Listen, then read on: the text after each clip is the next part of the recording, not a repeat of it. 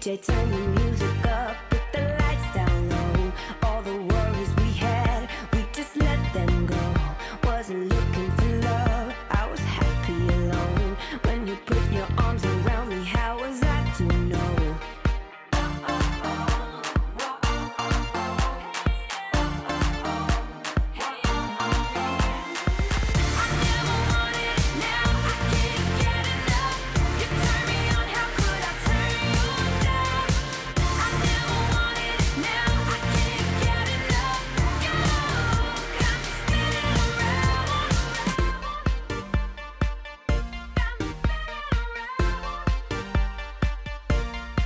You got me feeling things I never felt before. We get lost in the music on the dance floor. If I leave you now, I leave you wanting more. If I leave you now, I leave you wanting more.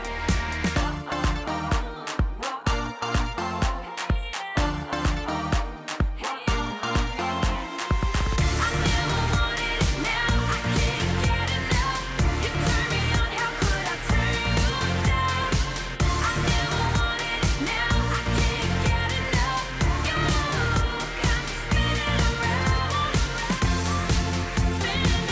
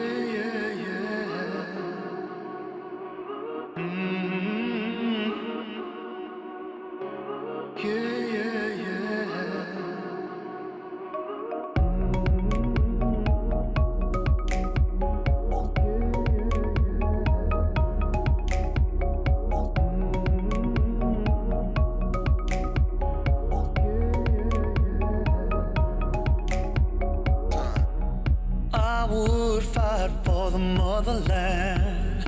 Be all I could, I would make a stand. I'd walk through the fire till the body falls. Don't fall, I would protect you. All that I've got to do now. Yeah, I could save you. All that I've got to do now.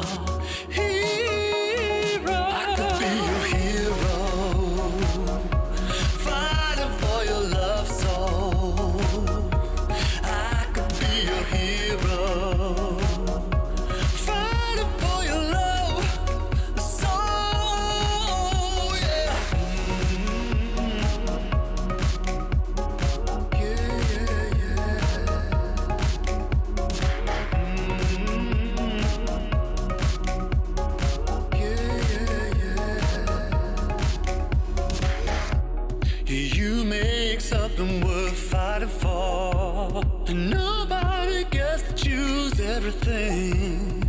All that I've got, it couldn't be enough. Without your love, and I would protect you. I would do anything now. Yeah, I could save you. All that I've got to do now. I could be your hero, fighting for your love soul. I could be your hero, fighting for your love soul. Yeah. Yeah.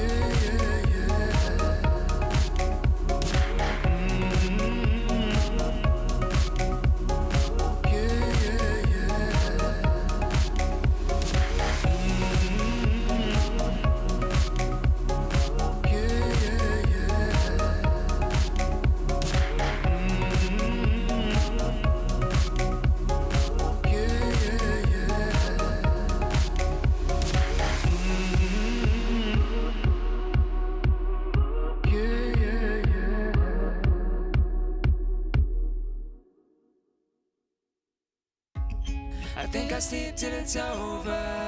I think I'll sleep till it's over. I think I'll sleep till it's over.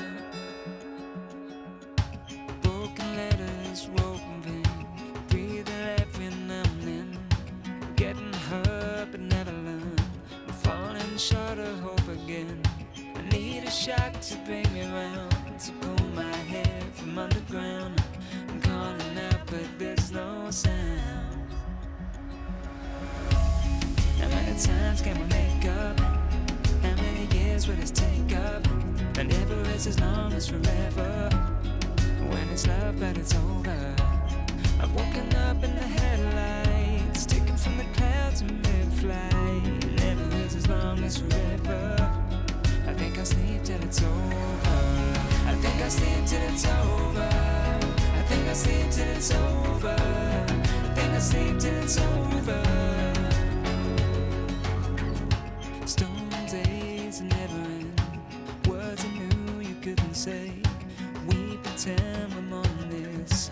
Make believe that it's okay. I need a shock to bring me round, to pull my head from underground. I'm calling out but there's no sound. How many times can we make up? How many years will this take up? And never is as long as forever. When it's love but it's over. I've woken up in the headlights, sticking from the clouds in mid-flight. Never is as long as forever. I think I'll sleep till it's over. I think I'll sleep till it's over. I think I'll sleep till it's over. I think I'll sleep till it's over. I think I'll sleep till it's over. I think I'll sleep till it's over. I think I'll sleep till it's over.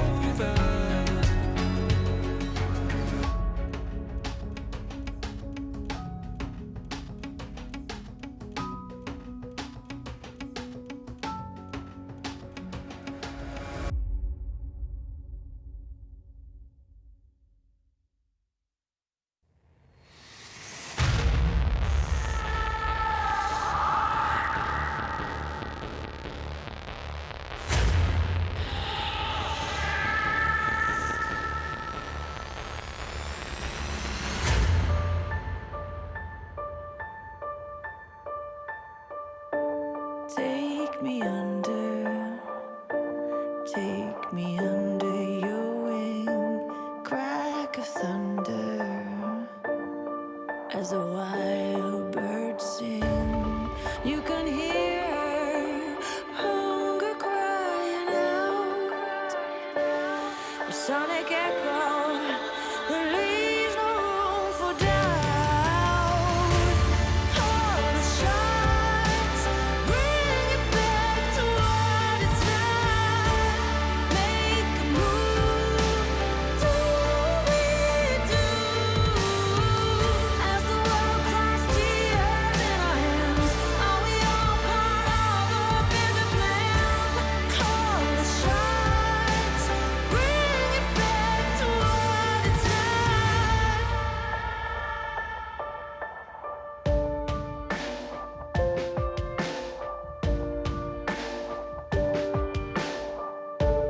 Deepest oceans become petri enough. Empty spaces turn to rust and dust. There's no wonder left for us to love. No warmth or shelter, just satellites above. All the shots bring it back to what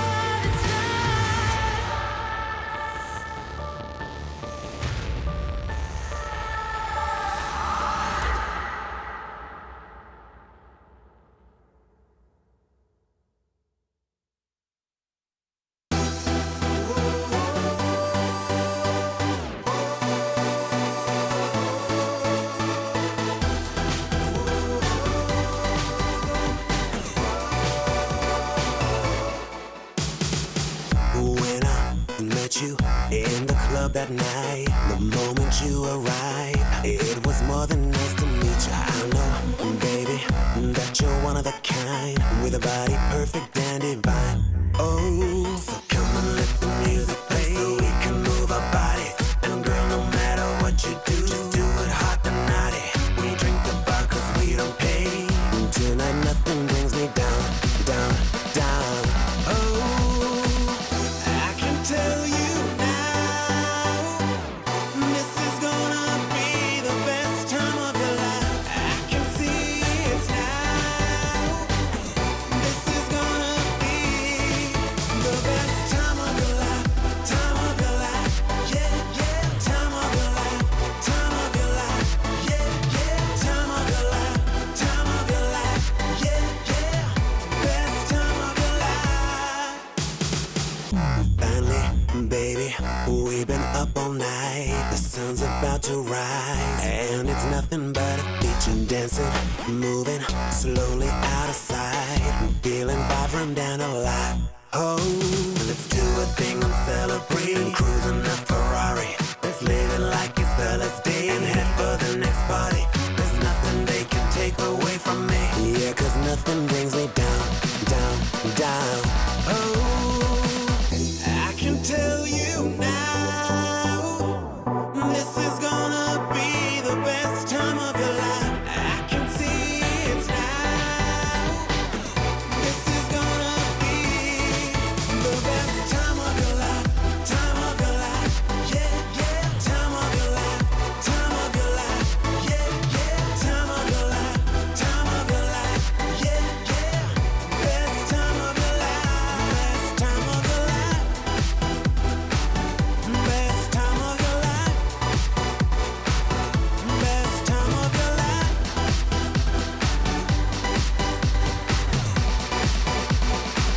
I can feel it now.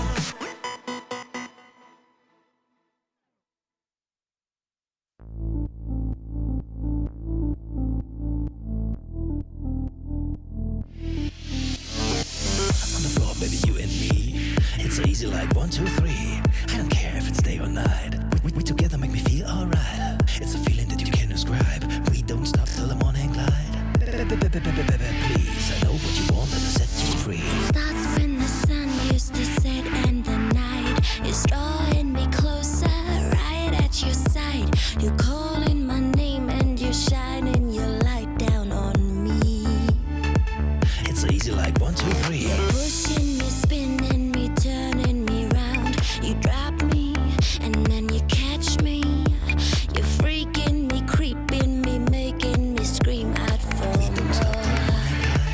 We together make me feel alright. I know what I want 'cause I feel it inside. I'm breathing you in 'cause I can't no more hide. There ain't no words or expressions that fit. You're making me lose all my grip. Yeah, I'm in love tonight. In love with the music inside. I'm in love tonight. In love with the music inside. I'm in love.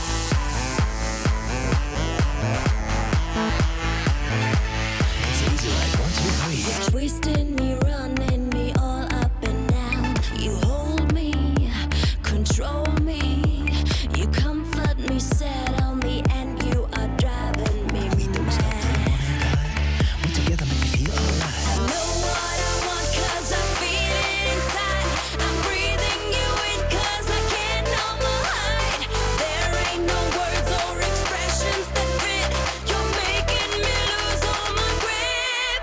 Yeah, I'm in love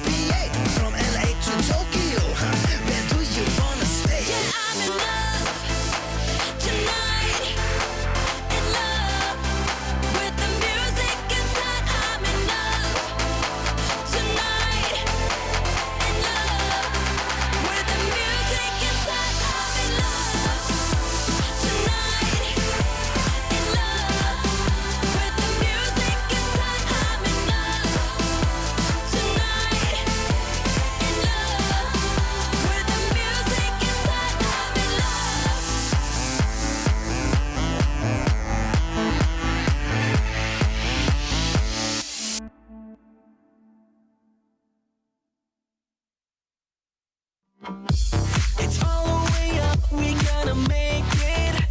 The party won't stop until we break it. I head for the top, we gonna take it. Tell me, are you ready? Tell me, are you ready? We want it all, we cannot fake it. We're standing tall, it's time to break it. We go for the clubs, we do the kingship. Tell me, are you ready? Tell me, are you ready?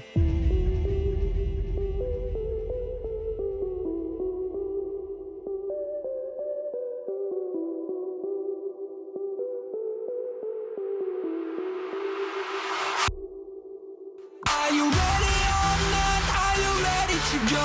We got the body and snow and the future, you know.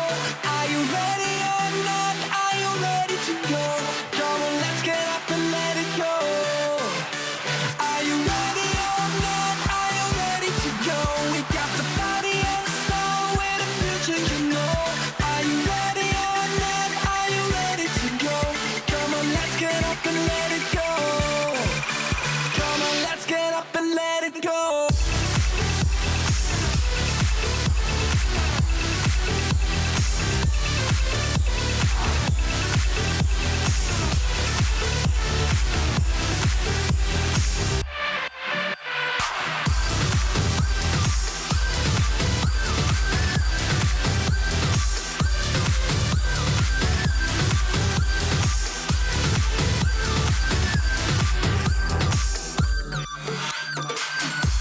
The vodka is up, come on and drink it. The moon's in our cup until we sink it. I head to the club, come on, get wasted. Tell me, are you ready? Tell me, are you ready? People won't stop and girls are tasty. We're over the top, girls getting hasty. Still not enough, we make it big time. Tell me, are you ready? Tell me, are you ready?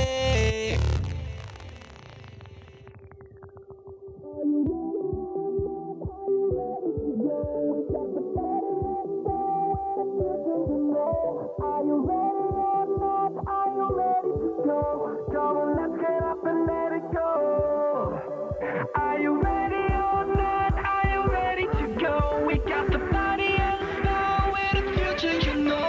Are you ready or not? Are you ready to go? Come on, let's get up and let it go. Come on, let's get up and let it go.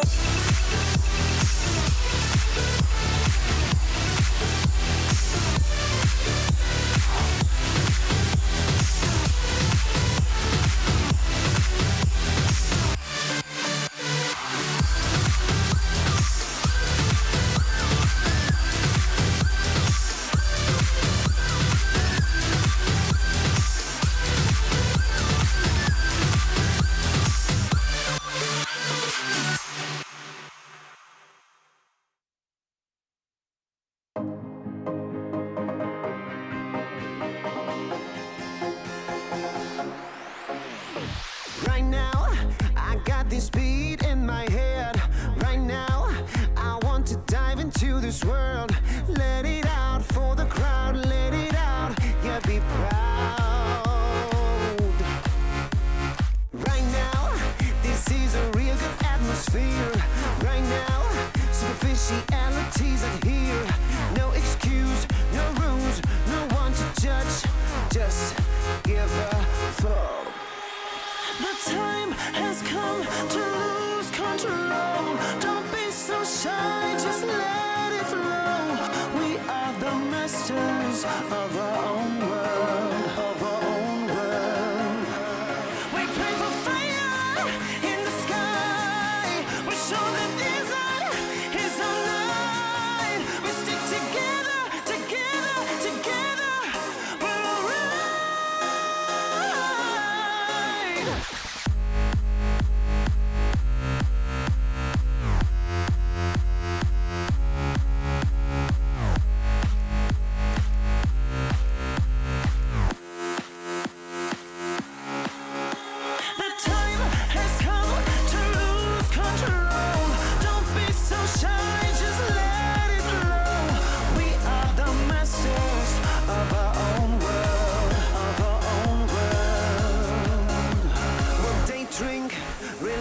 expensive champagne on their private jet plane.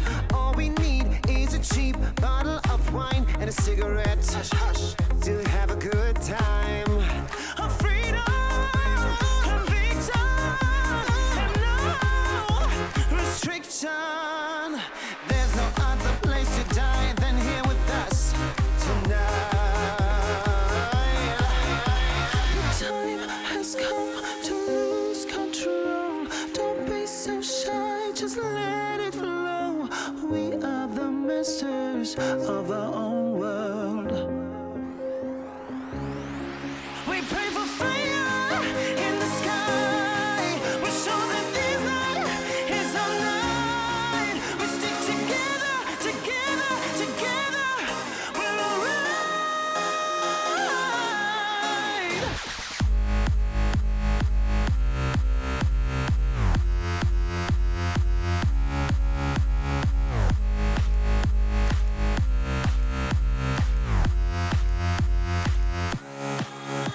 The time has come to lose control.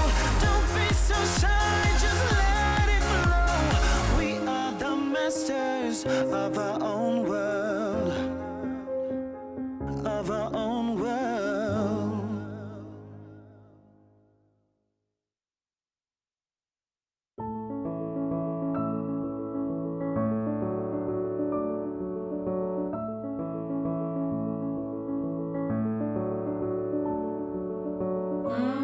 Now I know how it feels to hold pure solid gold. Sleep in the arms of my only minute tiny world. And right here in our arms you'll stay till you can find your own way. Oh, my son, stay curious, my boy. Always ask where this road goes. Oh, my son, stay curious, my boy.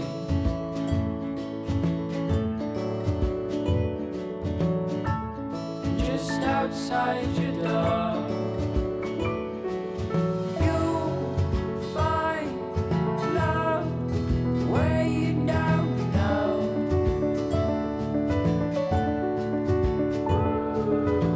You know that if you ever tried your last, call out on me if the old wind broke your mind. Set out to sea if you've fallen down. You know that I'm here, so you come on home to me.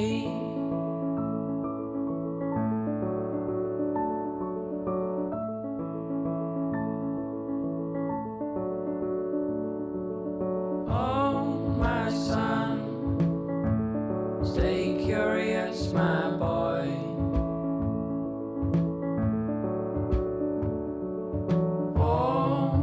Always ask where this road goes. Oh, my son, stay curious, my boy.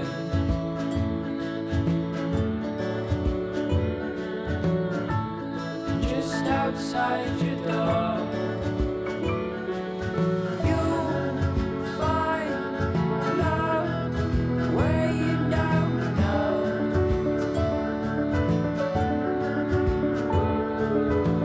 You know that if you ever tried your last, call out on me if the old wind broke your mind. Set out to sea if you've fallen down. You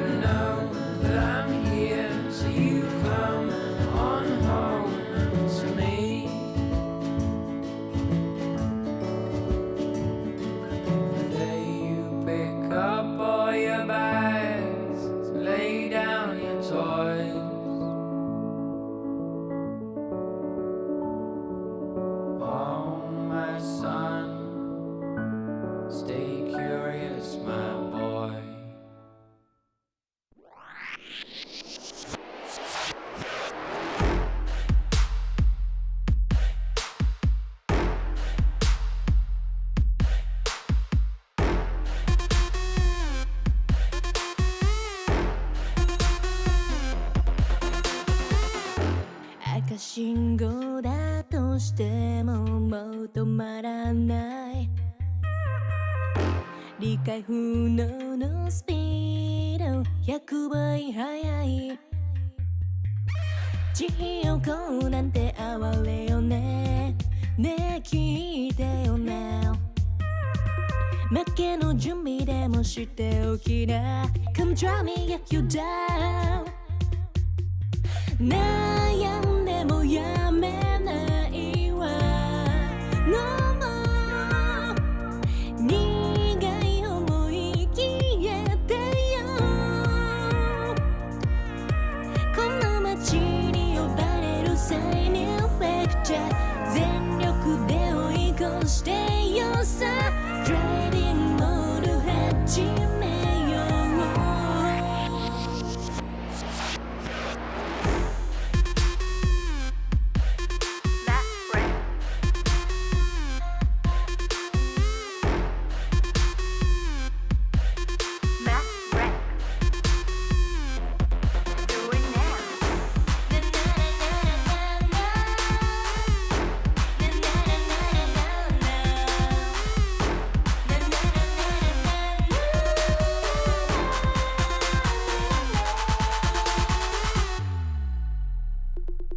うもう安全な近道なんてのの完全にアウトだからあんたの後悔楽しみだわすげた気づいてよマジでベイベー一番でノックアウトするわ You better be listen 地獄なんて哀れよねねえ聞いてよな負けの準備でもしておきな Come try me if you were down 悩んでもやめないわ No more 苦い思い消えてよこの街に呼ばれる際にフェクチャー全力で追い越してよさ Driving mode 始めよう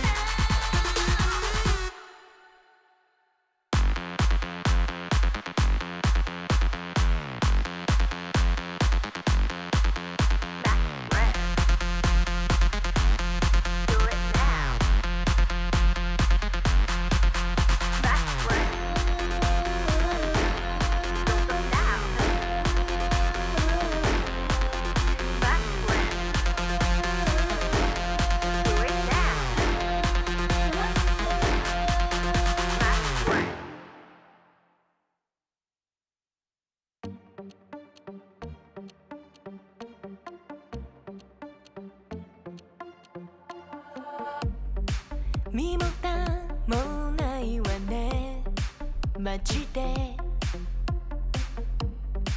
メール既読無視でもてめトラブルならすぐ相談してよだなんて細い指先が僕を指す Please come this wayピンヒールで突き刺す血の味が欲しいまで純粋だと思ったばかりね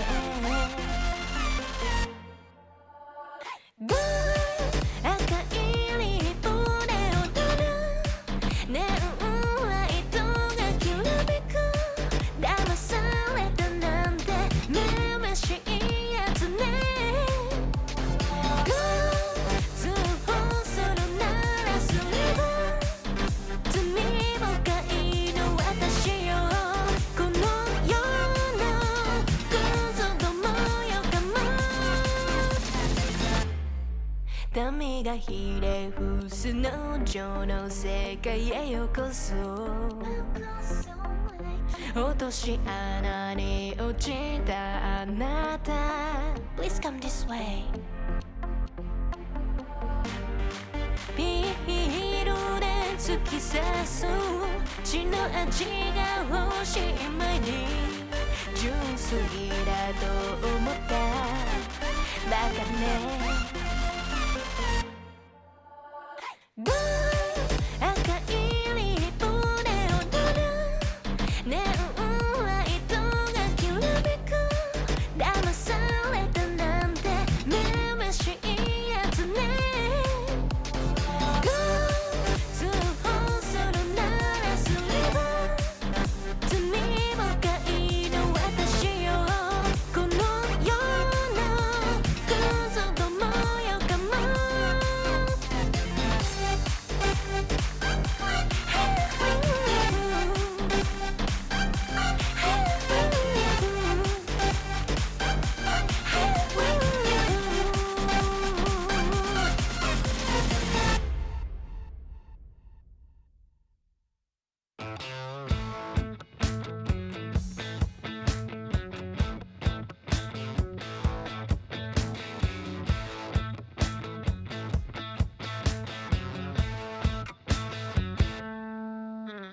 You and me going out tonight. Let's turn the radio on. You got your skirt on tight and your legs on long. Let's lay some whiskey down. We'll dance all night, then get it on to another country song.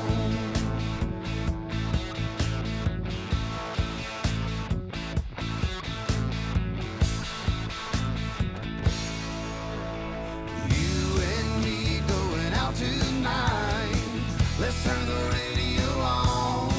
You got your skirt on tight and your legs on long. Let's lay some whiskey down. We'll dance all night, then get it on to another country song.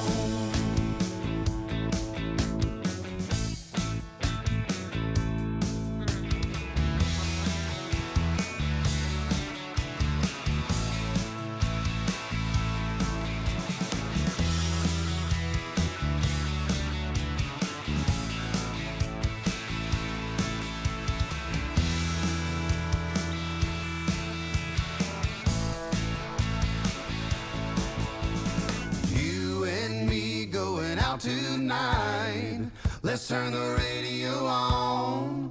You got your skirt on tight and your legs on long. Let's lay some whiskey down. We'll dance all night, then get it on to another country song. You and me going out tonight. Let's turn the radio on. You got your skirt on tight and your legs on long. Let's lay some whiskey down.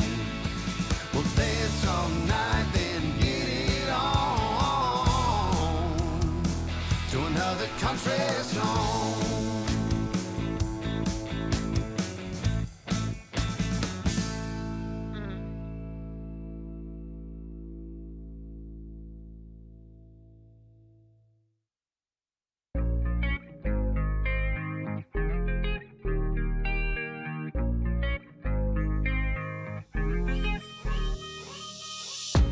Stop playing with my heart right now.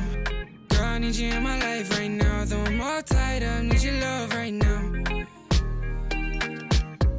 Stop playing with my heart right now. Girl, I need you in my life right now. Though I'm all tied up, need your love right now.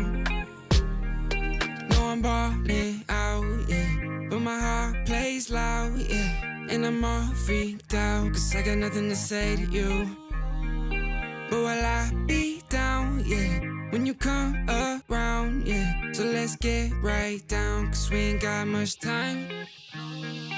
And every time you hold me, I think about the times that I was lonely. Keep reminiscing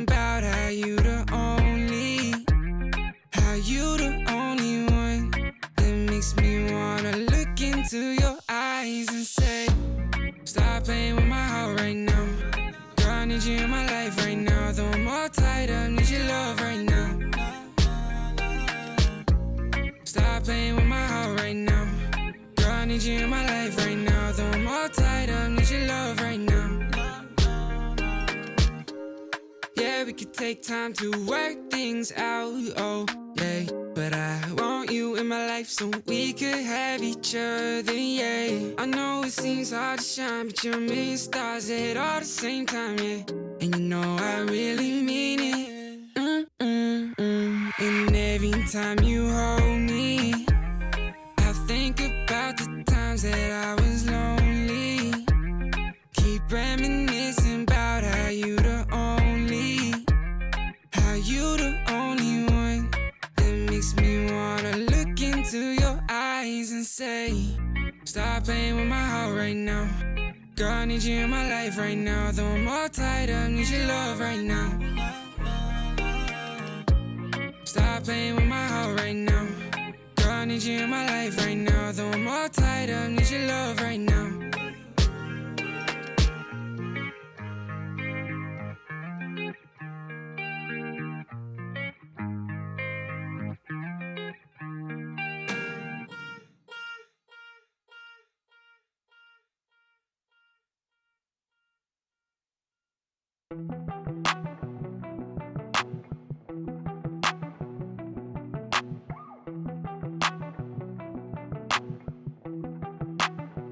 I saw you sitting in the moonlight, dripping, pain runs through your heart. Oh, we were skinny dipping, slowly sipping, then we fell apart. I'm just trying to catch a break from your love, oh, hey. Cause I need to find a new life, no love, oh. I can't lie, I've been thinking about us, but you, yeah. Tell me everything's gonna be alright.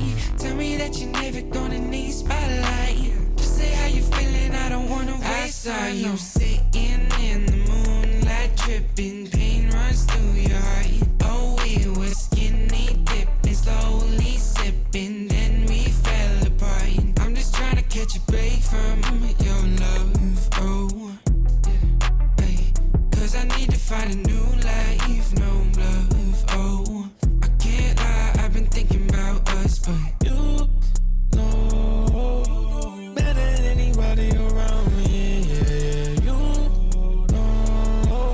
know I think we both need a break from this thing called love. All love ain't the thing to question, it's all love. I got plenty problems and no shoulder.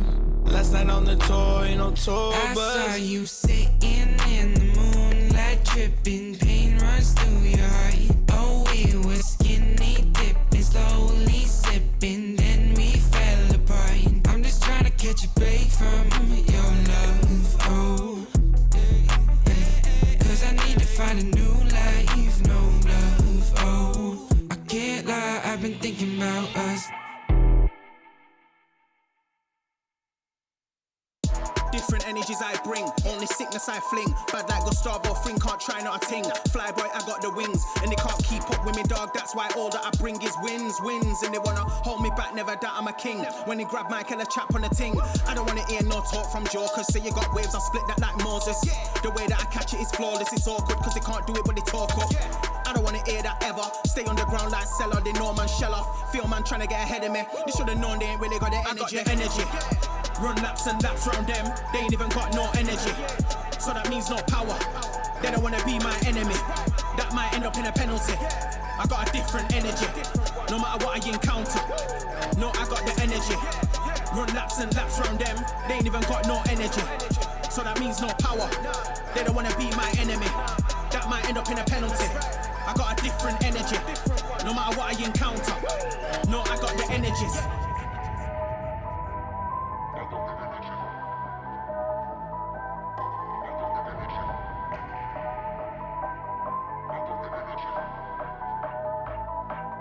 I got the energies.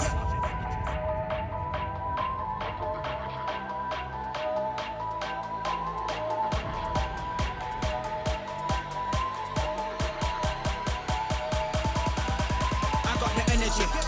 Run laps and laps round them, they ain't even got no energy. So that means no power, they don't wanna be my enemy. That might end up in a penalty. I got a different energy, no matter what I encounter. No, I got the energy. Run laps and laps round them, they ain't even got no energy. So that means no power, they don't wanna be my enemy. That might end up in a penalty. I got a different energy, no matter what I encounter. No, I got the energy.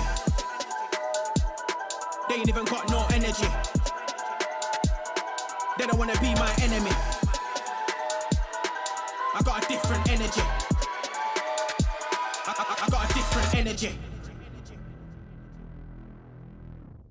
Putting out the fires, my head calls me a liar. I'm sick of breathing in your smoke. Leave a little longer, embrace a little harder. Yeah, every time we're not wrong, it's like we're walking on water. Oh, too good to last long. Putting out the fires and looking for a miracle. It's like we're walking on water.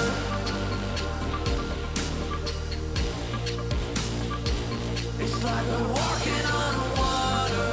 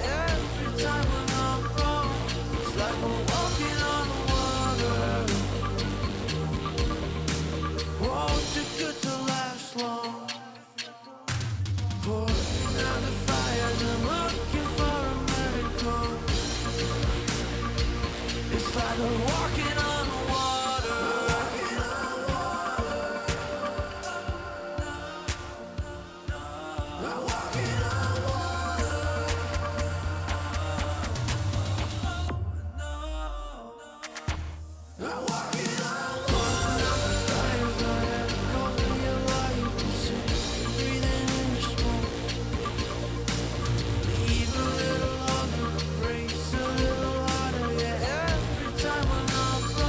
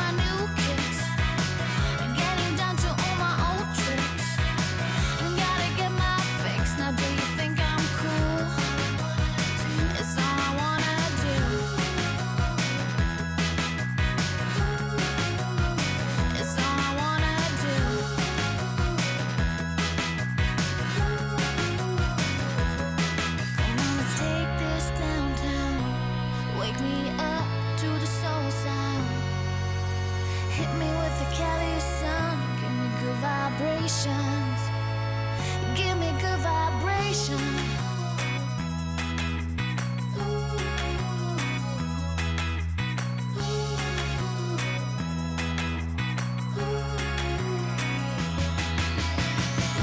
I'm dancing in my new kicks, getting down to all my old tricks.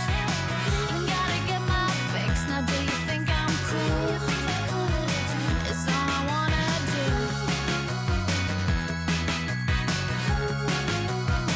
It's all I wanna do.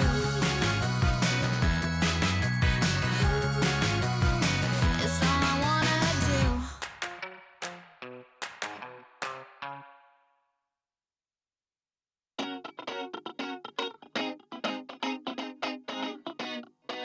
Here we go. 1, 2, 3, 4. I don't really care about like all them fancy things. Never had a lust for cars or sparkly diamond rings. I don't really care about them platinum studded boys that run around the whole damn town just showing off the toys. Like do-si-do, I'm ready to go. Been a damn long week, it's time for the show. Call my girls like, ooh, don't you know? I'm with my girls, yeah, my girls. We've been working all day. It's time to dance the night away. I'm with my girls, yeah, my girls. We got records to play, so come let's dance the night away. Come on, come on. Like do-si-do, we ready to go. Sneaker fresh for the halftime show. That's right, girls, we dropping it low. Like do-si-do, we ready to go. Sneaker fresh for the halftime show. That's right, girls, we dropping it low. Here we go. I don't really care about the fortune or the fame. Keep rolling on and holding on. Don't need that crown to reign. Push through all the pressures, just keep grinding 9 to 5. Yeah, I'm working hard, we playing hard. Goddamn, I feel alive. Like do-si-do, I'm ready to go. Been a damn long week, it's time for the show. Call my girls like, ooh, don't you know? I'm with my girls, yeah, my girls. We've been working all day. It's time to dance the night away. Here we go. I'm with my girls, yeah, my girls. We got records to play, so come let's dance the night away. Like do-si-do, we ready to go. Sneaker fresh for the halftime show. That's right, girls, we dropping it low. Like do-si-do, we ready to go. Sneaker fresh for the halftime show. That's right, girls, we dropping it low. Man, we're taking over, yeah, we're running the world. If we stick together, there's no stopping us, girl. Man, we're taking over, yeah, we're running the world. I'm with my girls, yeah, my girls. We've been working all day. It's time to dance the night away. I'm with my girls, yeah, my girls. We got records to play, so come let's dance the night away. Like do-si-do, we ready to go. Sneaker fresh for the halftime show. That's right, girls, we dropping it low. Like do-si-do, we ready to go. Sneaker fresh for the halftime show. That's right, girls, we dropping it low.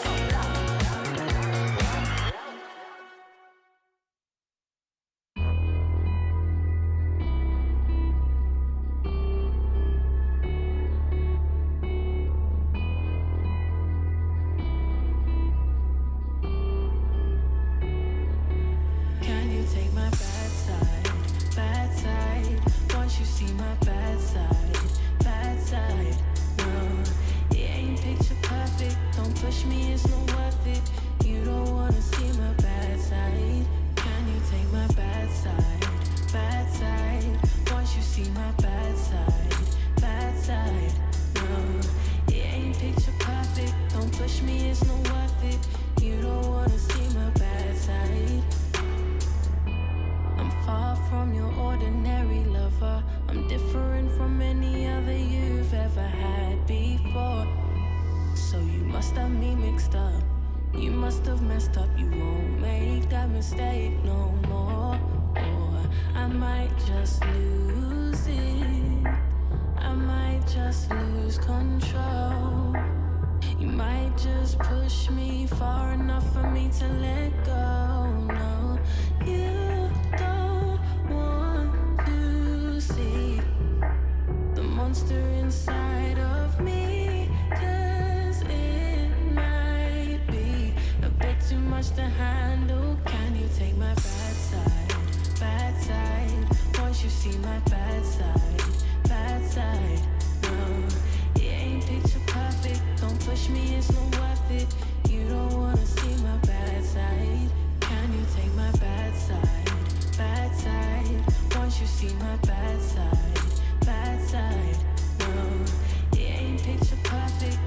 push me, it's not worth it. You don't wanna see my bad side.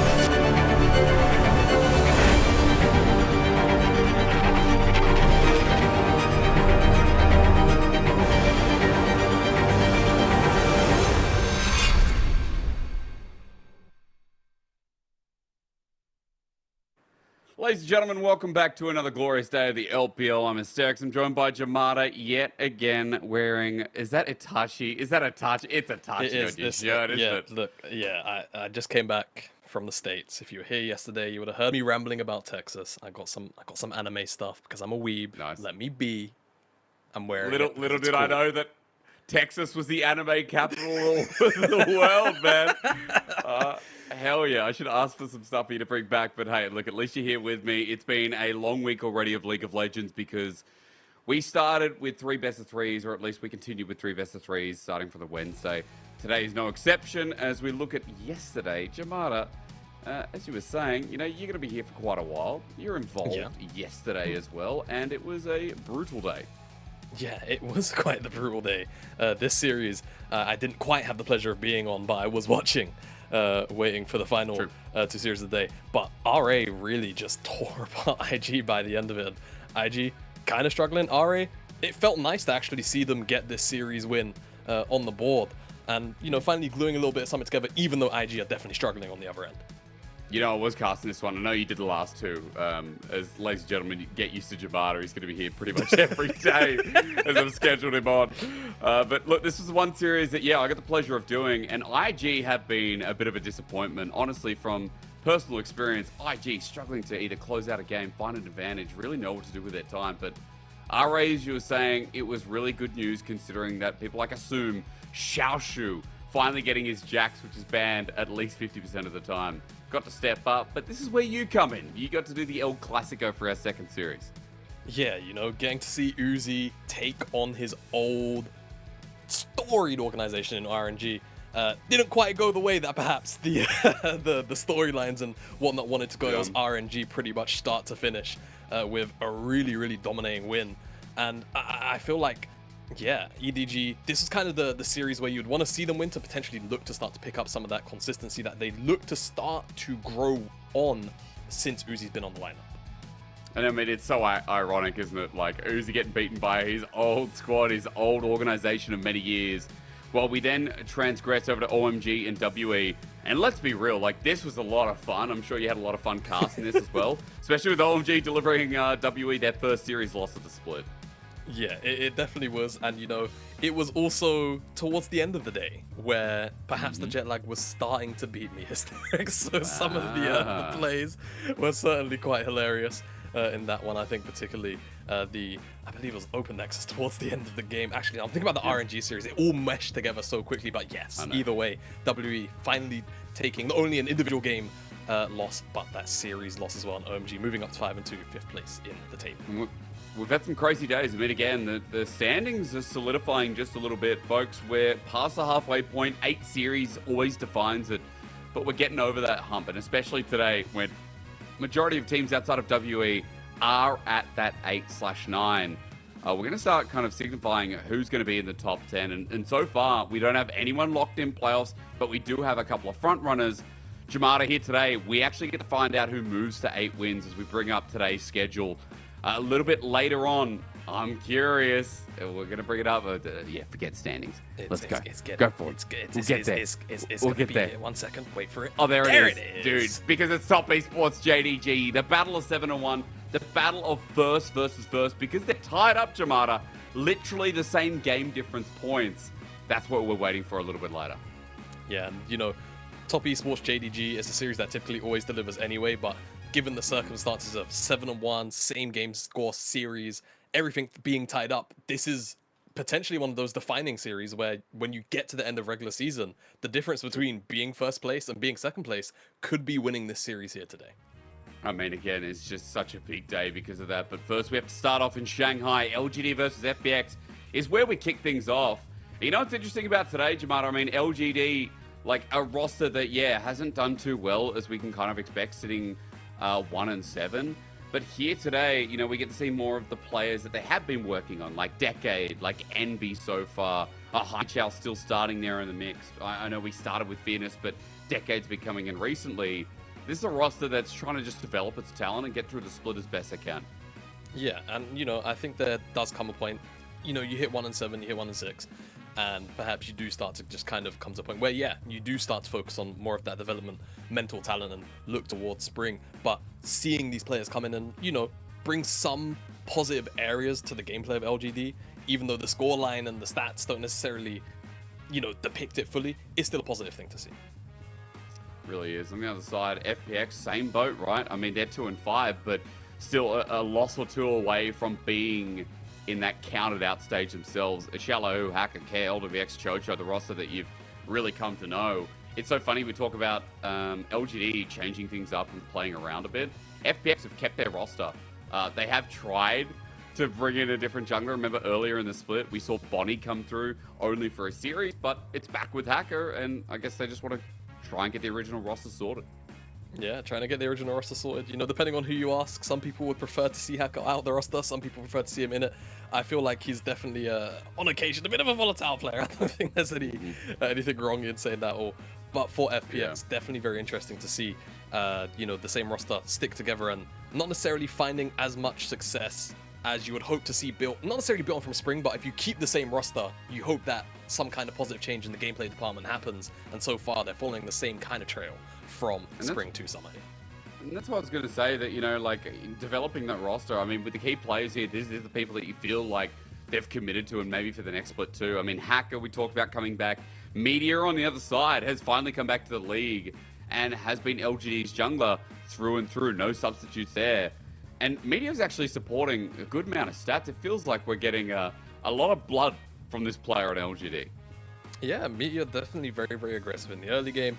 Not only that, the kind of player that will, on occasion, though the jungle meta itself is kind of stale, we know he has a couple of out there picks, which can definitely catch some teams off guard when the angle is actually there for it. Yeah, things like the Zac come to mind, though we probably, you know, it needs to all line up for him, right? But he will be that kind of player that will be bloodthirsty in the early game whilst bringing out picks that you don't often see other teams look to angle for. Yeah, and again, that's what makes it so fun to watch as well. Just a side note, things like the Graves, the Kindred's been there, Trundle even popping up from Meteor, Kha'Zix too, with a Nocturne game.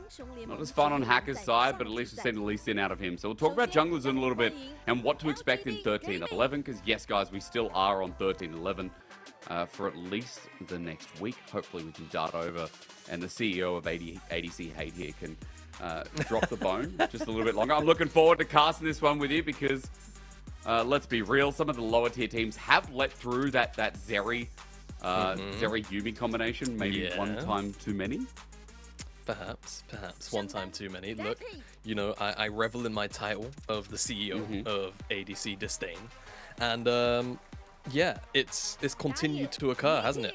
I was saying yesterday, I was gone for 3 weeks away from competitive play. 3 weeks. I was like, you know what? Surely the meta's going to change. 3 weeks, I come back. Nothing's changed. It's all the same, you know? All these squares make a circle, and for some reason, we just don't rotate anything outside of the Aphelios, the Yumi, the Zeri, the Lucian, the Milio, the Nami. It's a sad fate, Jake. It's a sad fate.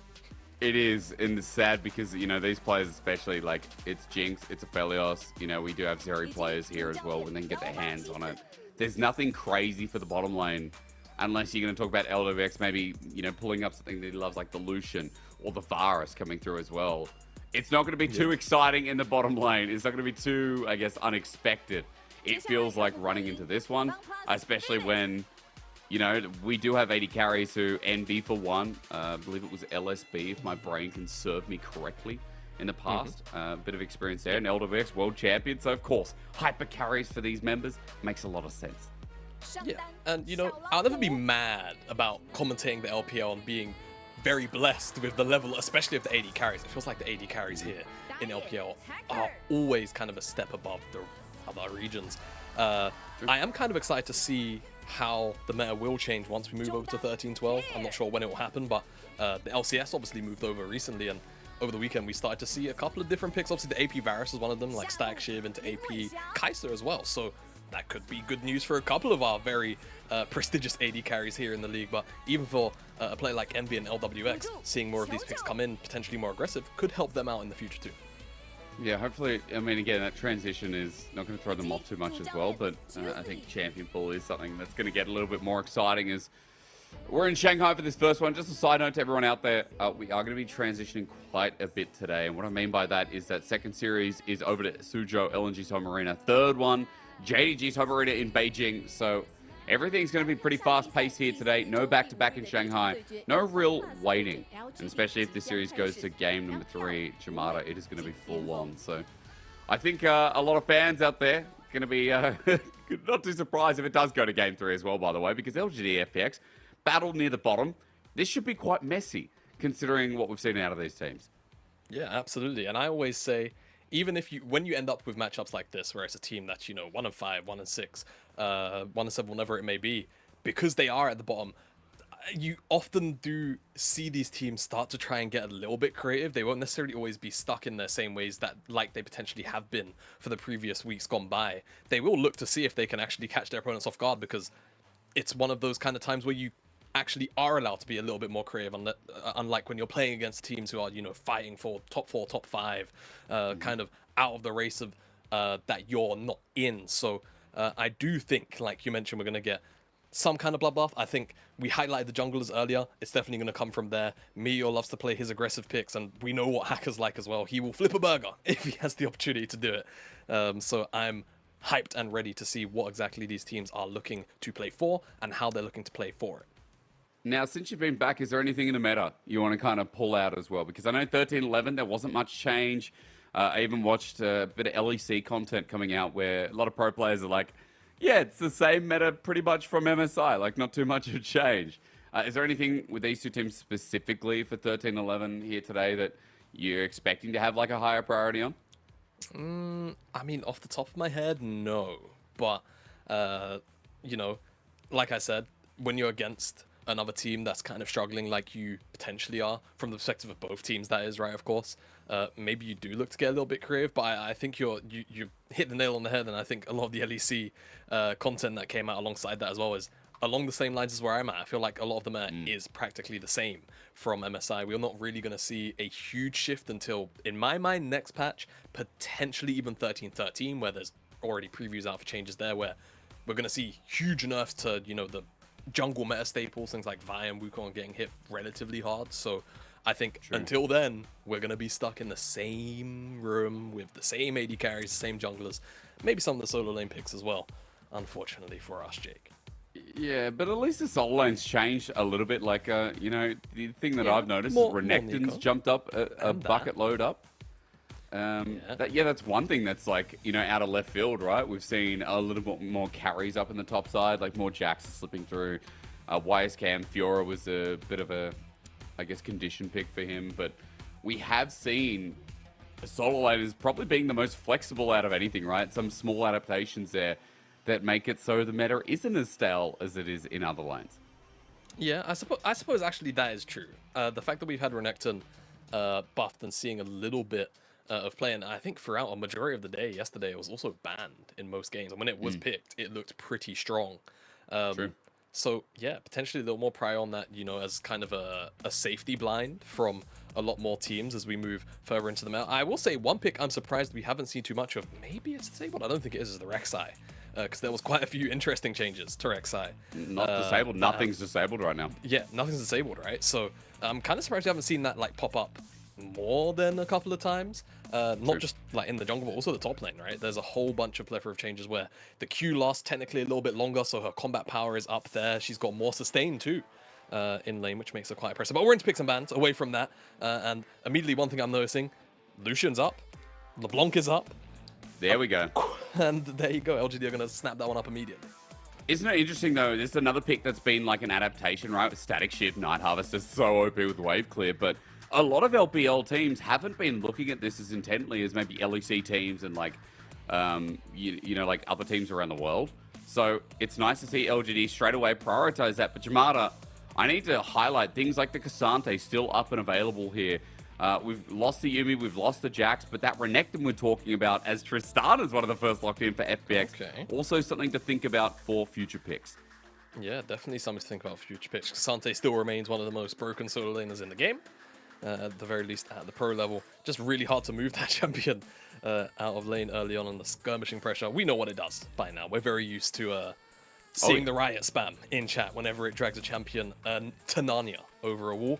As LGD gonna eye up the Xayah, could just go for the Lovers Duo as a straight up 2-3, and they are gonna do that. It will mean that they're gonna have to leave Meteor's pick 2, 4, 5, and FPX, I imagine, are definitely gonna pinch that one up considering they've already got the Maokai locked in.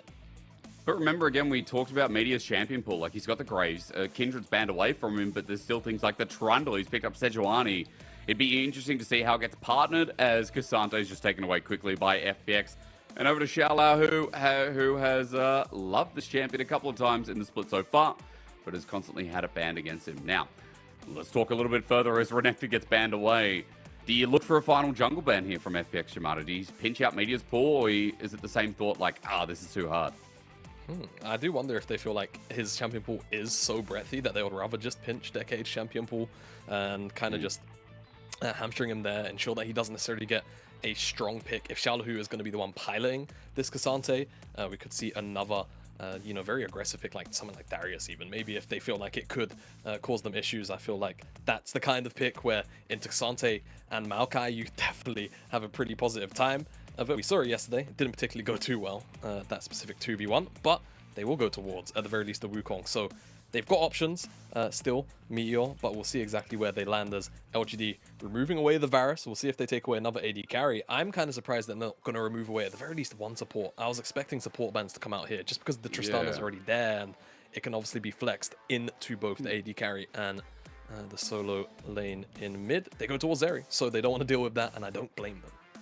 Yeah, but as you said, support ban a little bit, passing through. We see things like Nautilus played quite a bit, even the Thresh has come out on apparent occasions as well.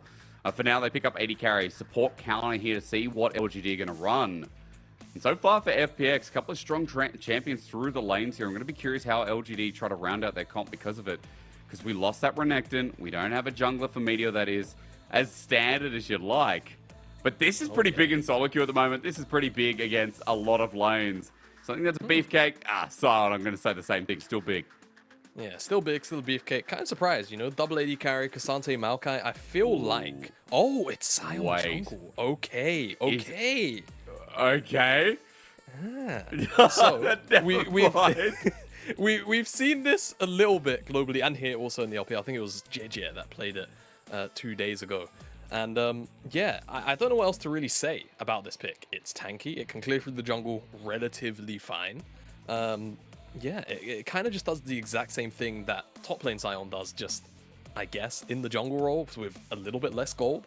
And definitely not as much ganking pressure as some of the other traditional junglers. But what it does allow LGD to do is have Decade in the top side on the Gwen, and they're still going to be able to have a beefy frontline who can buy space and can certainly provide a wall for MV to try and take some team fights here and there. So, I mean, you don't die to the buffs, right? That's not the point. No. No, because I feel like your tempo would be halted a little bit because of that.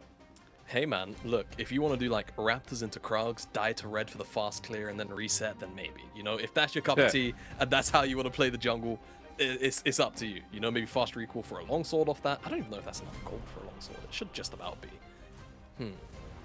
We'll see. We'll see. Maybe, We'll maybe they're see. cooking. Maybe they're cooking. Yeah. But how much cooking is good? LGD and FPX on death's door a little bit here.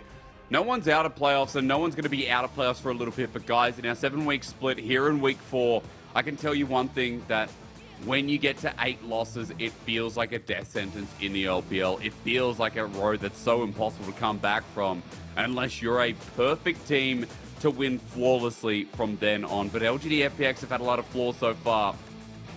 And for LGD facing especially that 8 series loss point. For FPX, they might only be 2-5, but again, remember, their schedule ain't the easiest. They still got BLGs, the OMGs to face up as well.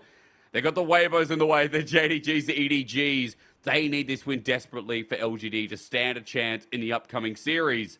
As we get into Summoner's Rift to see how the hell this one's going to play out. Sion jungle, folks. Get amongst that for Meteor with Phase Rush. He wants in the mix, doesn't he? He's, yeah. He wants in. We'll see how much pressure I can actually get down. I will just put my hands up and say I've barely seen Sion jungle enough to really have a valid opinion on it. I feel like it just operates as a regular tank, to be entirely honest with you. Certainly can have pressure perhaps in some diving scenarios as well, of course. If you're up against the side of a map, underneath those tier 1s can be a little bit irritating to deal with. We'll see how fast and quick the clear is as well. It's one I'm not particularly familiar with, but a lot of junglers since season 13 changes can clear through the jungle pretty easily. And Sion with that big AoE Q is going to be no exception to that rule either, as Hacker going to start on the top side of the map. Starting on those Raptors, we'll see whether or not he goes for a cheeky early gank towards the top side to try and alleviate some of the pressure that, of course, Decade can put down, as this is an engage level 1 immediately. Yeah, it's a ghost from LWX as well. Envy, great trade with Jin Jiao, just bursting him down. Taking the summon of it, Jamada, not just that. I mean, the trade's going to be good, and LGD find themselves an advantage in bot already. Yeah, I mean, Zyro Khan level 1, really powerful. It can be incredibly hard if you get hit by the W of the Rakan at level 1 to ever trade back efficiently. You can always try and space out, right, with the Calibrum at the level 1, but if you get hit by any part of CC and the commitment starts to come down, it's always going to be a losing trade, and LWX has to exchange his ghost. Still has the flash, right, but going to feel a little less safe about that summoner spell. And we knew this was going to be a strong lane for LGD. We know what Zyro Khan provides in the early phase. We're talking about the rest of them, but for Care, this Tristana was picked as a response into Haiqiao going for that LeBlanc straight up as an all-in trade. Not going to be too much at this point in the game. But I was looking through some logs, some Twitter posts, Shimada. I was looking through some pro players solo queue and streams. The thing that they're saying about LeBlanc right now and how busted it is, outside of, Static Shiv, is the fact that it doesn't really feel like it has any counters at the moment. Even despite, traditionally, we remember things like, Lissandra was taken for the mid-game skirmishes and fights to kind of block out LeBlanc. It doesn't feel like so far we've really seen hard counters to her and how she's playing her new style of League of Legends. Yeah, no, I agree. I mean, I feel like it kind of, the Static Shiv fills the one weakness that LeBlanc has, which is obviously wave clear, right? As a mobile kind of assassin / mage, not having wave clear was always the weakness of this champion. So Static Shiv handing her that power and kind of giving her the ability to freely not only just clear a wave in mid and then roam a lot faster than she used to be able to, but then giving her so much extra side lane pressure. It feels like there aren't really any direct counters anymore. Even Lissandra you mentioned, right? What was good about Lissandra, even once you hit that first item as Liss, you always positively trade into LeBlanc and get lane priority, but Shiv definitely changes the dynamic of that matchup. Does indeed. Let's see if early on FPX can do anything. Hackers towards mid. You see it on your screen, of course, seeing Haiqiao push up with the wave. But Hackers CC has to connect as it might take a flash to be burnt, but Jin Jiao's made the response. And Hacker just has to pass through, get a Bramble Smash in to try and give some lane back, but Haiqiao ain't letting him walk up. And just like that, nothing happens from FPX's jungler as this old lumberjack. I realize the irony. Going up against the tree, the skin choice is amazing from Meteor. Immaculate S-housery from Meteor. Yeah. He's got the axe, and he knows. He's got the skin counter. So at this point, I feel like wherever Meteor goes, he's gonna win. If Hacker and Meteor are both there, he has to, as Chocho, go out. Ooh, not getting the root. Wait, they actually do. LWX flashes the way, but he has no ghost. He's out. He's dead. NB gets first blood. Ignite going to go down, though, and Chocho just Luluing it up. Excuse me, it was not an Ignite, just the severe burst coming out of that FPX support to equalize. Yeah, Chocho gets a nice trade in. I mean, Jinjiao has to be a little bit careful. He's got...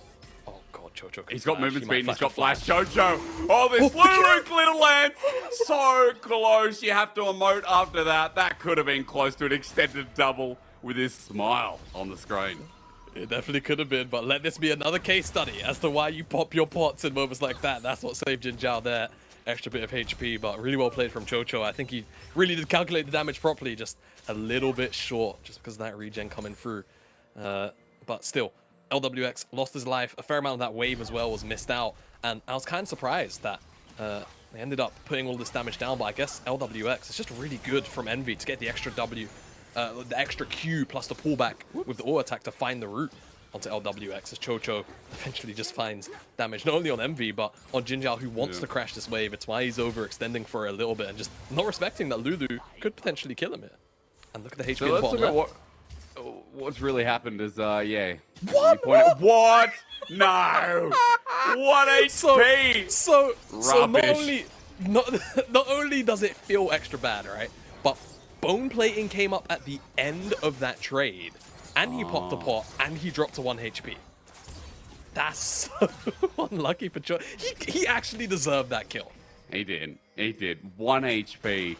Insanity. Well, look, we take stock of the situation it's about to do. I'll say that LWX still... that wave was still shoved in Jamada, but it looks like he's okay. I'm not sure about the wave state in bot side. So at the very least, you know, MB not missing too much CS himself.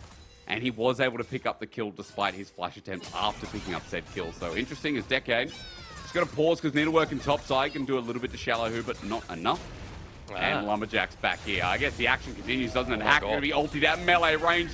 Decimating smash. He's knocked back, but Meteor, has he done enough? Onto High Chow. Oh, still finds a Q. Hacker flashes to no success as Meteor runs in. That Lumberjack bonus doing bounties.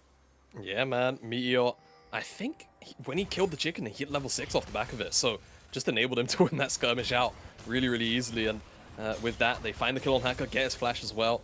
High Chow's auto attacks, all the extra AD and attack speed from the first couple of items going towards Shiv, helping out in the extended trade there as Shallow could actually look for the 1v1! Oh my god, no way. Decade in a lot of trouble, but his jungler's there! Meteor is just where he needs to be this game. He really is. It was about to be I will not yield. It'll be one of those moments again, but like you said, Meteor, right place, right time. Just finished up the skull and was there to cover for his top laner. Shallow, he knew he had the window because that ultimate had been blown earlier by Decade just to put down a little bit of pressure. But unfortunately, finding himself in that 2v1 means he gives over the kill. Will, however, allow Hacker to come down here towards this dragon and pick that one up effectively for free for FPX. Perhaps Meteor goes back towards the Herald once he hears the call out for it. Well, still with Dragon taken by FPX, you got to remember it's still a 1k gold lead, and with what's just happened on the rest of the map, it feels like a pretty good early game for them, Jamada. We're going to kill on the mid LeBlanc, who's, of course, going towards that static shift first. We get one on Decade as well, who's going to be a big side lane threat. And it starts from this as Decade. Looks like he was just trying to hold the wave while, yep, Shallow Who did this. Yeah, Shallow Who was the one that engaged on this one. Didn't want him to freeze the wave. Brings him across. Unfortunately, he just can't see that the Q is being charged up, right? And I think the unfortunate fact of the matter is, too, if he held onto his W, and of course, he just wants the maximum damage, right? And he's already got the full charge up by the time he casts it. But a fraction later, and he wouldn't be CC'd by that Scion Q. He probably gets the Q3 down, and he most likely kills Decade, or maybe gets his flash out, right? But unfortunately, just dies on the spot. Well, look, at the very least, you can respect the attempt, but it's great for LGD nonetheless. The static shift now is completed here by High Chow. But FPX are the ones on to this Herald first. Note that this LeBlanc is nowhere nearby, so double objective now going to be picked up. And despite this early game being a bit of a gold lead for LGD, FPX still are the ones accruing the objectives. Yeah, for now, but I mean, to be honest with you, MV getting 2 plates by himself down here on the bomb side, it's still going to feel really, really good for him. And the solo XP as well on top of that. So LWX is going to have to definitely find some more gold somewhere, as could actually find himself in the gray screen because LGD, they're setting up for a play. Chocho. Oh, Decade's got out of vision. He's still hovering. The lens doesn't find him. They've only focused on the ward. So FPX's bottom lane that are up here are still unaware. Look at the collapse coming through. Here's Decade. LWX has his flash back up, but is it worth popping it as Media's ult doesn't connect? Yes, it is.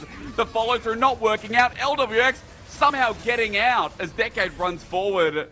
LGD scuffing about a little bit. That should have been cleaner.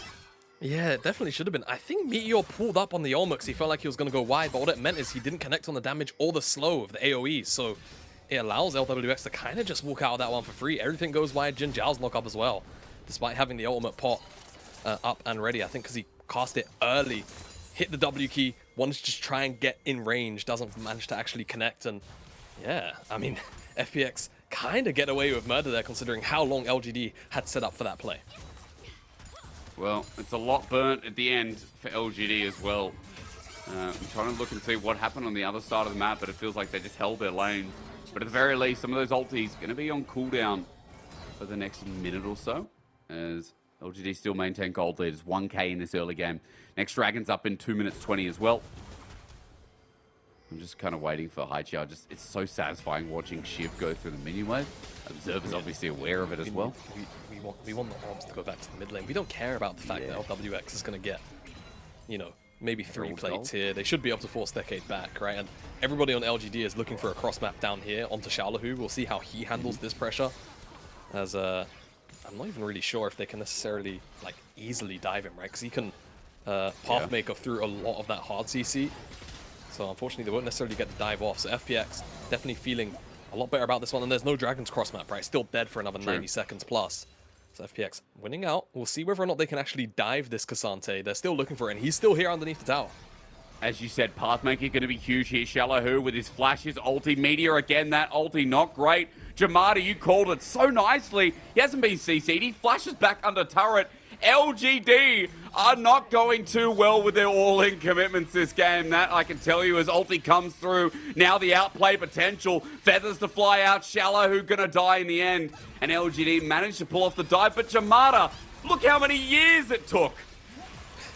Yeah, and I mean, look how quickly, speaking of years, FPX will kill through that next tower as well because it gets an additional charge. Envy does get the kill credit and an additional plate by himself, but I mean, how worth is it really? All of that extra gold given over to the Aphelios on the opposite end as well. So we'll see exactly how the gold sits once the resets come through and the items are potentially purchased here. Kraken Slayer available now for Envy. I think LWX finished off that first item was on the opposite end, so should both be at 1 item. It's actually an additional crit look. Oh, they're sat even, surprisingly, to be honest. I guess the kills just about even out on the fact that LWX doesn't actually have a kill but got all the plates. Puts him slightly further ahead in total gold, but for now, out on the map with equal items. I was just watching gold swing through that whole minute and a half of play. FPX were 2,000 gold behind. They got the plates, they got the turret, they also got inner turret topside this early. They are now almost 1,000 up. That is almost a 3,000 gold swing for FPX in one passage of play with 2 turrets. And now, as you were saying, for LWX to not only be matching, but feeling in a pretty good spot, I would be, after how the game started out, as Hacker might be in trouble here. LGD trying to fight fire with fire as the flash is pulled out of Hacker. Still has his ulti here, Jamada, but LGD at least getting a tool away from the enemy red side. Definitely feels nice to get the Maokai flash, right? It's such a powerful tool, flash twisted advance. Onto a carry like Haichao, for example, or even onto Decade if he's on a flank, right, and you stop him from actually finding that angle on the turnaround. So with that flash blown and the pressure bought, unfortunately FPX are going to have to yield this dragon. One of the core strengths of Maokai is being in the getting to the objective first and setting down the saplings. If you can't do that, you lose so much value and control out of the pick, and LGD abuse that fact, get the dragon, and I mean, if they wanted to, they could definitely get this tier 1 on the bottom side as the rotations start to fall through after the dragon, after the fact. Envy, a bit of an awkward position, but he shouldn't be collapsed on. We've got to see if Jin Zhao wants to pull the trigger, though. I mean, yeah, you're right. Envy, that spot, he has to flash over the wall. Hacker's ulti, also awkward as LGD run out of there. Xiaolahu teleported for that, but I guess you've already got pressure on the top side, and that might just open up mid as LGD are scattered back to their own jungle.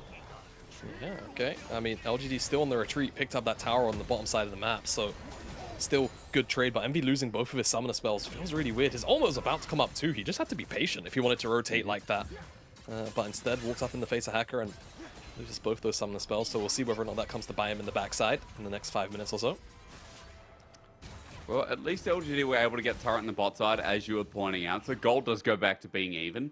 One thing we didn't talk about with Shiv and how good it is at the moment is the fact that as a LeBlanc, Jamada get attack speed, you get AD, and because of how AP scaling works with turrets, that AP you have as well, plus the increased attack speed, you're actually a lot better at autoing down turrets now.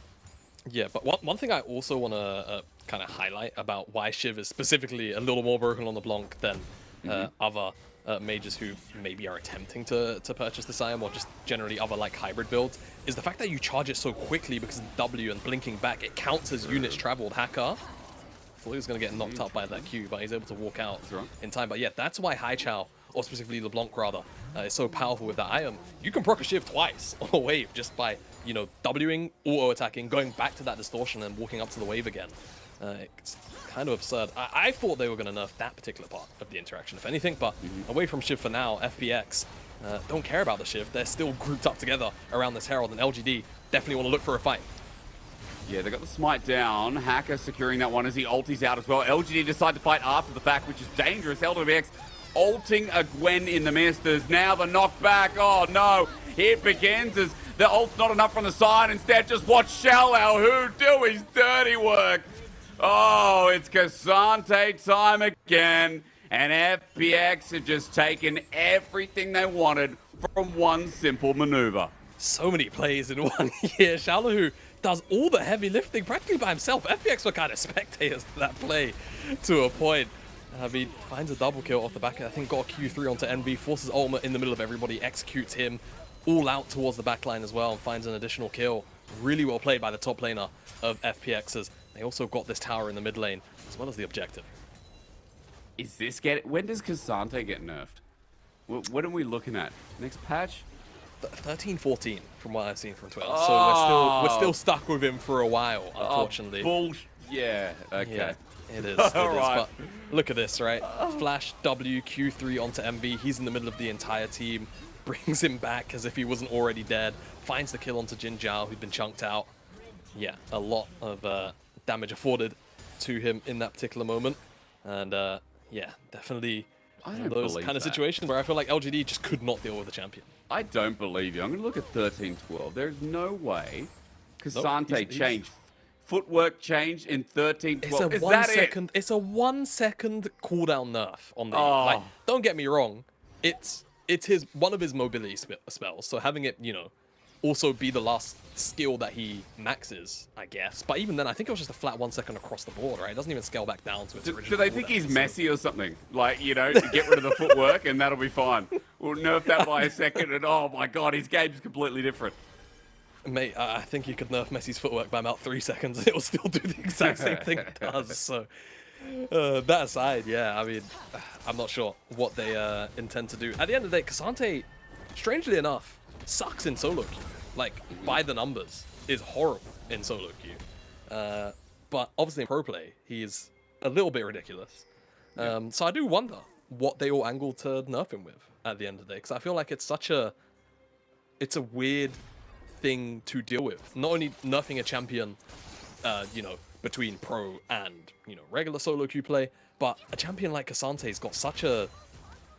I don't know. I don't even know how to describe his kit, right? Like, he's supposed to be a tank when he's not in all out, then he's supposed to be a bruiser. But what do you nerf?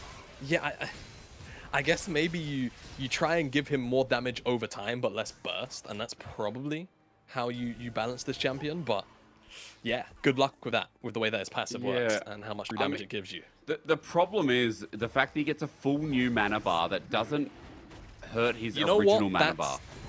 That's probably... See, the problem is if you nerf that, then all out kind of becomes... You have to cast it at the start of the fight. He might be the same as Zeri. Folks, we know Dragon's getting done, it's FPXs, but look, it might be the same as Zeri. Zeri just can never be viable because the kit is too overloaded. There's too much going on. And I think, you know, with Neferi coming out, where it's like, I think that looks like a strong champion, and I'm using this as a reference because Neferi is just a full assassin. There's no CC there. It's just pure damage. But she does one thing well. Cassante does 3 different things well. 4.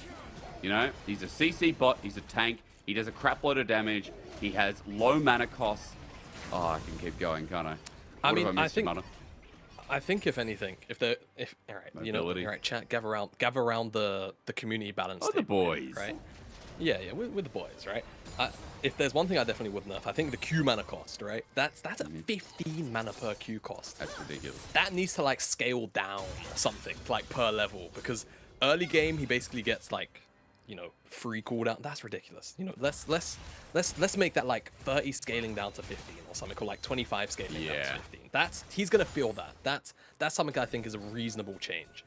I think the mana bar thing, what it should do is on cast it should double the amount of mana that you have on cast is what it gives you back on orb, Okay. as opposed to just giving him a full-on mana bar. The only thing is, the way it's coded right now is once you cast ultimate, the mana bar ticking down is how long you have in all out. Yeah. But it's also a flat time anyway. So I guess you would just change it to a flat time and then make that mana change happen. And then I think he's in a more balanceable spot, maybe. But I'm not a game designer. You know, there's a couple of hundred years could be. amongst the game design team, you know? So No. we'll see what we'll see how the experience goes with changing Cassante and hopefully Static Shiv on 13-13, which I think has pretty meaningful nerfs. Yeah, I mean, that's, you know, obvious reasons as well. As I think it was someone on Twitter, I forgot his name, sorry for the credit, a full-on LeBlanc OTP, you know, talking about LeBlanc's as strong as she has ever been. Bobkin? Yeah, Bobkin, I think it has to was. be Bobkin. But the crazy thing is, I mean, I thought DFG days of LeBlanc were insane. But if this is stronger than that, then again, I think it just kind of shows mean, it how has strong to be. Sodom is. It has to be. But I mean, I don't necessarily even think Shiv is like an obnoxious item.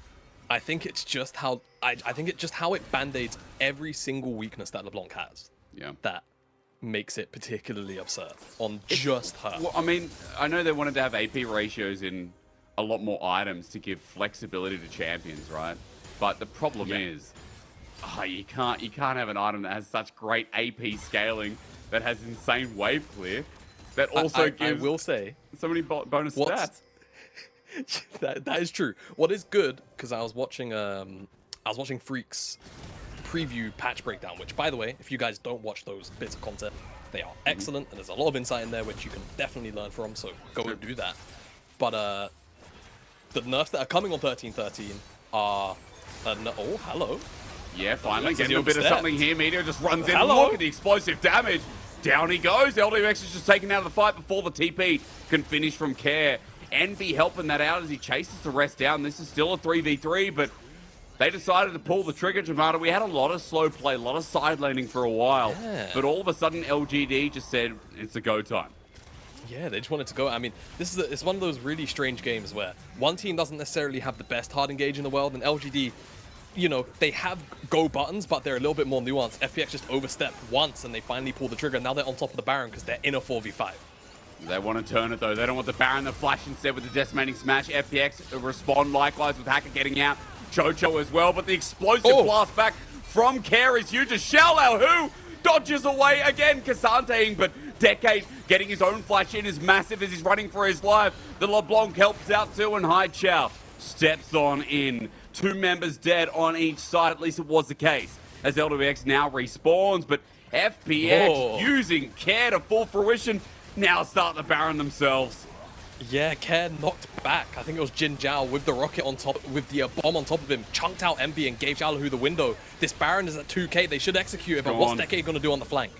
I mean, he spotted out as well. He teleported in for this. The blast cone doesn't make it over the wall. Care steps into the ring with Mike Tyson. But this guy feels like he's holding a punch of his own as Hacker sends out the Nature's Grasp, and Decade's going to get launched down. LWX gets a bit of revenge here against LGD. And Baron play turnaround. FPX just cannot be counted out. No, FPX can't indeed. I mean, up now, 4,000 gold. Should be a position where they can start to strip away some more towers that are left up in those tier 2 positions. But LGD, they're the ones that look to try and pull the trigger.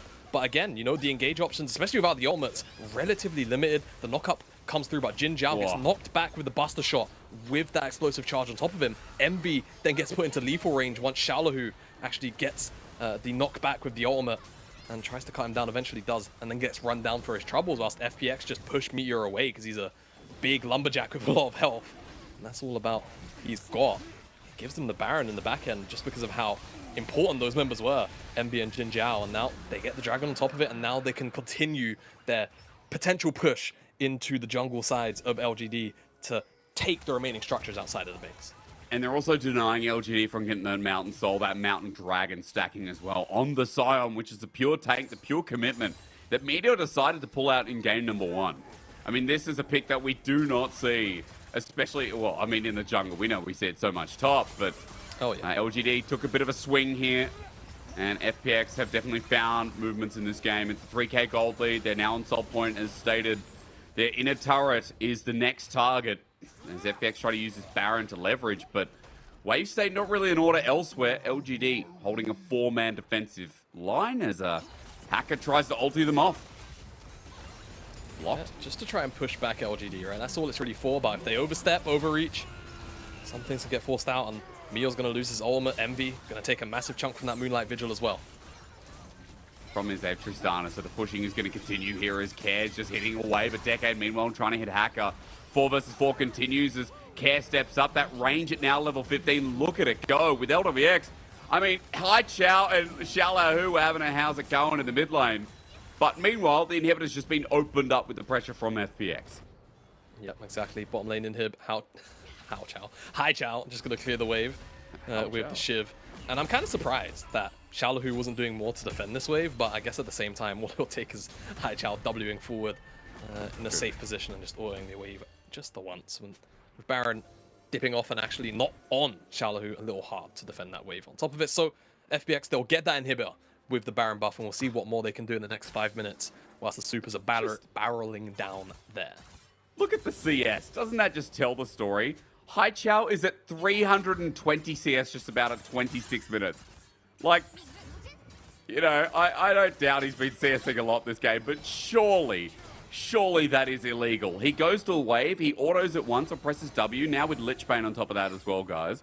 Then goes to another one. Like, man, why am I not abusing this in solo queue? This feels like so much fun to play. Yeah, he's Chovying them, you know? He's doing rise hacking. Oh, Chovy! Don't be rise hacking. Uh-oh. Decade in trouble. LWX is grabbing him as well. That works. Hacker takes him out.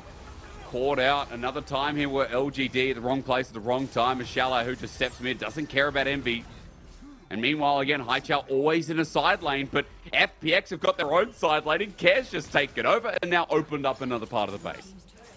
You know, maybe the most broken part about Shiv is that LeBlanc used to struggle to actually last hit CS, which would, you know, on average mean she had a little less gold.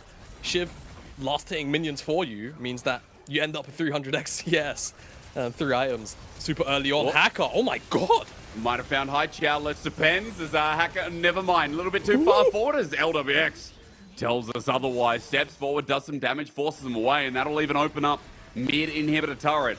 As LGD, it doesn't matter what they do at this point. I mean, look, is this going to be enough? I don't know. A level 17 LeBlanc trying to find Care, and Care is isolated. Hai Chao has to make the move, coming out of brush now, finds him chained forward, but he's blasted away. TP flank for nothing as Care eventually flashes on top of that, but FPX have already broken up the base. They've done their dirty work.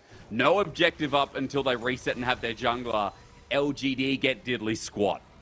Yeah, exactly, and now they're going to lose priority on the side lanes. That's going to feel really bad, and that's going to be synced right on time with the Mountain Dragon spawning in a little over 60 seconds time. FPX getting this reset off. I mean, they could technically be second to the objective. LGD could set up a little bit of vision, but no matter how you slice it, FPX will still come through and sweep the majority of it away. We'll see maybe if they can keep a pocket of fog and make things a little bit awkward for FPX on this retake. And maybe, but I just don't see it happening. And some of the resets are starting to come through from LGD. No one's really invested in defending this area of the map right now because they've got to deal with the side lane waves. This means that FPX will very happily take control of this river area, and I think LGD, they might just have to flat out yield this Mountain Soul. I mean, I don't see it happening because it's the LPL and it's LGD, but if they lose this fight, they'll certainly lose the game. Yeah, they will indeed, with the base just so tattered and falling. Jamada, side note, as Care jumps in. This is a little bit dangerous. I was wondering where he was going. Care just blasted, so a bit of an opportunity, but never mind. Never mind! Jin Jiao now has to run away. Shallow, who went into 3, And he survives. He does so much damage. Ladies and gentlemen, do you like yielding? Xiaolao who does not. FPX now can just run through mid, unfazed, uncaring force. This game 1 is over. Yeah, I mean, they don't actually have... The wave's quite far away, Jake. You know, I actually think the game might not be quite done yet. Yeah, you know, top side wave was pushed out by Decade before this play actually unfolded, and the bottom side wave by Haichao. So FPX have to be a little bit patient until they can finish this game here. They'll pick up the Mountain Soul and probably just go straight over to the Baron and look to end the game off the back of it. So it might already be effectively over, but LGD have to suffer through a couple more minutes until the Nexus almost certainly falls here in this game number 1.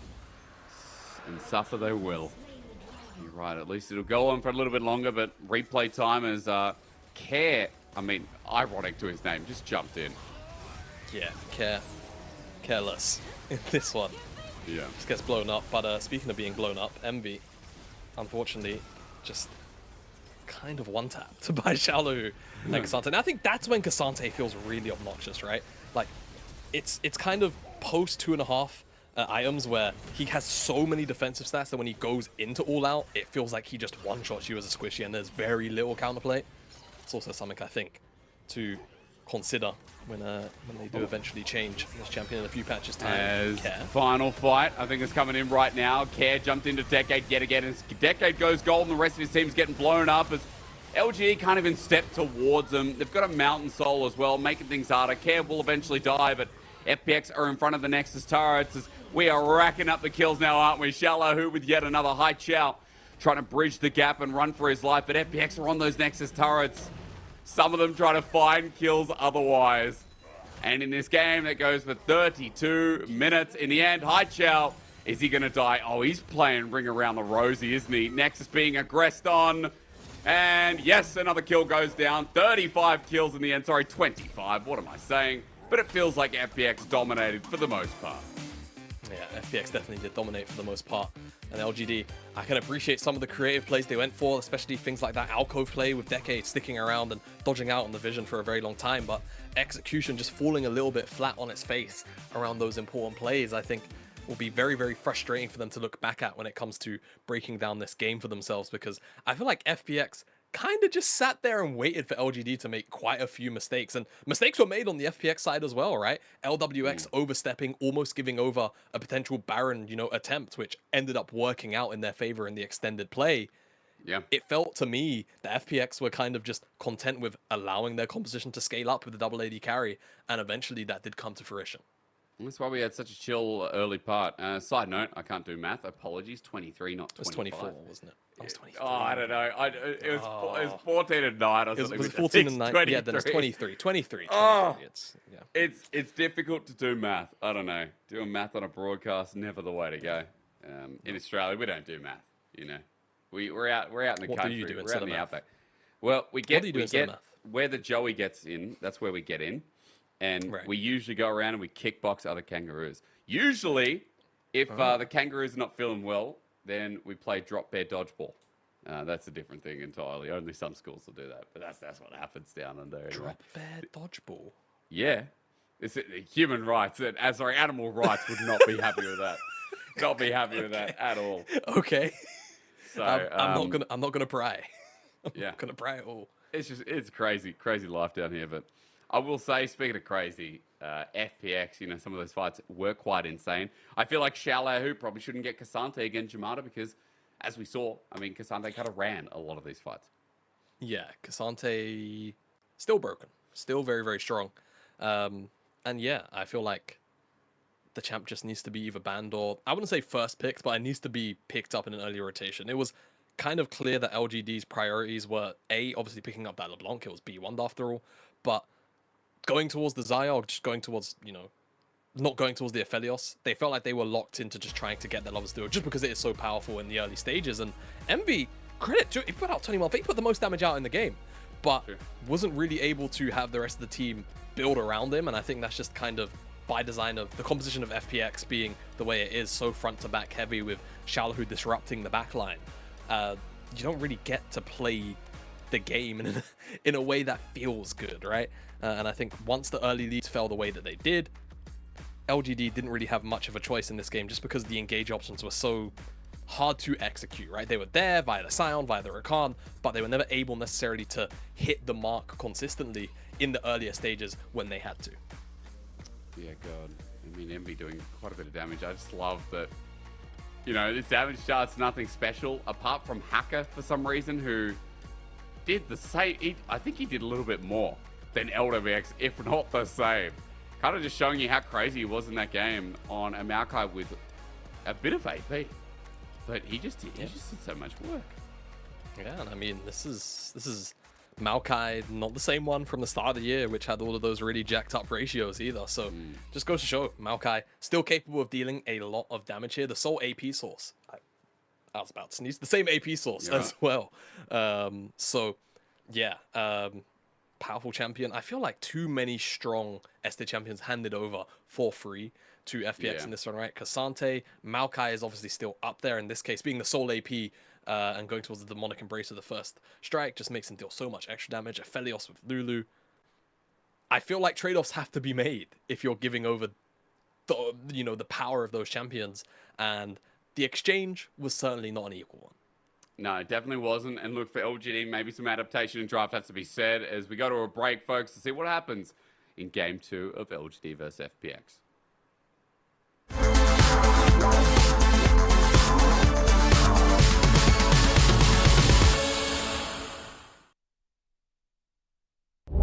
We're dancing a little bit of a 1-2 step right now. NIP back on the Baron. OMG, they are tired of this game. And Aki overextends himself. The front to back is taking advantage of by OMG, though. They distracted the backline of NIP, and that has led to a boon for OMG. Shadow goes back in. Can Photic be the difference maker? Shanji, he gets exhausted, and here comes Abel. He's shutting him down and taking down the house. As Swall goes down, resets come through. PP God versus Angel is all that's left. Angel with the triple. He's looking for a quadra. He gets the damage. It's gonna be good. And it's an NIP who come out on top in a long haul fight. Top esports with a very low headshot. You just need to land one EQ, buddy. One Q. And that's top esports being down. Up here. He's going for a little bit more. Jackulov actually ults onto him and just takes him out. The opposite man eradicated by Jackulov, one of the greatest of all time and living up to that reputation here in this game. The Bramble Smash won't come through. Jinzhao tries to finish the job, but he can't. Nobody can bring him down. It's Jackulov on the scene. They're going for the inhibitor for the side of LGD. They want to stop this Meteor too late. A valiant effort from Meteor, but it's not going to be enough. Tries to stop the ports now. The GA will buy some time. This Decade will get the inhib. Jackulov, a 2v1 here will mark alongside him. The sustain is there, though, when he actually gets them. He charges forward. Your carries mean nothing here. And they've definitely been playing it that way. The goal advantage certainly helps. It means that JDG can't brute force their way into as many fights as they would like. They have on items that help. Uzi!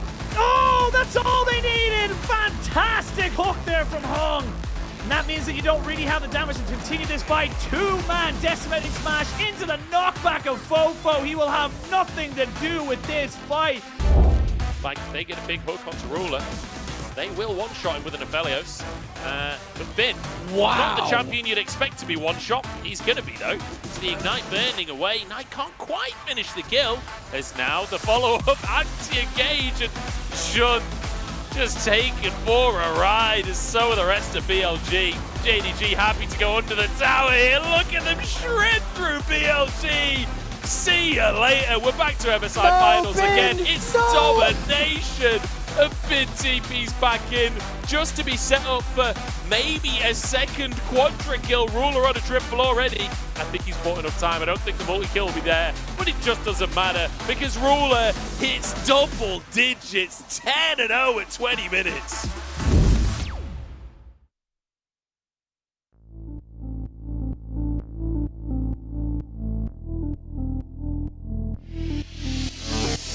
On the floor, baby, you and me. It's easy like 1, 2, 3. I don't care if it's day or night. We together make me feel alright. It's a feeling that you can't describe. We don't stop till the morning light. Please, I know what you want, and I set you free. Starts when the sun used to say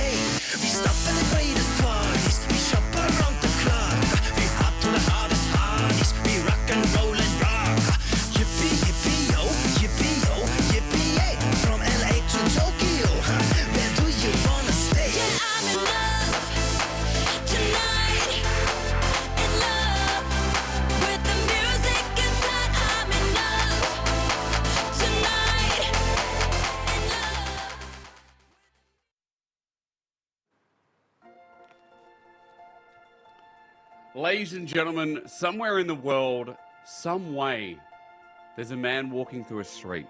We don't know his name, we don't know his face, but we know that he's here for a mission. And that man, well, I'll have to tell you that another time. My name's Sex. I'm joined by Javada.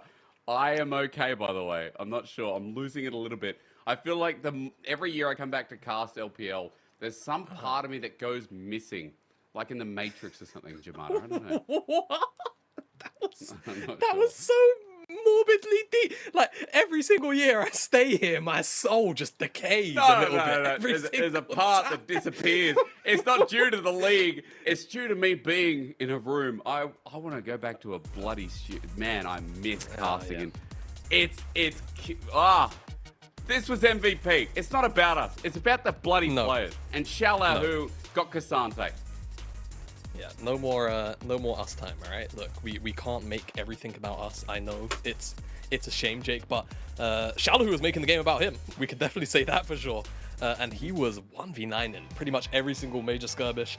It was obnoxious. We covered it in the game, and yeah, Cassante is an absurd champion, which I'm hoping at some point we'll find some semblance of balance. But for now, we are seeing why this champion needs to be picked up early on in your drafts if you don't want to have to deal with the nonsense you're seeing in this B-roll right here.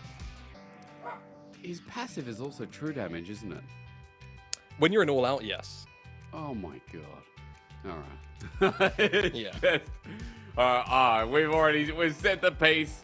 Shallow, I mean, you know, you also need to do some things on the champion, and it's nice to see Shallow, again, popping off when I think he's had a rough couple of years. His last notable performance really felt like when he was covering for Nuguri, when he was the better option for FPX when they went to Worlds in 2021. So, again, it's nice seeing a former, you know, fill-in player really step up. Because outside of him, the only other person in this team that we really look at notable quality and accolades is LWX. So, a great win for FPX, Jamada, when we're talking about how being at 2 and 5, they need this win. They need to kind of move up with the likes of RNGs, the EDGs, because you don't want to go down to 2 and 6. You don't want to be down in that 6 column, because below that, that's where hell awaits.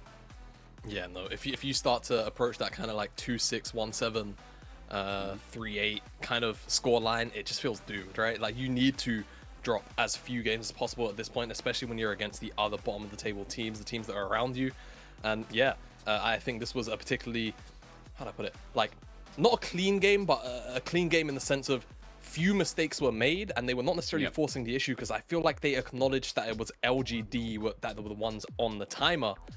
We'll see how this one goes as they've moved over to the blue side, and we'll see how priorities change up, because LGD had a very interesting opening to their draft, which meant that a couple of too powerful champions went over to FPX. We'll see if the same thing happens now that they're on blue. Yeah, let's see. At least a LeBlanc taken away. They put respect that, you know, FPX might do the same thing. Was an influential pick last game, but didn't get them across the line. As we've seen Yumi gone, Kindred against Meteor seems to be the way that these drafts are panning out. But I'm kind of curious, do we get the Cassante ban on red side from LGD after what happened in game 1? I mean, I feel like there's just too many other powerful champions available, right? All of the other Nico. AD carries as well. Nico's still up, and you know, if that doesn't get banned away, more times than not, it gets first picked. So we'll see what the option is here for LGD as the timer ticks. Well, Jamada, my stream, a little bit of freezing there. Okay. Don't worry, mine as well, but it's hey, okay, that's we're good. Back. Yeah, as long go as off both pixels of us. if we have to. Yeah.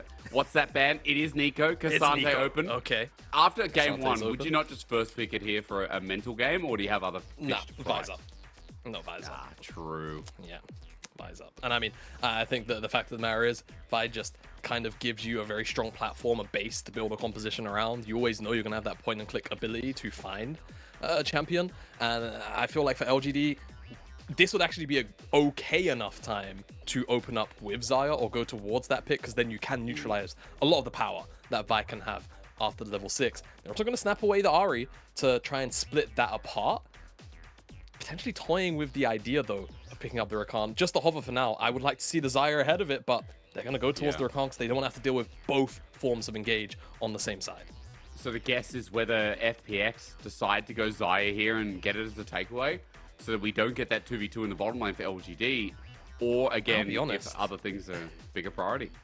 I feel like you don't care. I'm gonna be honest. Like, you go Annie, you go Cassante, you probably feel all right. There's no reason not to as FPX. LGD, and now LGD kind of sit in the exact same boat as they did before. You go Xayah because you kind of almost have to by necessity against the Vi and the fact that you have the Rakan. Your jungle pool is going to get pinched again. Are you going to land on a very awkward jungler like the Sion? They kind of acknowledge that, hey, look, we're going to still go Xayah. They hover the Wukong because they expect it to be banned away by FPX. So again, I feel like LGD have kind of put themselves in a bit of a hole here. The idea's not too bad, picking up the Ahri to try and, you know, separate the Ahri Vi, but Annie still being up and then going the Rakan, locking yourself into this Xayah. It feels like you've made things too preordained for FPX to draft around. Coaching staff having a bit of a laugh in FPX as well, just like, I don't blame them. What have we been given? I don't blame them. And, you know, the worst part is FPX could still end up with something like Nami Lucian, and whilst it would definitely push them towards, you know, a little more of a mid-game spiked composition, if they want to, it would mean that they would be able to dominate this bottom side 2v2 more times than they shouldn't. We'll see what LGD decide to ban away, because they're going towards the Varus, and now they're also going towards the Zeri again, which is the exact same bans that they went for in game number 1. FPX doing the exact same bans that they had in the second phase in game number 1 as well. So LGD, what will they pick up in place of their jungle and top? They see both options, so it's going to be a counter pick for both.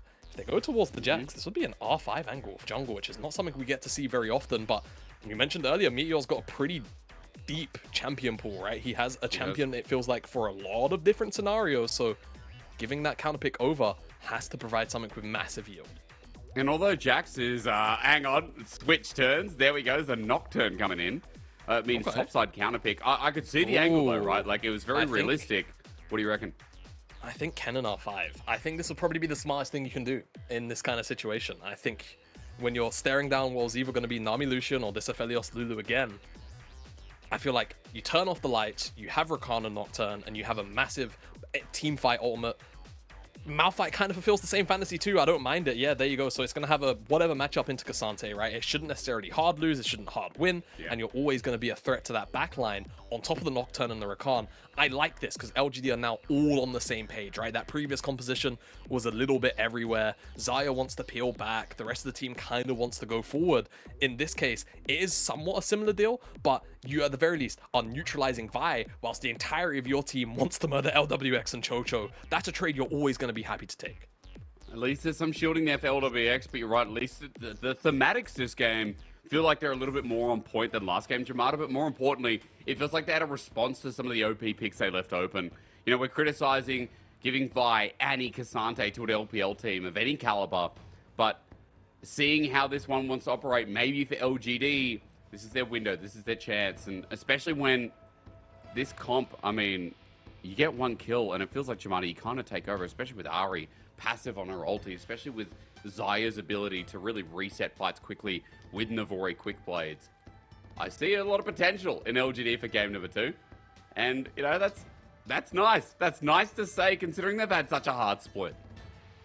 Yeah, definitely do see it. I mean, I think first kill will definitely be very important for LGD to get the ball rolling for the Ahri in the team fights, but I will say, depending on how much you invest on getting that one kill, you are then potentially leaving an Aphelios, or we saw what Shalhu did on Cassante in game number 1, right? You don't want a repeat of that happening, and it's not necessarily that same lane, you know, hard lane matchup that he had in game number 1. He's just laning against the Malphite this time around, so could have a lot more ease of access to more 1v1 orientated items. He went full tank last game. He could be able to go towards the Gauntlet and other items which make him even more oppressive in those 1v1s.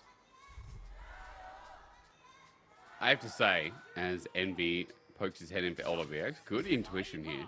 Kind of just escaping that one. LPL has the coolest skies going into League of Legends. Like, we have some of the awesome backdrops. And I have to say, on the Chinese side as well, you and I were discussing before, like, this is the reason that we, you know, love the LPL so much, or at least one of them. There are so many... Oh, hang on. My comment first is that LWX has played 600 games. This needs to be said.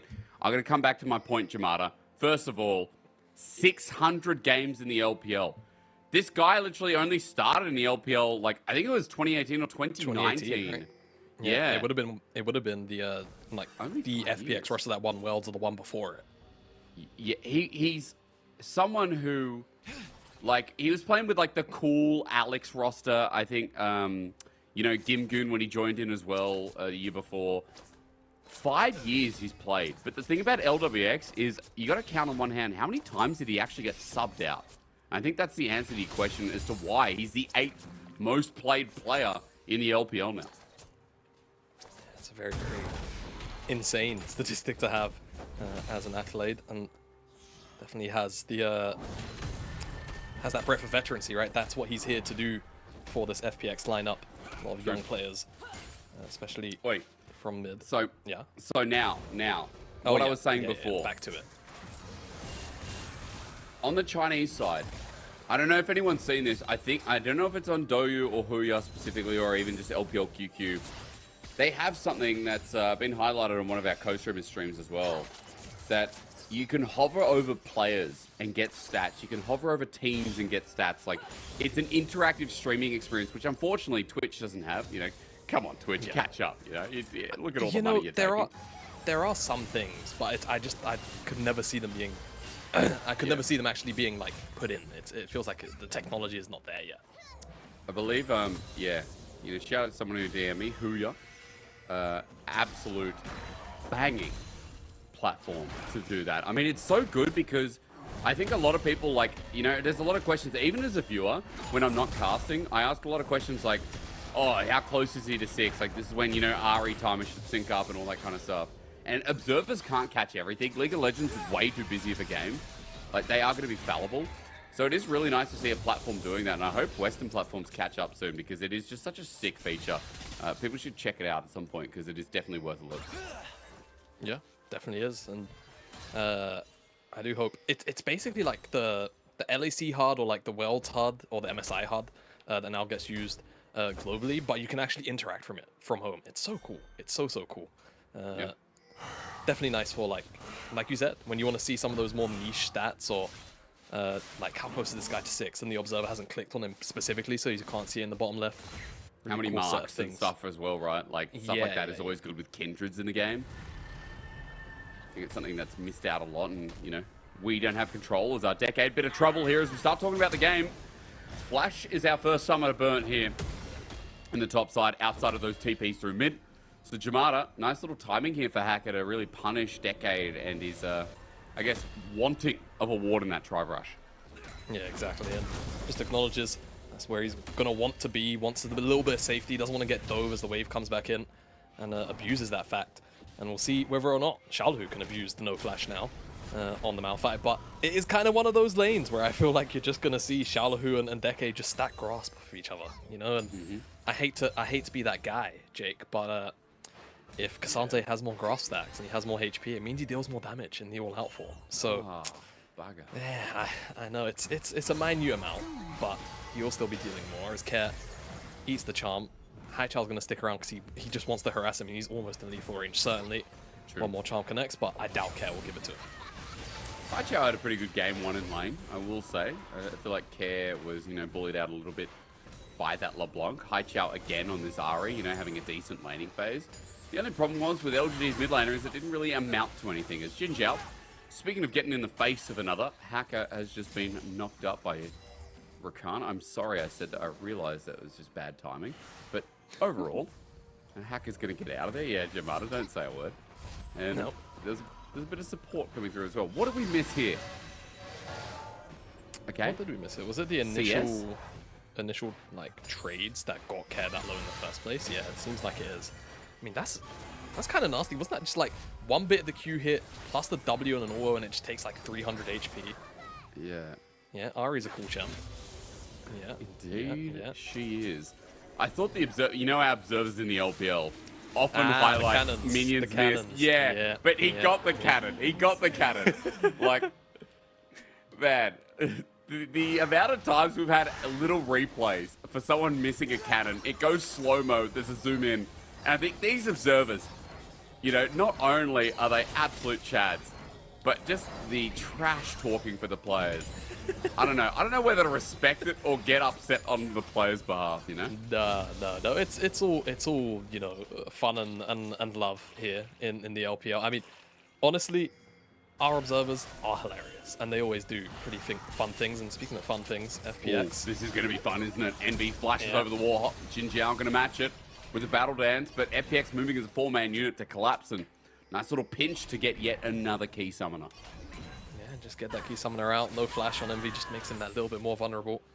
We'll see whether or not Hacker, once he hits that level 6 mark, can get down here before Envy hits 6 and try and abuse that. And speaking of 6, actually, with there being a Nocturne in the game, we're going to have to really gauge how much value Meteor can get out of those paranoias, right? Those are always the important things about when you gauge how strong the Malphite pick is, or other globals in general, right? Whenever you have something like a Shen or a Twisted Fate, those first couple of Ultimate uses often set the tone for a majority of the next couple of minutes. So Meteor's going to have to find success on every ARP key press to ensure that this Nocturne can start to become an oppressive force.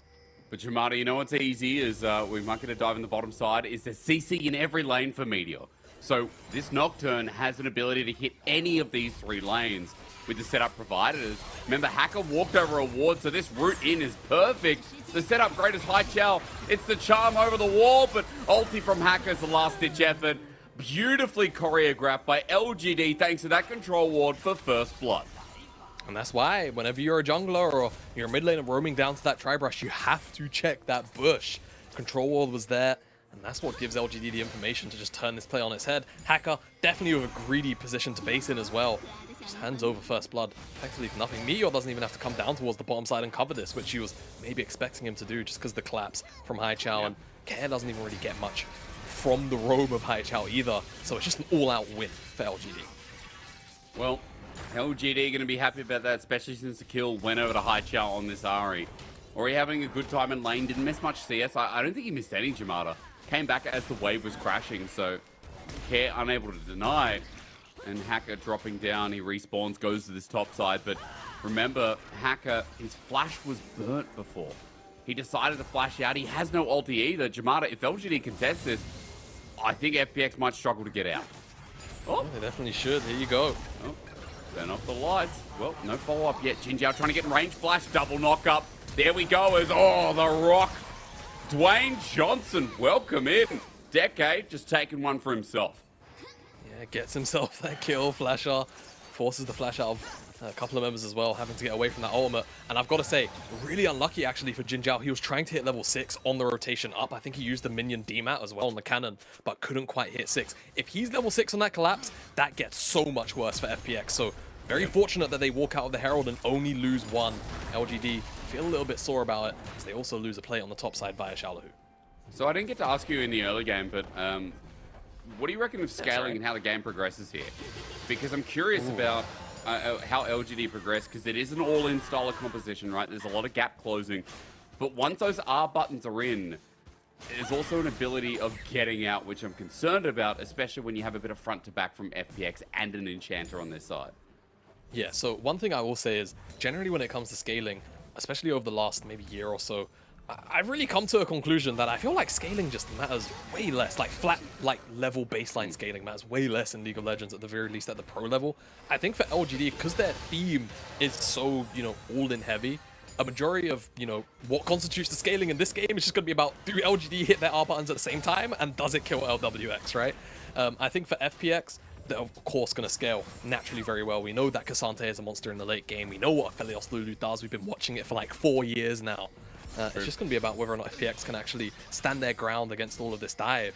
I will, however, say, on that point of Cassante, I feel like he is going to be an absolute monster if he gets to be able to scale up to 3 items here in a game like this where LGD's damage is very... Oh, hello, Envy. A lot of damage here from LWX. Moonlight Vigil as well, but I feel like Xiaolahu on this Cassante is going to be pretty unkillable because a lot of the damage from LGD is very over-timey, right? And even Hai Chao, who is the only one with a little bit of burst, isn't really going to cut through the health bar too efficiently as Envy continues to eat poke, and the Herald has been dropped down here for FPX as well. Yeah, it's a lot, isn't it? I mean, Envy taking so much from LWX. Is Chocho helping out on that. The Herald getting a shove in and giving FPX some bonus gold to this duo. They'll be appreciative of that as Hacker's hovering just in case that paranoia comes in. Still here, cancels his back, and that's especially Jamada. Since that second dragon is up, FPX looking for a window, but I feel like LGD have too much control of the river. Yeah, one thing I want to highlight is because of the changes from the recent patch, teleport available for Xiaohu. He can come down here well before Decade can. Decade's going to have to walk all the way down if he wants to actually participate in this dragon fight. And that's going to be something that LGD are going to have to be cognizant of, not getting jumped on by the Cassante. But with the resets falling the way they do for FPX, it seems like they may just end up giving up this dragon if LGD decide to start it right now on this window. I think they're just hitting the skull. No. They are on the dragon, so FPX going to be second to this play, and it's actually being burst down a little bit slow. And Hacker's gone in the pit.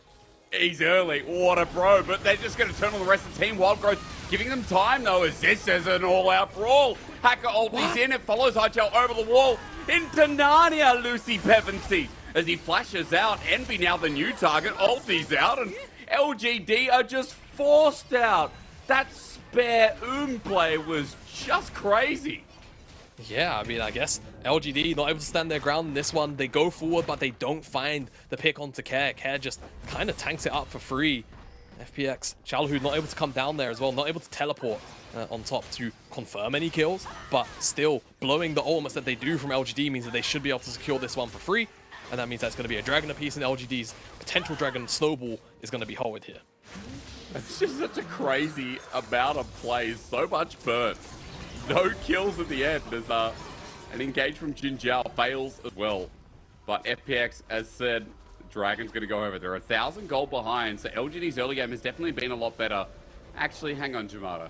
Early game last time was even better than this. I'm thinking back, LGD had like a 3k gold lead.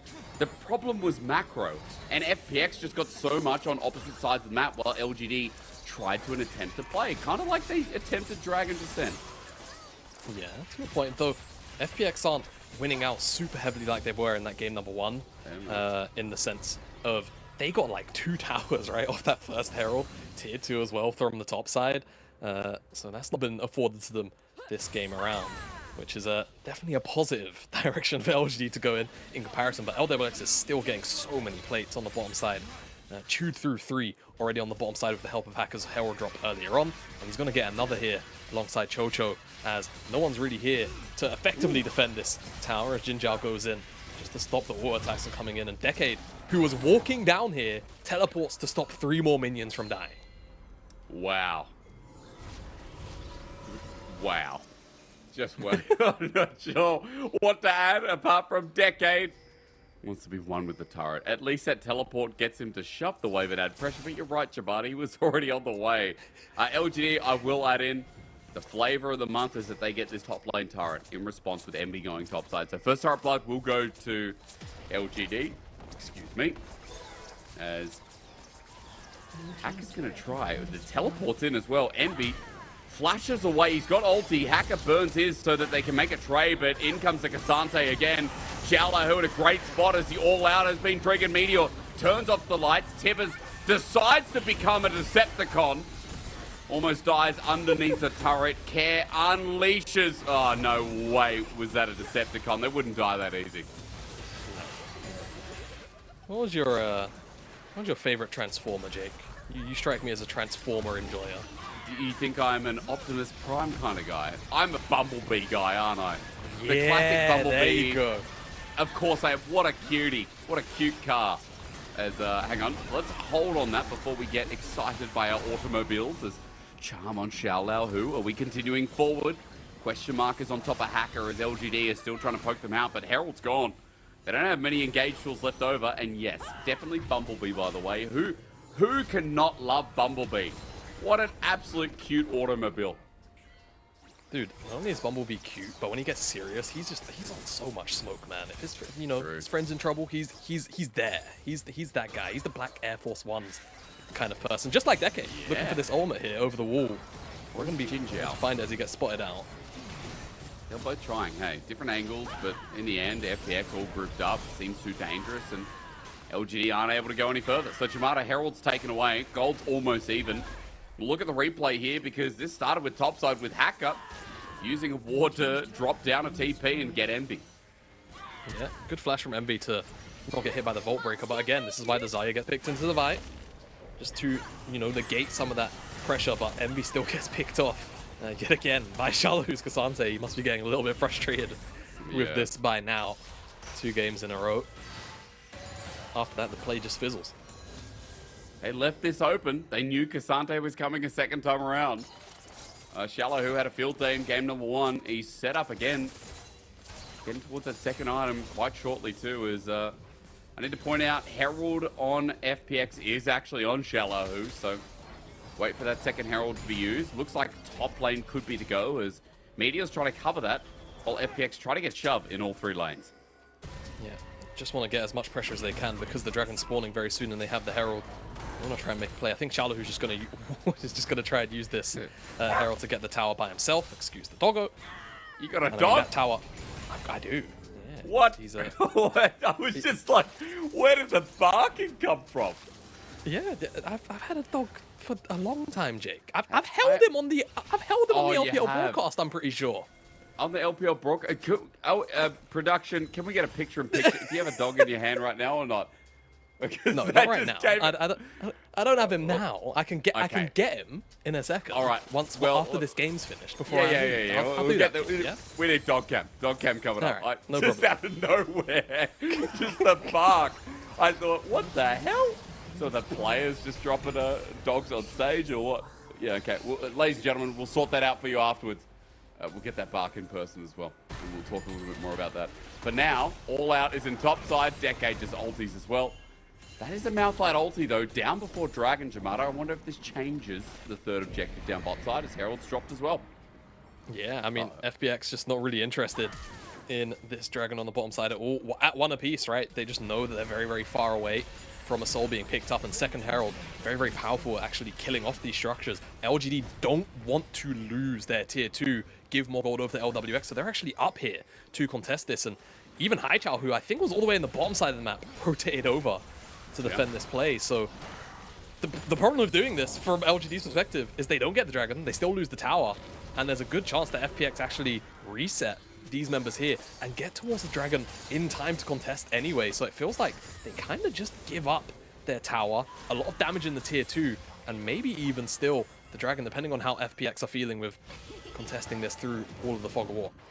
I guess the resets were a little bit later, so LGD are going to be able to start it, and FPX don't have positional advantage.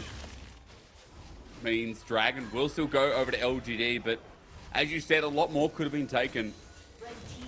Even though Dragon goes down, remember, it is only a Chemtech Dragon.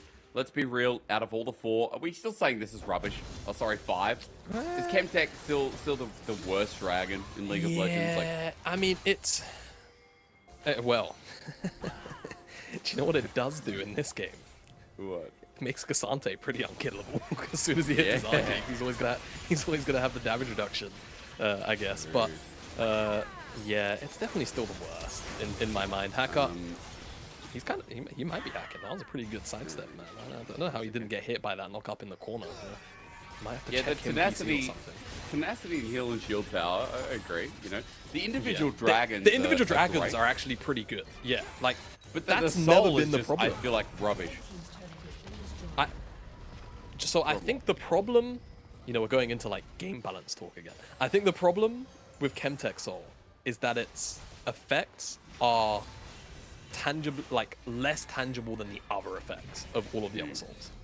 So I think that also makes it feel a lot worse than the others. But it also, in practice, is just kind of objectively bad in a lot of situations in comparison to the other souls. So, yeah, I feel like it's kind of just a poor man's mountain soul in many cases, unfortunately, and that's what it's always going to suffer from until some kind of change happens to it. I feel like if it's not really priority. You got an Olaf in your game, like specific conditions, right? Like if Olaf's in your game, you're like, oh man, Chemtech Soul's insane. But I feel like you need the right champions, you need the right circumstance for a team fight. Because like if you're a team like LGD, Chemtech Soul's rubbish. You're all in, Jamato. We're talking about it. It's just an all in. There's a lot of burst. We know there's a lot about the Ari reset as well as, you know, Envy getting free space. But once everything's used, you fall off a little bit with your damage source. And 50% won't really matter. No, exactly. So we'll feel kind of bad. Haichao. Probably going to have to use his ultimate. Well, I actually care. There's no Blast Cone there. I thought the Blast Cone was there, and it would have been the Chemtech one. The Chemtech Rift is actually the best part about Chemtech this season now.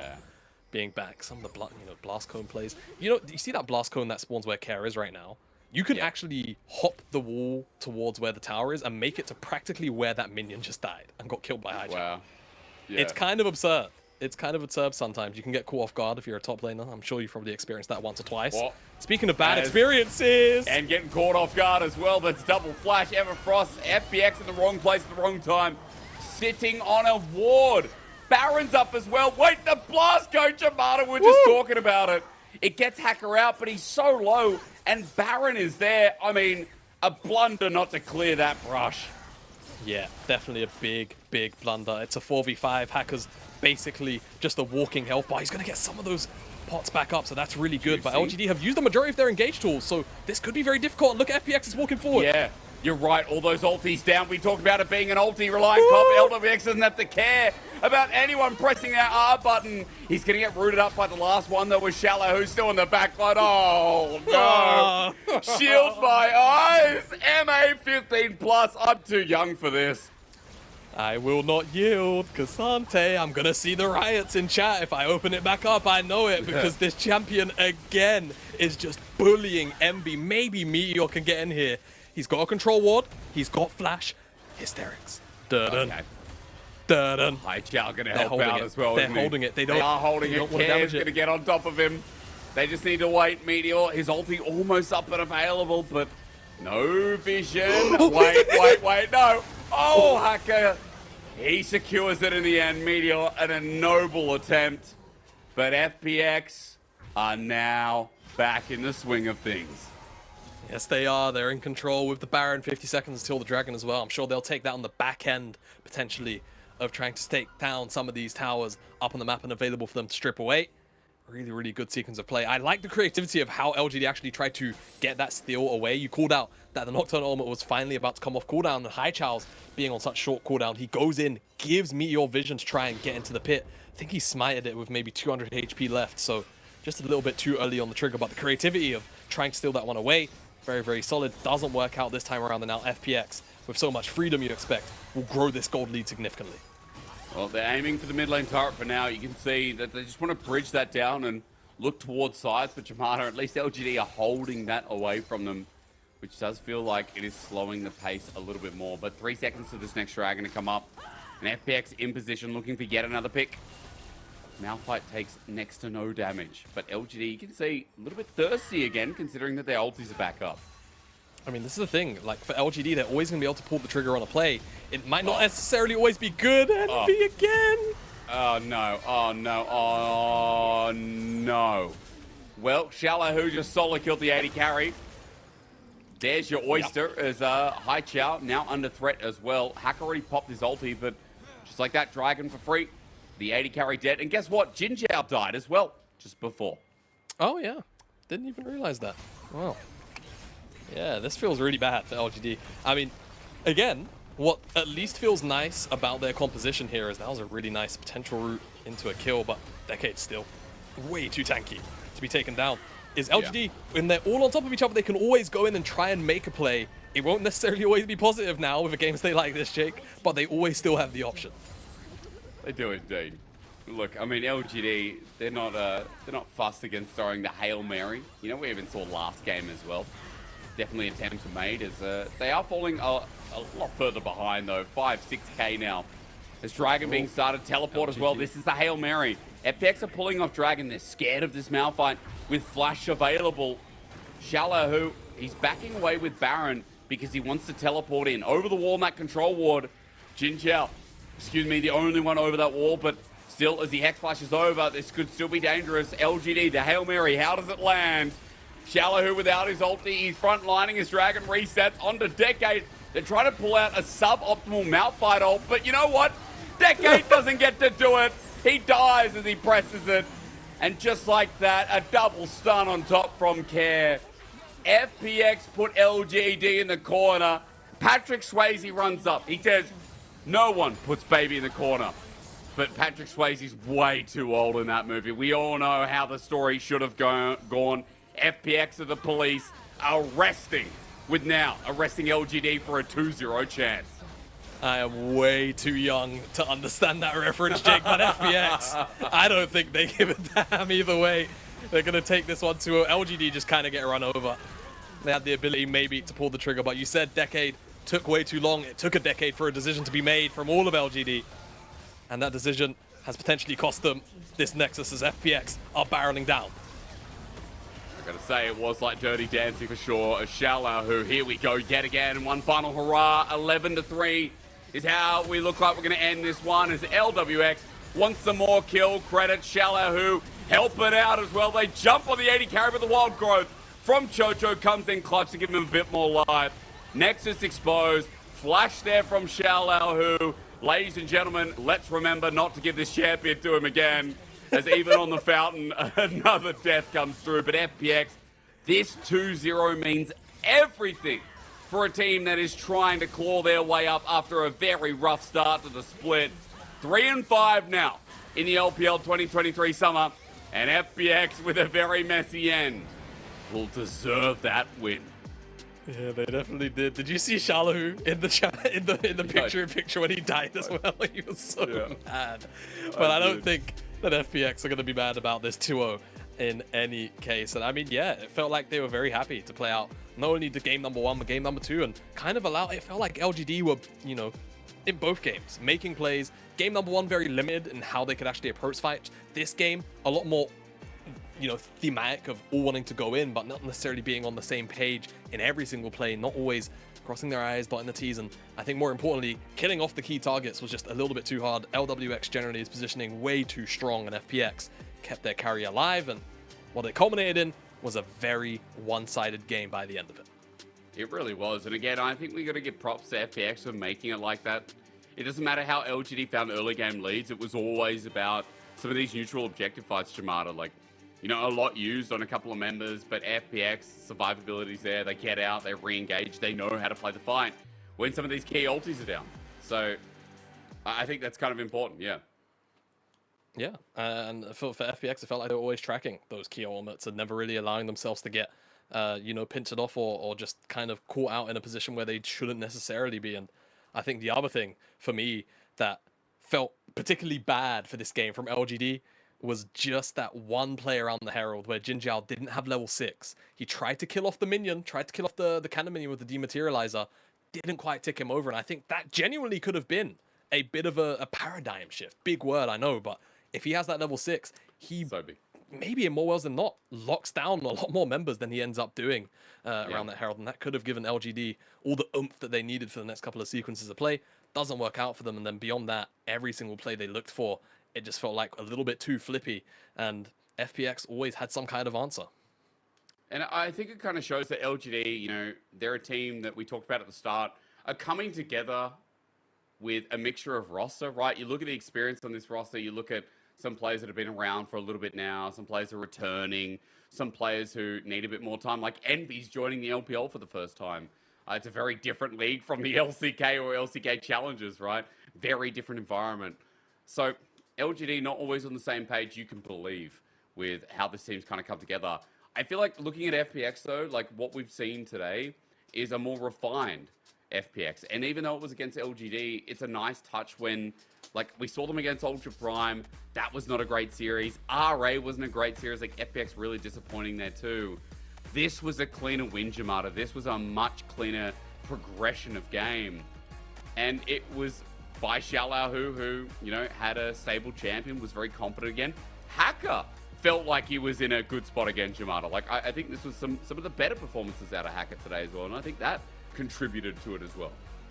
Yeah, I think that's always a good thing, right? If Hacker isn't having a bad time of his early jungle games, then it feels like FPX can always have a much more stable mid game, and that's kind of a general rule for a lot of, you know, how the jungle role gets played out these days as well. If your jungler's not you know, kind of a part of the game, then it often feels a lot harder to you know, make plays in the mid game specifically. And Hacker, I think, having some very consistent games today really did allow the rest of FPX to come online when it really mattered later on. Well, it was an important game for them. FPX 2-0 here again. Let me just tell you all what that means. Their schedule coming up, they've got AL, they've got Weibo, OMG, BLG. Like, they don't have the easiest schedule, but they do have some winnable series amidst it. For a team that started off, like, near the bottom, FPX now at 3-5. Jamada, they're lined up with EDG. They're just a bit below RNG. They can still make it into that top 10. this series was a must-win if they want to make that late run for playoffs in our 7-week split.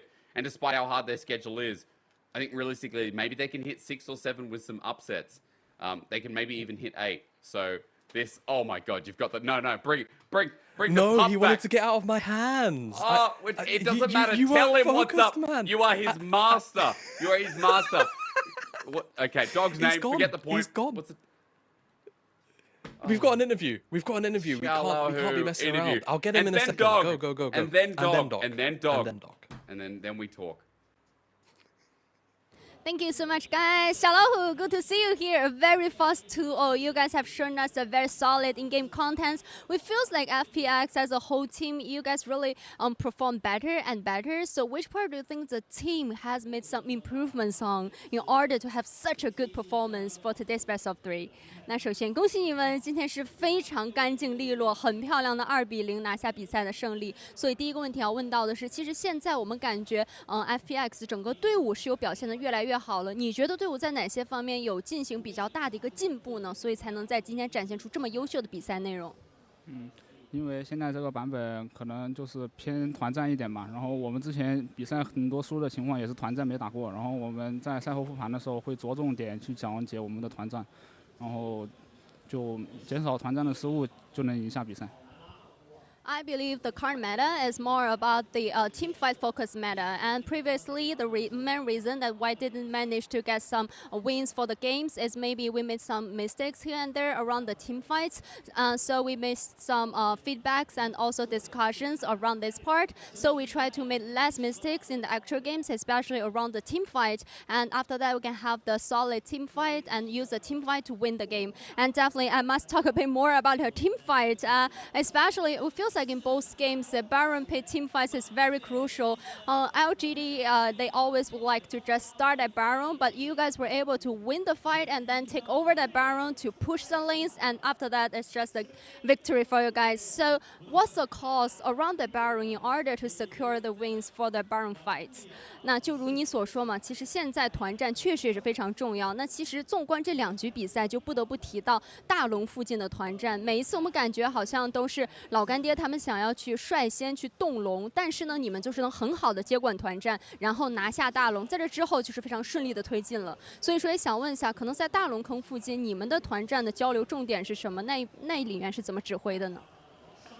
因为我其实每把魁桑体发育的都还可以，然后对面打团的时候，我给队友的沟通都是，我觉得能打，然后我是无敌的，然后我们就打团，我叠个双 Q 之后叠个风就很好打，就可以找到很好的机会。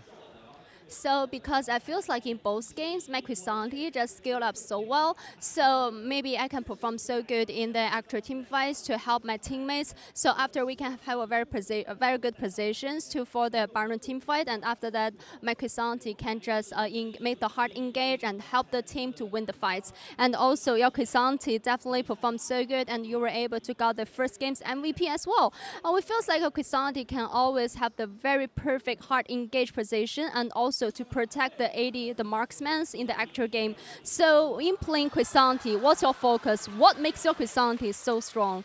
那确实感觉你的魁桑体在2局比赛都有非常亮眼的发挥。第1局呢，第1局也是特别拿到了 MVP 嘛。所以说也想问一下，你的魁桑体为什么这么强？可能你在玩魁桑体的时候，你有什么特别关注的重点吗？才能够在比赛当中找到非常非常好的进场时机？首先这个英雄他是一个比较全面的英雄嘛，他可以当成一个战士玩，也可以当成一个坦克玩，也可以保护我们的 C 位。就我打团前，我会先思考自己这波团战怎么打才能赢，然后根据当时我们团队的决策，然后我在团队里面的定位是什么，然后发挥我该有的作用，我们就能赢下来。I believe Crisanti is a well-rounded champion. Maybe sometimes he can be the bruiser, he can be the warrior, and also he can also be the tank to have the enough protection to protect our marksmen. So we may have lots of discussions and decisions before every single calls, and I would like to just focus on my own roles, what I need to do for this particular fight. So I will just try my best to play the very important role in the actual game and to maximize the strengths of this champion, Crisanti. And also, my last question is about the champion choice in Game 1. In Game 1, the opponent's team, they have this Cyan jungle. We have seen this Cyan jungle a couple of days ago on the stage of LPL, but still, I want to ask, what's the first reaction from the team when you guys seen the opponent's team just lock down this Cyan for the jungle? 那其实也想最后一个问题要问到的是，第一局对面的英雄选择，他们也是选下了塞恩打野嘛？其实前2天我们是有在 LPL 舞台上见到的，但是同样也非常的好奇，当你们看到他们锁下塞恩作为打野位的时候，队内的反应是怎么样的？怎么样去应对呢？当我们看到他们4楼出塞恩的时候，其实我们以为是上单，其实那时候我是很开心的，因为回上去打塞恩就是吊打嘛，然后发育也会很舒服嘛。然后在他们后手5楼选了一个格温之后，我才意识到那塞恩是打野。然后可能我自己上路就可能要稍微抗压一点了，然后就可能当时心情转折可能是没有那么舒服吧。但是他们选了塞恩，也就意味着他们打野这英雄节奏会比较弱，然后我们可能会前面就会就是他们不容易打出优势，所以说我们就跟他们打团战就好了。To be honest, I must say, after seeing the opponent's team lock down that Cyan in the first place in Game 1, it feels like, oh, that'd be a very easy matchup as a on the top lane, because I just feel like maybe they would like to pick that Cyan for the top lane. And after that, I feel like Crisanti versus Cyan, that's a very easy game for me. And then after that, they just lock down the screen. So this can be the changes of my emotions. I just feel a bit sad and not that comfortable when facing against Gwyn. But if they would like to use Cyan as a jungle, it also means they would like to give up some early game tempo, because Cyan is not that easy to grab the very fast early game tempo to help the team to open the situation. So maybe I'll be the one to hold more pressure on the top lane, but for the whole team, maybe for us, we can easier to get more tempos to more early game pace to help the whole team. So that's my thought. And definitely congratulations again, and best of luck for the following matchups as well. 那再次恭喜你们，也希望你们明天的比赛加油。And back to our casters. A straightforward approach from Xiaolao, who is, yes, we have Doggo again. Okay. Now, we'll talk about interview in a second, but Jamada, name, date, breed. Do you mean? Date. Yeah, what Date, what do you year mean is how it? old he is? Yeah, I do. He's 14 years old, bless him. His name is Scruffy. And he is a Jack Russell and Border Terrier mix. Ah, that's what he is. Okay. Very cute. Very cute. He's very chilled out. I'll see if I know you're not on next series. I'll see if I can get Bailey in here, which is my little Cocker Spaniel cross miniature poodle, my wife's dog. So that is now my dog. I've adopted. So ladies and gentlemen, we're gonna get dog cam neck. Scruffy is Scruffy. Let's be real. That's the best name. If I get a new dog, though, I will say I might call it Neferi. Wouldn't that be something? Yeah. It bites everyone. It's a demon. MVP, I didn't hear if it was Shallow, who I forgot, but if it was, I'm not surprised. There you go. Shallow. Yeah. The man we talked to. Is anyone surprised? Do we even need to have the conversation? Like, he was absolutely absurd. Game 1, game number 2, pretty much 1v9 back to back. Yeah, again, it just goes back to that discussion of how strong Cassante really is, and whether or not he needs to, potentially be nerfed in coming patches, right? From start to finish, every single time he was involved in a play with FPX, it was a winning play, just plain and simple. Even when the few times where we would see LWX or Chocho get caught out and there was just no bottom lane, he was still the one in the back of the fight, going absolutely ham. Was indeed. I mean, great buffering. Shallow, who just showing skills on the champ, but yeah, still, I picked that LGD were willing to give over multiple games. I think they regretted it after that, as Envy gets solo killed. I think it's not even the first time in this series. It felt like 3-4 times throughout that series. He basically just got bullied out of teamfights Envy, all by Xiaolahu, pretty much by himself. There really wasn't a lot of counterplay for Envy in this series, unfortunately. And that just comes down to Xiaolahu not only positioning really well, but just abusing the fact that Cassante is so absurd in those 1v1s. So absurd indeed. I think Scruffy will agree. Needs to be banned away in future games as well. Jamada, it's big for FPX. It's big for Scruffy. Both of them actually find a bit of success here today. I don't know if Scruffy likes getting picked up. I assume the success comes through. Do you see how relaxed he is? He loves getting held like a baby. Look at him. But you know, Bailey's like 12, as people see after the break, and he's got arthritis, so sometimes he's okay. Sometimes he lays there like Scruffy does. I think it just depends on the dog. You know, they get arthritis at that age. Yeah, old boys. Yeah, they are. Dog years, seven a year. But yeah, man. it's been fun. Hysterics, it's been fun today, and FPX, I think they had fun too, especially Shalu on that Cassante. Oh yeah, with a much needed win. Giovanna, thank you for joining me. I'm going to be back with Lyric after the break. Scruffy is also going to be leaving us, ladies and gentlemen. So say bye to the doggo as we go to a short break and then return, ladies and gentlemen. It'll be about 13 minutes or so before we get back over in LNG's arena in Suzhou for our second series. Sentada a qualquer momento e vem o ultimate na galera! Sensacional o que o Raul faz! Porém a Fúria combate, vai dando contra-ataque, o ultimate não foi o suficiente e no final das contas... Sounds like you're looking to battle yourself. This battle has gotta be bad for your health. IG now have control though over that mid lane. Wink misses that first little Q. They're going to see a knockback here. The feathers come flying down. They're going to get the knock up though. Massive damage coming out here from Uzi right on top of Wink. But look at these health bars. It's going to be on Uzi to try and take them all now. Bei Strong does take up a kill onto the Aatrox. There to go. It's going to be onto the AD carry. This Uzi versus the world. Where have we seen this one before? So battle yourself, battle yourself. You gotta get up and moan it. You're bruising, you're blissing, but losing and wishing that you had a different opponent. V3 スポーツドレイク獲得は戦後見事闇の波動のスタンが2人に入った。そこにおごり合わせ、さらにはローコンがフリーリーでさあ反転ジェットに入っていくパラノイアヒロキ、これはしっかりキルまでつなげています V3 スポーツ。さあローコンをここも捉えていくワシダイメガナドレスコードを止めるプレイヤーがいない戦国ゲーミング。さあそのドレスコードがダメージを出し切ったペッタキル。 Sounds like you're looking to battle yourself. This battle has gotta be bad for your health. 그래서 싸움 전환을 근데 태훈 체력 관리 근데 이거 아니 역대 컨트롤 태훈 이게 마이퍼가 먹었다 이거는 했었다 너무 많았습니다 방송 입장 스택 깨면서 JDG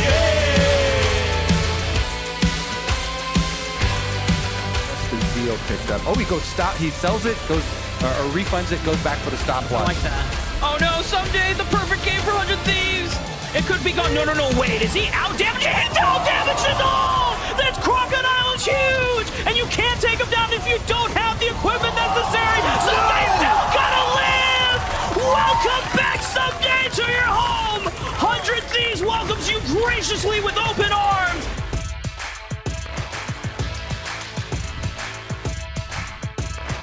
Oh, dude. They're going for the kills. Marang has got that power. He just walks into the pit and spikes it. Gift wrapped by the Mad Lions. Spur Rush has been channeled and all of a sudden Marang is in trouble. Early Guardian Angel has been propped. He's coming back to life. The rest of Koi are running down Chasey. He will get dropped as Kazi is now the focus. All of a sudden trying to do a Valios things. He stays alive because of red, white, and Koi are losing this fight. Kazi, the script is real. He is popping off the triple kill for the Mad Lions AD carry.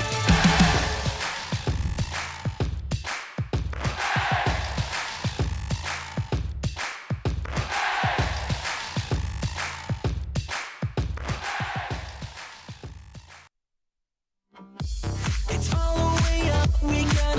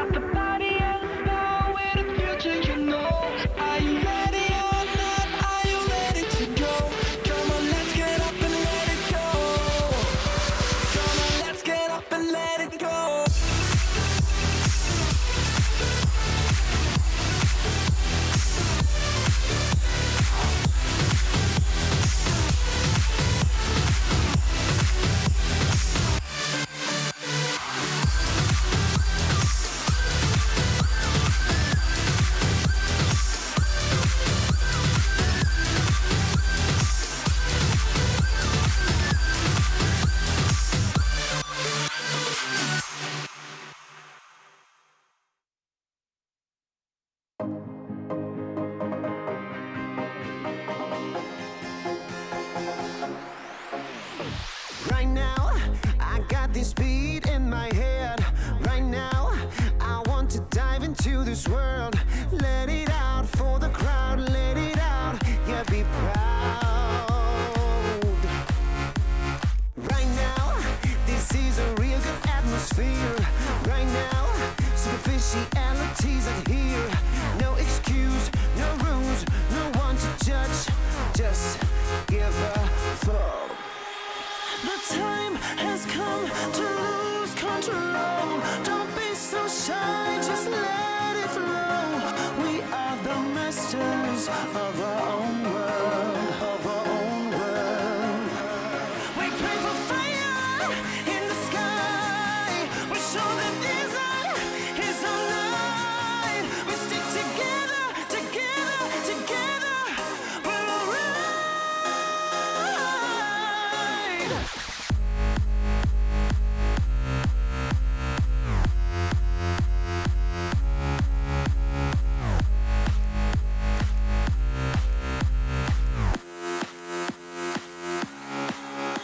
The time has come to lose control.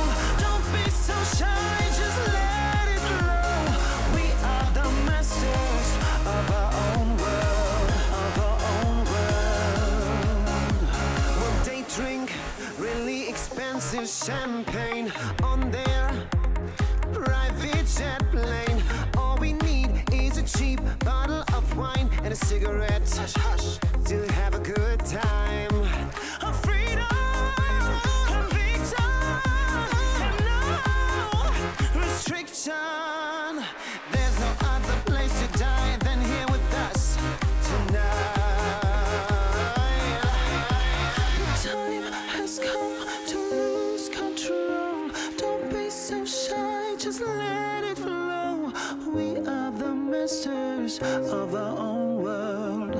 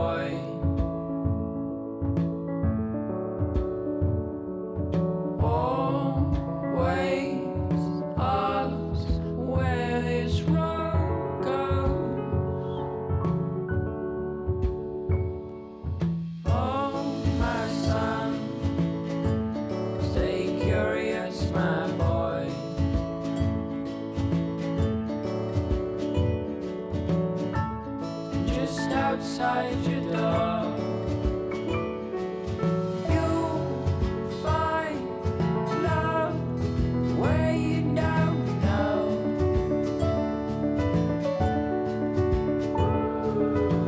You know that if you ever tried your last, call out on me if the old wind broke your mind.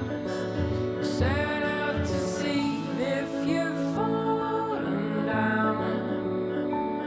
You know that I'm here, so you come on home to me.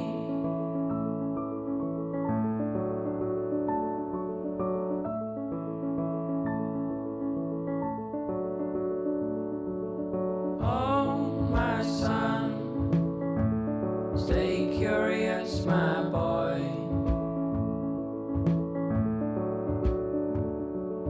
Always ask where this road goes.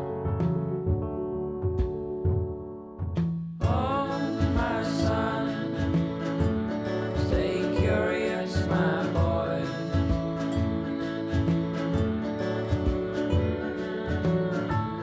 Just outside your door,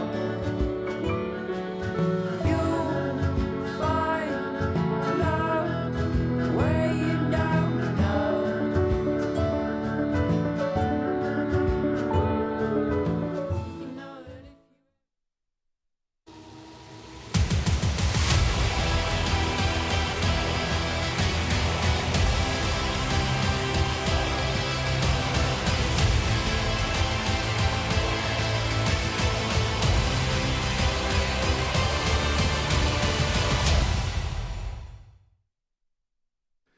Ladies and gentlemen, now we're over in Suzhou, and as promised, Jamada brought his dog, Lyric, has joined me, and he's probably like, what the hell is happening? So Jamada that's brought why his you dog. were late? That's why. Hey. If anyone's wondering why the timer counted down and didn't come back to us, this I guess this is the reason.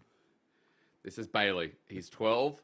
This is what you missed out on meeting, Jordan. This slice of paradise. Look at him. You're on broadcast. Not my fault. It's your fault I didn't meet him. It's your fault. It is actually my fault. Yeah, I'm sorry. Well, you also weren't here long enough, were you? Was he? That's true. No, he wasn't. Okay. It's both of our faults. Okay, now, have him send us into the matchup. Well, Bailey, tell us exactly what we're going to experience. Oh, wow. Okay. He's a natural. He's a natural. Well done. Well done. We do have Doggo today, actually, which is unironic. Yeah. I mean, I didn't mean to line this up, but we actually do have Ultra Prime coming on to Summoner's Rift very shortly. Yeah, we do, and good for Ultra Prime. They managed to pick up another win the other day. They took down RA, and that one was a close-knit series, but it was actually Ning being the one to pop off. Doggo did also have his moments. It's kind of the shout-out to Bailey being here, but yeah, Ning looked good, and going up today against LNG when you're facing Tarzan, that is someone you're going to need to show up. Definitely is, and I feel like when we have a matchup that could go either way, especially since LNG, yes, 5-3, but 5-3 is maybe not alongside expectation. Ultra Prime have done a lot better than expected, so that's why this matchup could be a little bit more spicy. We're in LNG's home arena as well, as we're about to introduce players. But just as a side note, I think Ultra Prime need to be kind of highlighted for how they've beaten, sorry, multitasking hard, how they've beaten teams like RA. They've beaten teams like TT as well. You know, also beaten FPX that we just saw. Like, they're beating teams kind of below them or below that 10th at the moment. But this is one of their first teams outside of BLG that they have to verse, who are, quite frankly, above them. They have a pretty rough schedule ahead because they faced a lot of the teams under them. Honestly, they really only have like LGD off the top of my head as being and IG on the docket. EDG and RG I guess are technically under them, and they still have to play both of those, and both are definitely winnable matchups for Ultra Prime. But I think a good majority of Ultra Prime's schedule left, they don't come in as favorites. But I think a lot of their players have looked in much better form than we expected, which is why I mean, hell, they were our last place team in spring. Like, this is a pretty solid achievement if Ultra Prime can even just pick up another 1-2 wins. And even if they don't make playoffs, right, it just shows the growth that they've made. Using the majority of their roster as well. Like, you know, we look at Harry still there, Ning still there, Forge as well. Like, and yeah, Sword Art comes in, but the majority of the roster is still the same, so the fact that Ultra Prime are leveled up is only a call out to their skill and development from the spring split. And they've had such a great start. It was just such a surprise when, you know, I've been critical of Sword Art. I know a lot of people have as well. He's not the most sought after support, especially in the LPL, but they've made it work. And what more could you want from Ultra Prime as they go up against LNG today? Yeah, I feel like the big thing I want to hone in on is especially like how they play in the mid game. Because Ultra Prime's biggest weakness is still that they're not really particularly strong laners. It is very easy for this team to just fall behind and kind of get crushed. But if they can get through the early game unscathed, you know, the experience, the veterancy, which I know are buzzwords, but I think it's evident in how Ultra Prime have improved that Sword Art coming in, like what Ning has been able to do, has very clearly been working for Ultra Prime, because again, some of their decisions in the mid game are just so solid at being able to counteract what the enemy team wants to do. And that's always something I think you look for in just a good team overall, or when a team is improving, is not only can you play your plan, but can you play your comp based around what the enemy will want to do as well, especially with things like Annie being so prevalent in the meta and always having to like ward your flanks, mark your flanks, make sure that nothing's coming on top of your comp. Ultra Prime been really solid at that.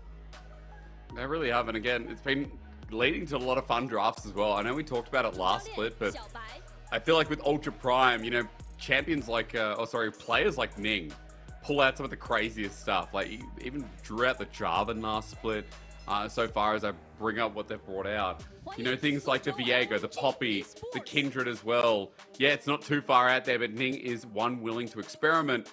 While on the other side, as we introduce LNG in their own home arena, let's be real, this team has played a little bit more standard, I guess you could say, but you overall look at how this team has been and how good they are with the players on their roster, with the Gala upgrade, and you think, yeah, of course this team's going to play more standardized because they're just so good at the champs.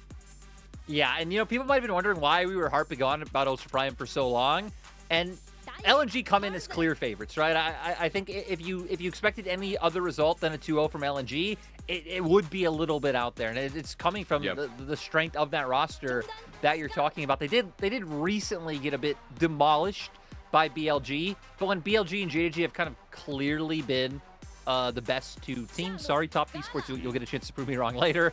Sure. Yeah, it kind of makes sense. It's just been very stable. We've seen some off games from like pretty much everyone on this roster. Like Tarzan's had a bad series recently. BLG's bot lane doing really well up against Gala and Hung. Scouts had, you know, some hit or miss games here or there, but still, they're the only team that have beaten Top Esports, right? Another team sitting up there at 7-1. So I definitely think having that roster strength that you have to fear. Yeah, I mean, 2-1 at the start of the split, but still significant, as you said. The only loss for Top Esports to take from this roster. And when we talk about rosters staying together, I mean, we've still got Zika top, we've still got Tarzan Scout. Gala comes in. You know, we've got Gala and Hung in the bottom side instead of the Iwandi Lumao situation, instead of the, who am I missing? Bloody LP. LP before. And it's a massive upgrade. And I mean, Gala was hyped up as one of the biggest AD carry mixers. And we know that, yeah, he can have moments, but Gala also can be really solid in how he plays team fights. It's nice to see him on a squad like this. Yeah, it's actually kind of funny because you're making me realize it now, is like you're kind of talking the duo out loud, that like, you know, like a bit of a mismatch if you think about it, right? Hung always been that guy who wanted to aggressively go in, wanted to fight every 2v2, and Gala, I think, very much always been fine in the 2v2 laning, right? Like him and Ming were always solid, can find advantages against some bot lanes, never gonna fall too far behind, but definitely more about the team fights, the clutch moments. So it is kind of interesting that this bot lane has been able to be so steady, and I guess it's been more of Hung, I guess, having to rein in the aggression rather than Gala having to maybe put himself in positions where he isn't as comfortable. Yeah, that's right. And maybe, you know, that betters the player as well.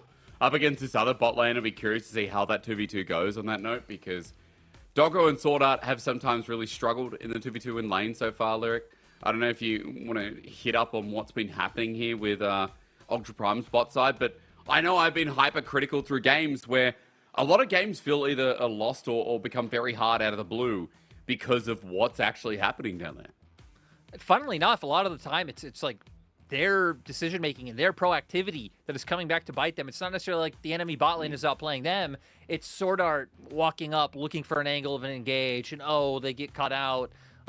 You know, enemy jumps in, or enemy jungles there, I think has been a big prevailing note for them. That was one of the things in the RA series. There's a lot of attention put down towards that bot lane by RA. Sadly, for RA, it was them who it ended up biting back in terms of Ning being there for the counter ganks, but just a lot of over-aggression that can come out to punish them. So that's why we're going to be looking at Tarzan to see if he's going to be able to do that, because Harry usually plays pretty respectfully up in that top side. Forge, you know, with how the mid lane meta is, not too many opportunities there. So I definitely think if you're LNG, you're kind of looking at Doggo and Sword Art as a potential lane that you can exploit. And then you could shut Doggo down, because even though I feel like Ning is the most important player in Ultra Prime, Doggo's still the one who is the largest part of the damage. It is the one stepping up to carry in the mid game, as he's an ADC and we're in an ADC meta. True. I mean, again, Doggo gets those team fights, gets set up, and it was those Jinx games we saw the other week. That was a really great example of that. I want to point out, I just saw a sign. Fireworks to the stars and may all your dreams come true. An interesting quote, but one that I think can apply a life lesson for us, Lyric. As that was for Doggo. What would that life lesson be? Look up, Big Bang, and dreams come true. Here's draft. All right, Ultra Prime LNG. There we go. Let's see what gets banned away. So far, I've noticed things like the Nico, Cassante still open, LeBlanc we've been talking about today, myself and Jamada. So I'm kind of curious if Ultra Prime are willing to do a bit of a handshake deal here to open up game one. I love that you bring up the LeBlanc, because for Forge specifically, who has always been more of a specialized player with his champion pool, right? The Sylas, the Akali, the LeBlanc. He's very much kind of that meta. It just seems like a very natural pick for Ultra Prime to gravitate towards, and they banning out the Nico themselves on blue side. Pretty interesting, but does still leave things like the Cassante open. With Vi off the table as well, you could always be looking at jungle. We have been seeing people play more of things like the Jace Maokai lately, but we do get Forge's LeBlanc, and I'm excited. All right, LNG, what's their response? Cassante still open. They banned away Ricard Lyric, which is not something we normally see. Jace still seen as a high priority, but many teams moving away from it, but not LNG. Yeah, it's been kind of interesting, which is, I was just about to hit on that before the LeBlanc got locked in, right? That Jace Maokai and just Jace overall, I feel like we've been seeing teams start to gravitate back towards it after like a week stint of deciding, yeah, you know what, this champion's not really for us. So we'll see what they do. Jace Renekton gives them strong soul lanes, both very flexible, right? Scout and Zika can opt to change it up if they wanted to try and dodge it on a matchup. And this also sets them up for like potentially Sejuani later on. So maybe not having to be as conscious about jungle bans coming through when there are still so many stellar options available for their comp. Well, we're not going to see it yet though, because it's Ultra Prime with their bottom lane. They're going to go for the strong 2v2 here. We're criticizing, we're talking about it being exploited, but Ultra Prime want to dive into it. As LNG aren't even thinking about bot side Lyric, they've got that strong Renekton that's constantly been banned away in recent history. And we get a jungler. So bot to the wayside for LNG, they don't care. No, and we might need to be on the lookout for them to bring out something like, the Varus Heimer, which has been kind of coming back into a bit of a niche role in the meta. We've also seen Gala bring out the Tristana too. So I feel like you have a lot of options left for the side of LNG, which is why you aren't too concerned about bot lane being pinched. And funnily enough, it seems like LNG are on the same end of like, there's kind of enough decent junglers in the pool that we'd rather get Harry off of some of these comfort champions. Lenar has been something he has just loved to lean on. 100% win rate in 5 games. Oh my god, that's huge. I mean, again, worth the ban away then at the very least for a player I think that's been a bit of a star. I mean, Harry has had some pretty great games so far, and again, for Ultra Prime, a team that's doing better than expected. Some of it you could go back and say that Harry was being a core carry. Is that no nah there? Let's see if there's a double topside ban Lyric, because Aphelios on Ultra Prime side, they're getting rid of the bot laners that are left available for Gala. Yeah, and not really too much else where you can look to pinch, honestly. Just the support pool has been pretty diverse all split long, so wanting to get rid of some of those S-tier champions coming on through. I'm more curious about what the second one will be, because we talked about the Varus Heimer and yeah, not wanting to give that Varus over. Okay, makes sense. Kha'Zix's on the other side, but Gala still has Zaya with some of the pairing if they want to leave support for last pick. My only question here, Lyric, is what do Ultra Prime do? What's the next step? You have very volatile lanes, very snowball-heavy picks. That's what I'm wondering as well, because I think it would be kind of nice if they were able to get a bit of disruption and NCC under their belts along the lines of the Wukong that still have standing, but I also wouldn't be surprised to see Ning go towards maybe a bit of a more skirmish-heavy option like a Viego when you already have a LeBlanc and Lucian that kind of want to set you up for a lot of burst early into the game, and it would be very easy to pair a jungler like that alongside it, but no. Going the completely different route, going a very defensive option. Wow. Trying to play kind of both sides, in my opinion, where it improves their team fighting a little bit, gives them some catch-out potential, but at the same time, when you look at Ultra Prime's comp, it's not going to be about the 5v5. It's going to be all about the 1-3-1, finding picks, and really just abusing the mobility that your comp has. I think this is like the second or third time ever in LPL that Cassante has not been picked, not been banned at all. Just finds its way through Ultra Prime, don't care about it, instead the Jax, as you mentioned. And we finish up with a Yuumi on the Zaya. So LNG, run me through, because there's a lot of range at play here in a regard through Scout, but we have a lot of skirmishing potential as well. Yeah, it's you know, when I see their comp, and especially with what they're playing into, I just think of them as the blender. You know, Dominus going to be popped, the giant roots by Tarzan going to be thrown out, Yuumi ult thrown on top of it at the same time, you know, like feathers bleeding on top of you. If Ultra Prime are ever just right in front of LNG, they're really going to feel some pain. That's why we said for Ultra Prime, really going to need to split up the map, because the 5v5 from LNG looks solid. Yeah. Other side, Ultra Prime, though, I mean, again, if I'm talking about skirmishing, they have very good early game here, especially once we get some key levels down towards that bot side. Also, a bit of mobility in the mix.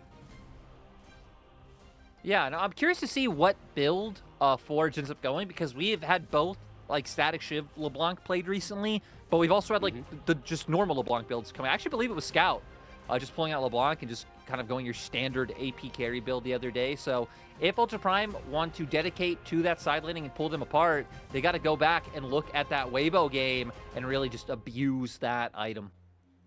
Well, and we'll see, because Ultra Prime, a win against LNG is what's all in the cards for today. This would be huge. It would be game-breaking, really, for the LPL, because Ultra Prime would move up to 5. They'd move up past that little halfway point, up alongside members like the LNGs, like the Ninjas in Pajamas. More importantly, underneath the OMGs and the Wavos, which is the next tier. Ultra Prime with a hard task, with LNG being firm favorites in their own arena, looking for yet another win in the column as well. You know, I've been so happy with Renekton back. You know, champion that's been so divisive over the years.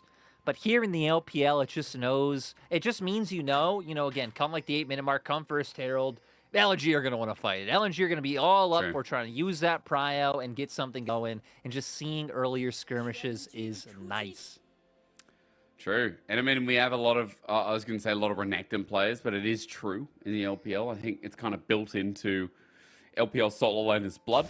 There's a lot of flexible players as well in the LPL. Scout, wow. Great trading under Forge. Even gets the clone. And just like that, I mean, Forge, oh, what a rough start to the lane. It's already begun. I mean, if you run into the Jace level 1, right, he has access to so much. Get off with the Q, hammer form, jump in, and he's just abusing Forge in this 1v1. And my God, this gives me flashbacks. Because I still remember the matchup specifically. Irelia versus Silas was when Forge first came into Vici. And the first time he, like, really truly got bodied in a mid lane matchup in 1v1, and Scout just solo killed him over and over again. Yeah. Not the fondest of memories. Look, no, I'm sure not. Like, such a rookie coming in against one of the tenured players of the LPL, now especially. I mean, Scout's been around the league for so long. I shouldn't say now especially. I mean, it's been 8 years, 9 years or something since he joined up on EDG. That's crazy. Maybe 8, more like it. This should be his 8th, as 2016. I remember joining EDG after having time behind Faker on SKT as a sub. I think he only played 1 game in the end, but still, you have that history there for a reason. And this is a big deal because remember, one game in the LCK. I think it might have even just been like 1 game in Kespa or something like that. All right. It was small. It was definitely small, eh? It was nothing big. Yeah. But, you know, sitting behind Faker, one can imagine the experience you get playing with the greatest player of all time. As, you know, Scout is that kind of player who now, again, has been around for so long, as we were saying. First time outside of an organization of EDG2 here in LNG. Lane going well, as we talked about. But bot side, just quick mention, Doggo and Sword Art having a bit of priority, pushing up Gala and Hung up against the turret. Meanwhile, Harry doing a little bit of the same against Zika, so all's well. It starts well for Ultra Prime here in this first game. 3 lanes prior to work with after the bounce back from Forge's wave in mid. It's going to mean that Ning can kind of just go unperturbed. And I think a big part of Ning's job this game is just going to be making sure mostly that his bot side can keep dominating in that 2v2 and really trying to snowball CS lead, get plates down, but then just covering the ganks that Tarzan's going to look for. We'll speak of actually the flash counter-strike. It's matched as well. Permafrost going to come through. Tarzan, one hit away. First blood, Harry. The commitment to the cause was beautiful.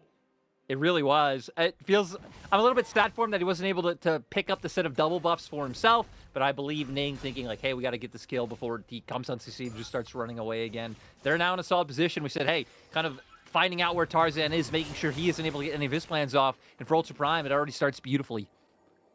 I mean, that top side, we talked about volatility of Renekton, but more importantly, we know what Harry's going to do later stages of the game. It was double flash committed there, though, Lyric, for Tarzan's one. We'll see if that hurts him at any point in the next couple of minutes. But for now, Tarzan is back towards the bottom side. A couple of camps behind as well, as Ning was able to get his first reset. And I feel like for Ning, it shouldn't matter too much. The big question will be if LNG find an opportunity to go punish a flashless Harry in top and really get their Renekton going.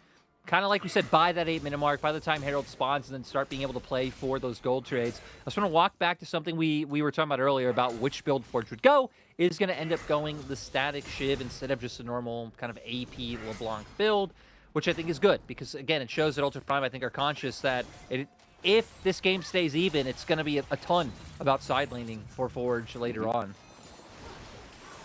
With Harry alongside him, it's going to be fun to watch out how Ultra Prime play past the mid-game then.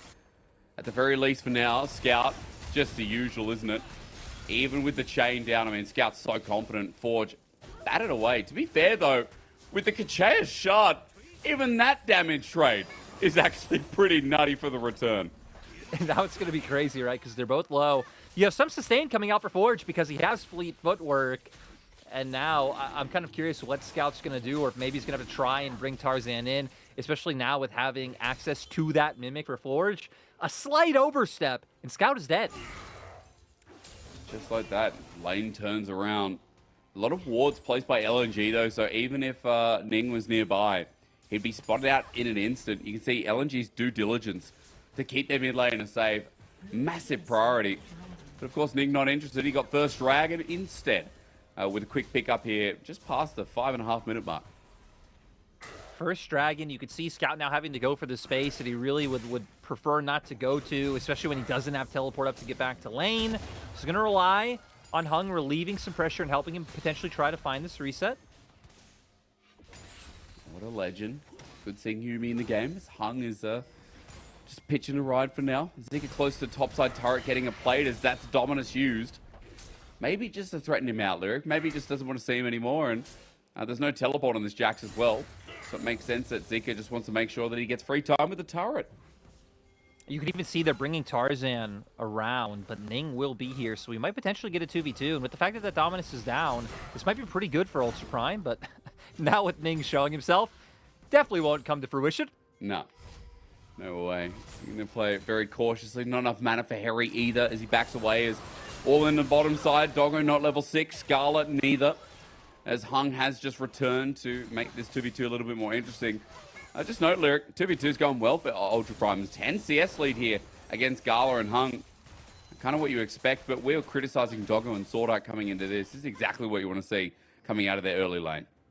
One plate picked up as well. And like you said, it is what you would want to see and expect to see from the matchup. And honestly, you'd even want Ultra Prime to be able to push this a bit further, especially with the fact that Forge is starting to be able to win out on some of these trades. Again, use like that fleet footwork sustain, be able to come back in and then poke Scott out.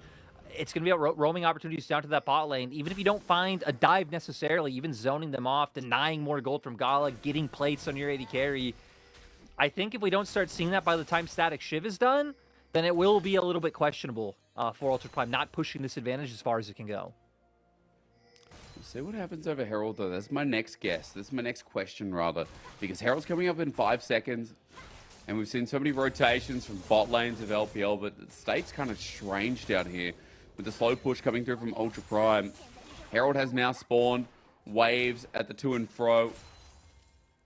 Lyric, my biggest question is whether Ultra Prime move their whole bot lane or if they just stay down here and they're culling. Okay, ult for ult. Gala not going to get too much in response.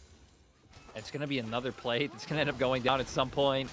And LNG, now this is a situation where you can potentially contest, right? Because the big problem would be the fact that Ultra Prime's bot lane has Prio, and they'd be able to move up first. But them staying down there in that 2v2, it would just be an outright 3v3 on top side. Tarzan not going to find his way into the pit in time, though. It's weird. It's just crazy. Ultra Prime so far dictating everything in this game so far. Yeah. I don't know. I'm speechless. Like you said, Sword Art's so heavily criticized. Ning for a long time heavily criticized. Forge pretty much across the board on Ultra Prime. 4 very heavily criticized players, and Harry not really having the notoriety or the tenure to be like really praised or criticized in either direction. But coming out ahead against so many legends of the Rift on the opposite side. Yeah, and again, like Ultra Prime with a 2k gold lead here in this early game. We've seen flavors of this before, but it's always been how they transition, decision-making, the classic things of like mid to bottom tier teams in the LPL. So a nice start, but we'll have to see what they can do as Ning is back up towards the top side. Harry has his flash again if he needs it. Tarzan obviously aware something's going on. As there's Glacial Prison. Okay, never mind. Zeke is just dead. Doesn't get to ulti. Tarzan comes in, but it's way too late. Not going to be able to find anything off of it. We do see that no Herald opportunity will be present to be dropped top with the fact that Tarzan is able to just finish clearing out this wave. But Ultra Prime are going to keep this going, and you were just kind of talking about the transition into mid-game. Again, I feel like that's been one of the parts where Ultra Prime has been more solid. Like, it's not as explosive as you'd expect from maybe like a JDG or BLGs. Maybe I need to hold on. Yeah, culling is look there. for it. Tidal wave as well. Gala doesn't have his own ultis. He flashes away. It's the exhaust used by a Hung. 2 summoners out of bot side. Ultra Prime hold on to theirs. And LNG's Gala and Hung are not getting a free ride at all. Neither is top side. It's all going well. Yeah, everything so far going wrong. It's not even like LNG are going to necessarily come back into this game and like crazily outscale Ultra Prime when you have things like the Jax and a Sejuani to contend with. But really great job just playing this one out. Lane gank comes out from Ning with the Glacial Prison and doesn't even have time to react. Not even able to get a Dominus off like he'd probably hope. Going to be putting the bottom side in the meanwhile. Oh, dear Lord. Tarzan trying to zone off. Trying to get away his doggo. Yeah, he's not going to get the ult from this. Unfortunately, only goes to Ning. Now, Ultra Prime hoping they can find an opportunity to do Dragon, but not going to be able to do it so easily with the fact that Tarzan's helping Gala and Hung get control over the spot side. But look at the map. Forge going to start moving down. Oh. Doggo out of mana, the range, how will it affect him as he's getting out of there? He's got both summoners down with double TP. Forge in an instant regrets this decision. Scout now looking for the chasers. Yuumi is just a pain to keep up with. Forge with the biggest mistake for Ultra Prime so far. Gala going to get the root down, but LNG looking for more on the dive. They have a full wave coming in. They can wait this one out. Zone him back on into turret. Doggo hides behind his jungle as Tarzan now accentuating the poke alongside Scout. Sword Art out of mana for the healing as well. Look at the range, Lyric. They're just slowly but surely getting them low. Gala's got the wave coming in. Ultra Prime like, which direction do we go? Somebody help us. Flash away from Sword Art, but all in an instant, they're all dead. Hung will happily sacrifice his life as Scout takes one turret shot for good luck. And LNG have awoken. LNG finding a way to come back in. That was painful watching for Ultra Prime of like the slow burn. You know, people say like your life flashes before you, like when you're about to die. But I kind of imagine death with me like this, where you have to just slowly wait for the inevitable that you know is coming. And oh my god, yeah, it feels bad for Ultra Prime. We're gonna see here Again, you don't want to run into the champions that LNG have. You'd be running into things like the Yuumi ultimate coming out, twisted advance from Tarzan, locking you down. You're all very short range. That's what Ultra Prime have been doing so well up until now because they were pulling them apart. And like I said, this just hurts. They know exactly what's going to happen. They know they're going to die, but what can they do? Absolutely diddly squad. Scout came in with more health. Scout came in with more mana. I don't even want the replay. Let's just take it off the screen. No, the observer's got to show it, don't they? They put it slow-mo as well. And we just get to see Gala, Scout ripping them apart. Double kill for Scout on his Jace as well. Now has an Eclipse lyric. And before we're talking about Doggo, or excuse me, Forge, what he can do with the static shift in the side lane. I mean, now LNG have a very strong mid laner who is going to burst and duel pretty much anyone on this map at this point. Yeah, if you can just keep whittling them down. But it's actually Ultra Prime looking for the engage. Scout flashed that. He had to get away from the ult. He is now one in return. Tarzan running with Hung as Forge taking a lot of burst yet again. Gala gets the root, but Harry is here. It's a top lane difference for this Dragon. Ultra Prime want it desperately, but look at what his movement has cost. Zika fun in the sun up in the top lane. Being able to get some gold back into his pockets after, you know, after going down earlier when he did get ganked. He is still up in CSO, which will be fine, but he's going to get what he wants because now it allows him to start hovering over and going to try to take this scuttle. Counter-Strike going to be used, but Slice and Dice in response. Sword Art is here. Good damage. Flash away. Zika greedy with the pathing. Wanted to scuttle there, Lyric, as Ning wants to steal. Tarzan, how's your smite today, brother? It's good enough, and Ning won't even make a response. So now we're paying attention to Herald. It's about to come up in 20 seconds. For Ultra Prime, they already have top side control, considering that they just gave up this Dragon.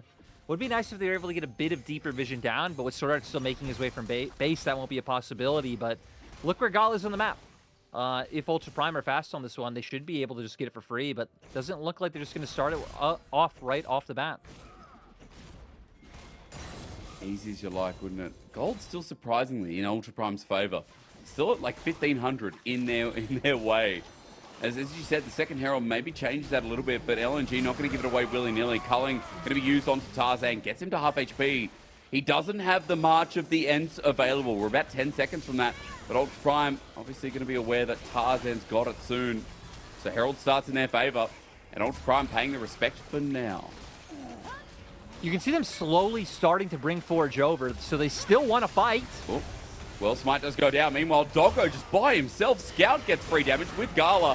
Harry isolated as well. Ultra Prime have come into this without their mid laner, mind you, as Tarzan gets another free flash thanks to Nature's Grasp. Ladies and gentlemen, they got him. LNG have just taken away Doggo, who's having such a fantastic game, or at least was at some point here, Lyric. But LNG got the Herald on top of that as well. Yeah, they're just going to be able to barrel down this mid lane. A LeBlanc and Anami should not feel safe just sitting under this turret. Luckily, Ning's not too far by, so no type of dive would really result in any threat. But it's plays like that and question marks like that still make you doubt Ultra Prime in terms of... Yeah.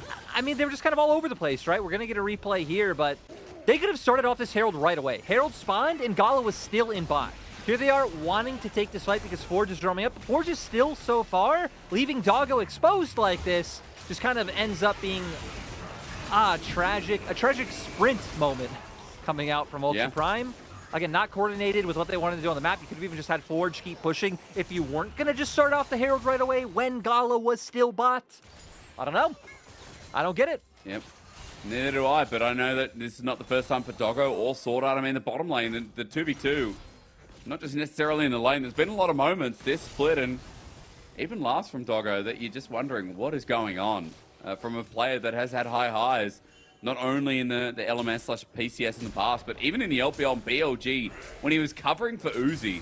At the start of that BLG split, Doggo was insane. So, again, just a little bit sad as Forge. I mean, hell, think about MSI. MSI as well, when he finally got that like claim to fame, when he filled in for PSG, right? That's really where he made his name and how well he was performing at that tournament. So he's shown he can perform at the highest levels of competition. He just needs that consistency. Yeah, and unfortunately, haven't seen it here. Early start to the lane was great, but for now, 1 and 2. You can see Gala now with the bounty. After that, even being down CS. There's the culling, but again, he's out in front of the whole team against Tarzan. flashes away. He'll survive, but Tarzan ulti finds another victim in Sword Art. LNG not willing to close the gap as they move down towards bottom side. And no dragon yet, but still finding a good couple of picks and summoners yet again. LNG still just going to posture aggressively to keep maintaining vision control. And this is what you want to see, right? I feel like a lot of teams can be a little bit sheepish about trying to push that vision line deeper. And even if you know it's not a place where you can necessarily constantly defend, I mean, if you're going to do it now, like where Hung needs to be off on a reset timing anyway, it gives enough vision safety for Scout to be able to play that bottom lane very aggressively. And then they're wasting time clearing out that vision. You've already got your reset. You're coming back on the map, but then you have a new window to try and get vision down once again. Cool. Close call from Forge. LNG advancing that vision line. I mean, it's red buff city that they should be able to take with so much priority. Forge is running in for a little bit of a taste of what's going on, but Scout's got a level advantage. Scout's going to have that turret with the next wave as well. And LNG, for the first time in this game, it feels like will have the gold lead as well. Lyric, we're talking a little bit before. Please. Actually, you should probably go. I probably shouldn't derail us. You should probably ask me what you're going to ask me. It's that American-Australian, that bloody like 2-second delay. You said red buff city, and it just made me wonder, like, right, we have like Ionia, Bandle City, all these places in Runeterra. I guess where would red buff, come from? Great question. Which region? Where's Ivan from? I have no idea. Is it just Runeterra? You know, when they don't have a place for someone, it's just Runeterra. Is culling. Gala, good ulti. Doesn't ulti early and gets out of there. Hung, just in case, has to pop his own. Either way, yeah. I feel like that's apparently where Ivern just comes. Ivern just comes from Runeterra's forests. That's just saying he's from all over, lame. Essentially. No, it's kind of like saying he's a hobo, honestly, right? Like, for being real. Yeah. But wherever Ivan's from, that's the man. That's where red buff, blue buff are from, surely. Because Ivan used to kill them. Ivan was like, it was a serial killer, wasn't he? Something about Ivan just used to kill everyone. I actually think Ivan used to be a serial killer. That's the law. If anyone would correct me, feel free. No, he was a bad man. Oh, very bad Ning man also Ning might be a bad man. Yeah, and he'll regret that. He will oh god, and the root got Sword Art and Doggo as well. Gala thinking about chasing. Sword Art slowed down. It's another twisted advance. Down he goes, but the turnaround good for Ultra Prime for the time being, but Scout has made his entrance known. Zeke is also here, and Harry might have to run through him. Counter-Strike going to give him a little bit more time as still underneath the turret. Grandmaster's Might helps out Scout. Still there, ambitious son. But he manages up to 2 turrets as well, as it's a 2-for-1 trade in favor of LNG to still get the dragon. And now we're at a point where you can see what LNG are doing, right? Constantly dropping sides, just over-grouping, and really putting emphasis on just controlling one part of the map at a time.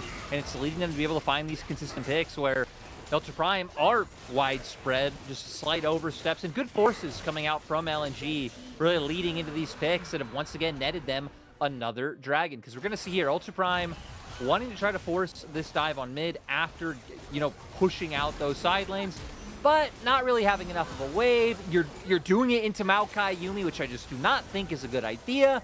And then with those roots connecting onto Sword Art and Doggo as well, it just guarantees the kills to go through for LNG. Ultra Prime at least getting a response, but still they have to hard commit every time. And Lyric, every time it's more gold going into LNG's back pocket. Now with the gold lead, now with 2 items on the Scout as well, fully stacked Mirror Mana. Even Forge is struggling behind, so all I have to ask is what happens next, because Ultra Prime, we talked a little bit about, their composition needing, I guess, a snowball effect, right? We needed Doggo and Forge to be in a position of power. Lanes had to be pretty decent too, so what's next?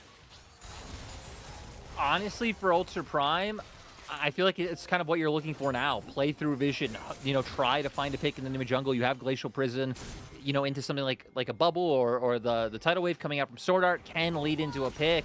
But I feel like it's going to be very hard because you saw Weibo run a very similar comp and strategy to this the other day, and they did not team fight almost at all. They were just pulling the enemy around the map, furthering their gold lead with CS, with objectives. And the fact that Ultra Prime haven't been able to do that, and LNG are now the ones that are up, it's going to be rough. Because now you're at a point where LNG are so close to Soul, you're on a bit of a timer yourselves. Then Elder will be spawned. You can't ignore that objective. Just drawn all ways around the map. I mean, even then, Ning pressured out, ulties. Tarzan holds onto his own. And LNG continue putting threat on the side lanes. We're meant to talk about Ultra Prime and how their side lanes could take over. It's only Harry right now having a good time. He's huge. Scout He's is too absolutely large. massive. What can they do? What can they do when this Jace is able to pick up so many kills so early on?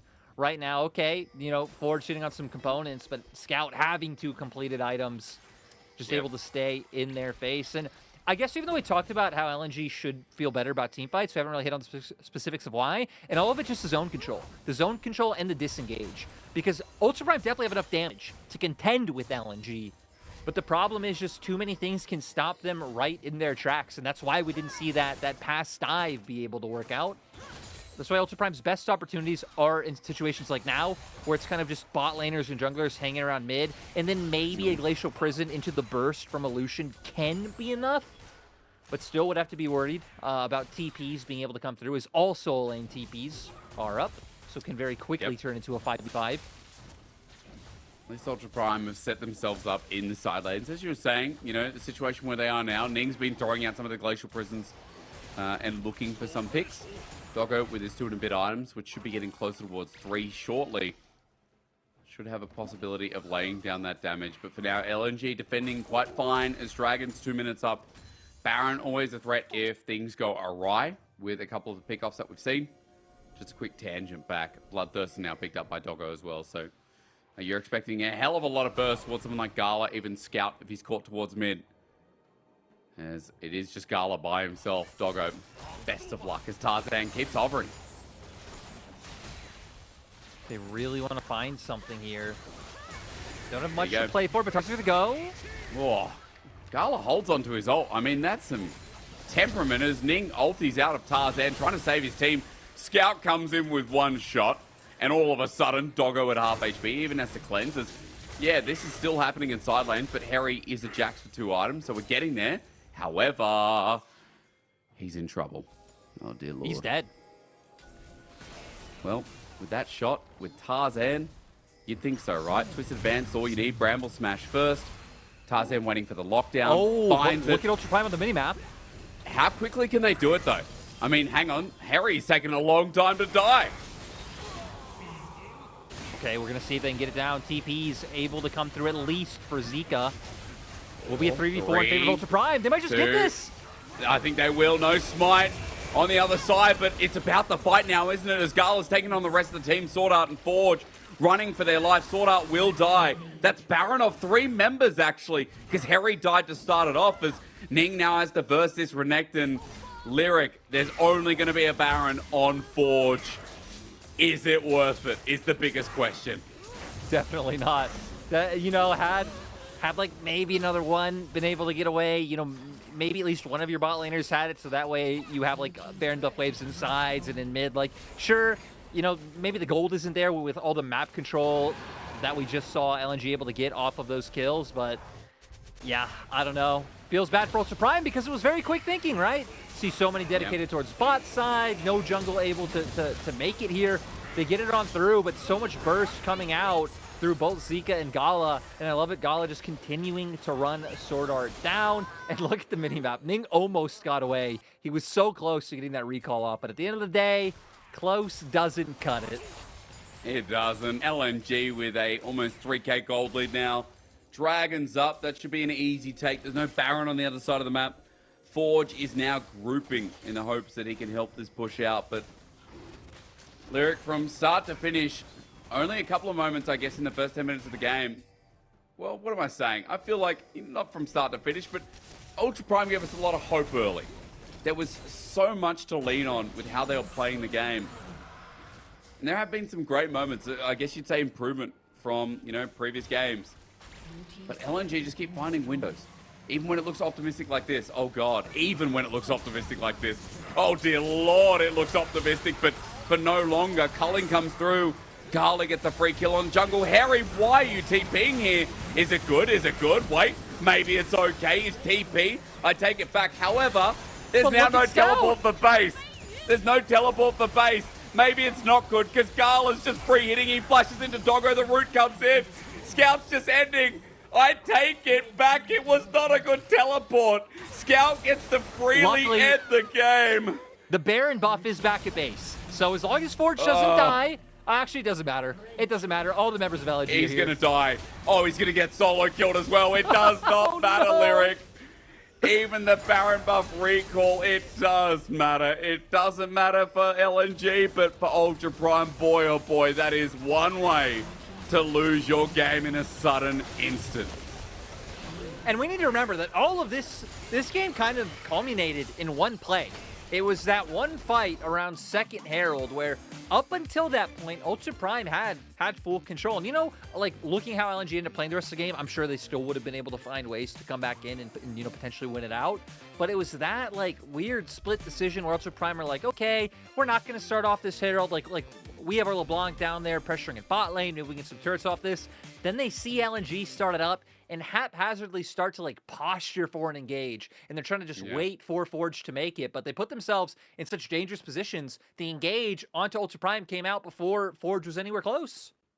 And it's just funny because, again, you know, Forge is one that priority picked this, and we saw early Static Shiv. We saw Ultra Prime with great early lanes, but yeah, it just kept falling to the wayside. And the overforce mid Lyric hurts to watch considering how strong this team looked and how impressive they looked to start things off. And it's also interesting because, like we were saying in the game, it's not like Ultra Prime are this team that's like super aggressive and are going to constantly try to force and like snowball a victory out of control. Like they were still decently tempered with the plays they were looking for. But yeah, every play just going a little bit too far and ending up biting them back. And Scout, what a great performance. Coming out from Scout, the split pushing, the damage he was doing in team fights, like TPing it, always being the center point of the play, right? Whether it was like a team fight or like trying to poke them off an objective setup or him being the one to split push, everything that LNG did as a team was based around him after him finding such a large early game lead. Hell, remember what he was doing to Forge in the first like 40 seconds of the game? It was disgusting. Yeah, I know. I was optimistic on lanes, but you're right. It definitely wasn't it definitely wasn't a great start for the game for him, especially. Scout on something like Jace, you know, some of the carries. We've been talking up Scout for many splits now, and I think he, in the recent 2 years, has had more amazing splits than not. And I'm just kind of hoping that we're, again, seeing that repeat, because if I don't recall, he's top of MVPs. Scout's 7. Like, he's just having another one of those barn burner splits again. Yeah, and you know, that's one of the things I love about LPL as well is how many like top tier mids you have that stay top tier mids for like so long, and they don't really have off splits. You know, they might have off moments or off games, especially when you have to play so many series in LPL and it's all back to back and there's like travel involved with all the stadiums. But yeah, Scout has been able to keep it up, and the team around him, I mean, he didn't really need too many flashy members from any other member of LNG in that game. They just had like a solid idea of how their comp worked. You saw Tarzan a lot of the time kind of trying to find those angles to use that ulti and lock them down, and he really was a big part of the setup. And then Gala, I mean, yeah, Gala just looks solid when the game does kind of evolve into team fights, and then him having so much peel to be able to play as freely as he wants. Really solid game. Again, the lane, not amazing. We talk about, you know, well, he was going up against Lucian Army, but the lane is not what we talk about Gala for. We talk about for the team fights, the skirmishes, and again, comes up clutch alongside Scout. Honorable mention to Tarzan as well. I think, you know, there was that first blood lyric that he got caught out by Ning and Harry, but after that, Tarzan ulting off a cooldown, setting up his team perfectly. I mean, that's why this Maokai pick had such value, not only in this game, but I think in a lot of LPL games that we've seen. And that's why I'm glad it's kind of been poking its head back in, and more teams have been going towards it, because we do see a lot of games where both Jason and Maokai make it through draft, and you can see teams like toy with the idea, like they'll hover over one of them, but haven't been locking in as much. And LNG showing that when they have this power, especially this power in mid-jungle, that they can take over. Well, it's a power from mid-jungle that we set up for multiple splits that we thought might even get them to MSI at some point. It's a power of mid-jungle that hypes up LNG, and it's that mid-jungle that really smacked him in the head in game number 1. LNG with a firm victory to open up this series. We'll see if Ultra Prime can fix it up in game 2. Otherwise, we're just getting to Top Esports JDG a little bit quicker tonight after the break.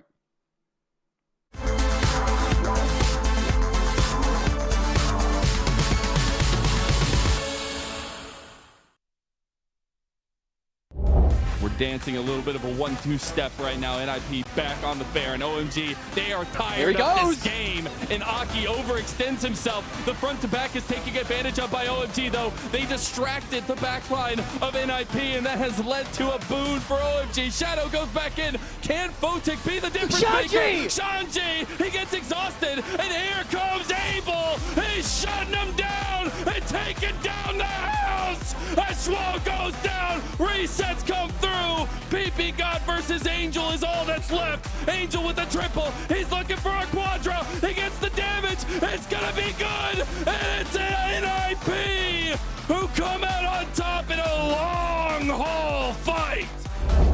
Top Esports with a very low headshot. You just need to land one EQ, buddy. One Q. And that's Top Esports being down. Up here. He's going for a little bit more. Jackie Love actually ults onto him and just takes him out.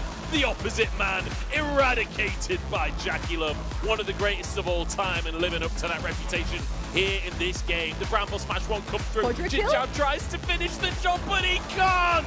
Nobody can bring him down. It's Jackie Love on the scene. They're going for the inhibitor for the side of LGD. They want to stop this Meteor too late. A valiant effort from Meteor, but it's not going to be enough. Tries to stop the ports now. The GA will buy some time. This Decade will get the inhib. Jackie Love, 2v1 here, will mark alongside him. The sustain is there, though, when he actually gets them. He charges forward. Your carries mean nothing here.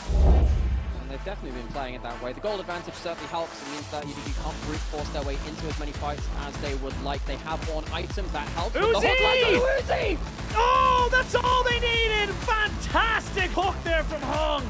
And that means that you don't really have the damage to continue this fight. Two-man decimating smash into the knockback of Fofo. He will have nothing to do with this fight. Like, they get a big hook onto Ruler. They will one-shot him with an Aphelios. But Finn, not the champion you'd expect to be one-shot. He's going to be, though. It's the Ignite burning away. Knight can't quite finish the kill. There's now the follow-up anti-engage, and Shun just taken for a ride, as so are the rest of BLG. JDG happy to go under the tower here. Look at them shred through BLG.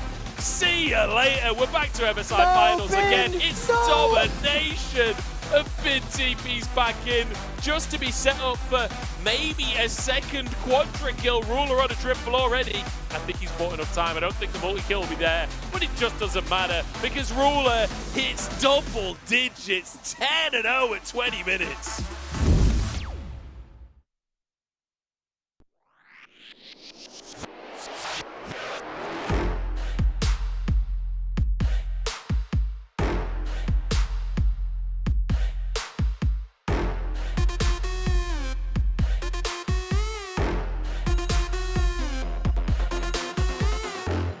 赤信号だとしてももう止まらない理解不能のスピード100倍速い地横なんて哀れよねねえ聞いてよな負けの準備でもしておきな Come try me get you down 悩んでもやめないわ No more 苦い思い消えてよこの街に呼ばれる際にレクチャー全力で追い越してよさ Trading モード始めよう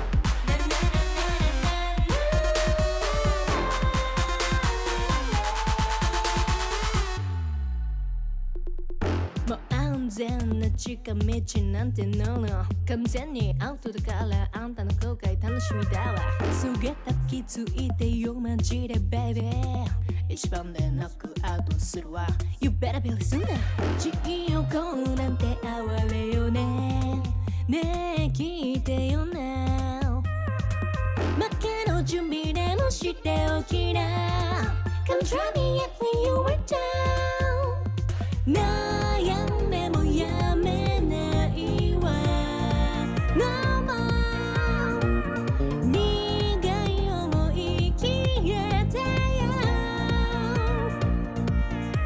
この街に呼ばれる生命フェッチャー全力で追い越してよさ Dreaming の始めよう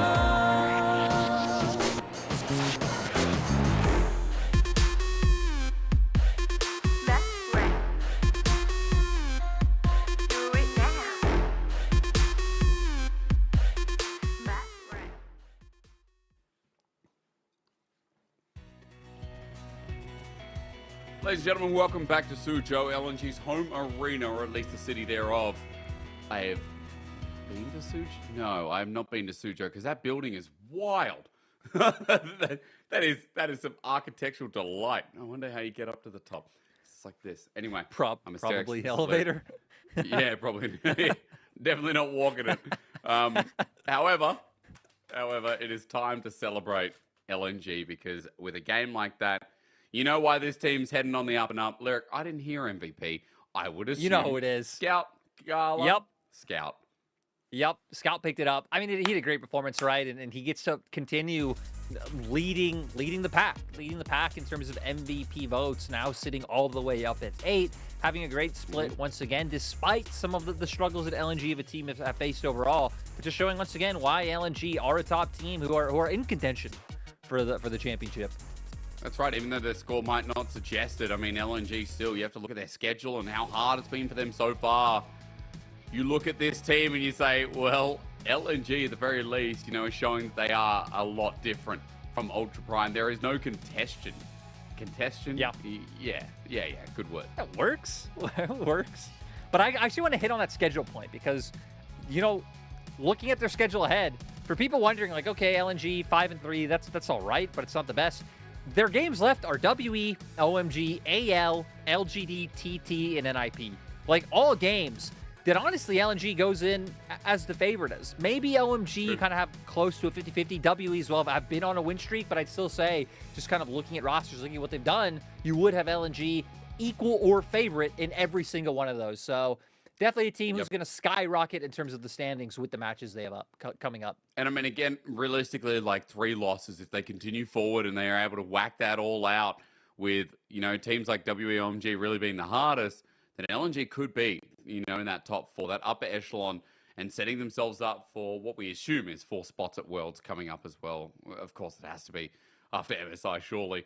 But still, point is, LNG showing they are a top-tier team. Ultra Prime showing us their early game, you know, it can be quite potent, can be quite aggressive, Lyric, but never goes anywhere. Like, Ultra Prime caught out many times, through mid especially, and LNG were just getting free engages past the 15-20 minute mark.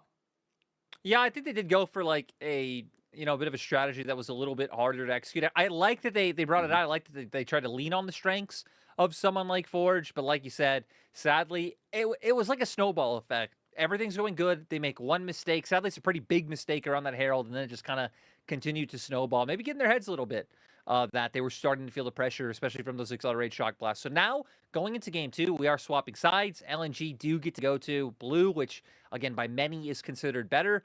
But Ultra Prime have actually picked up most of their wins on red side. They've won 5 times on red, 3 times on blue. So might even be a bit of a blessing in disguise for Ultra Prime with the swap of sides coming in.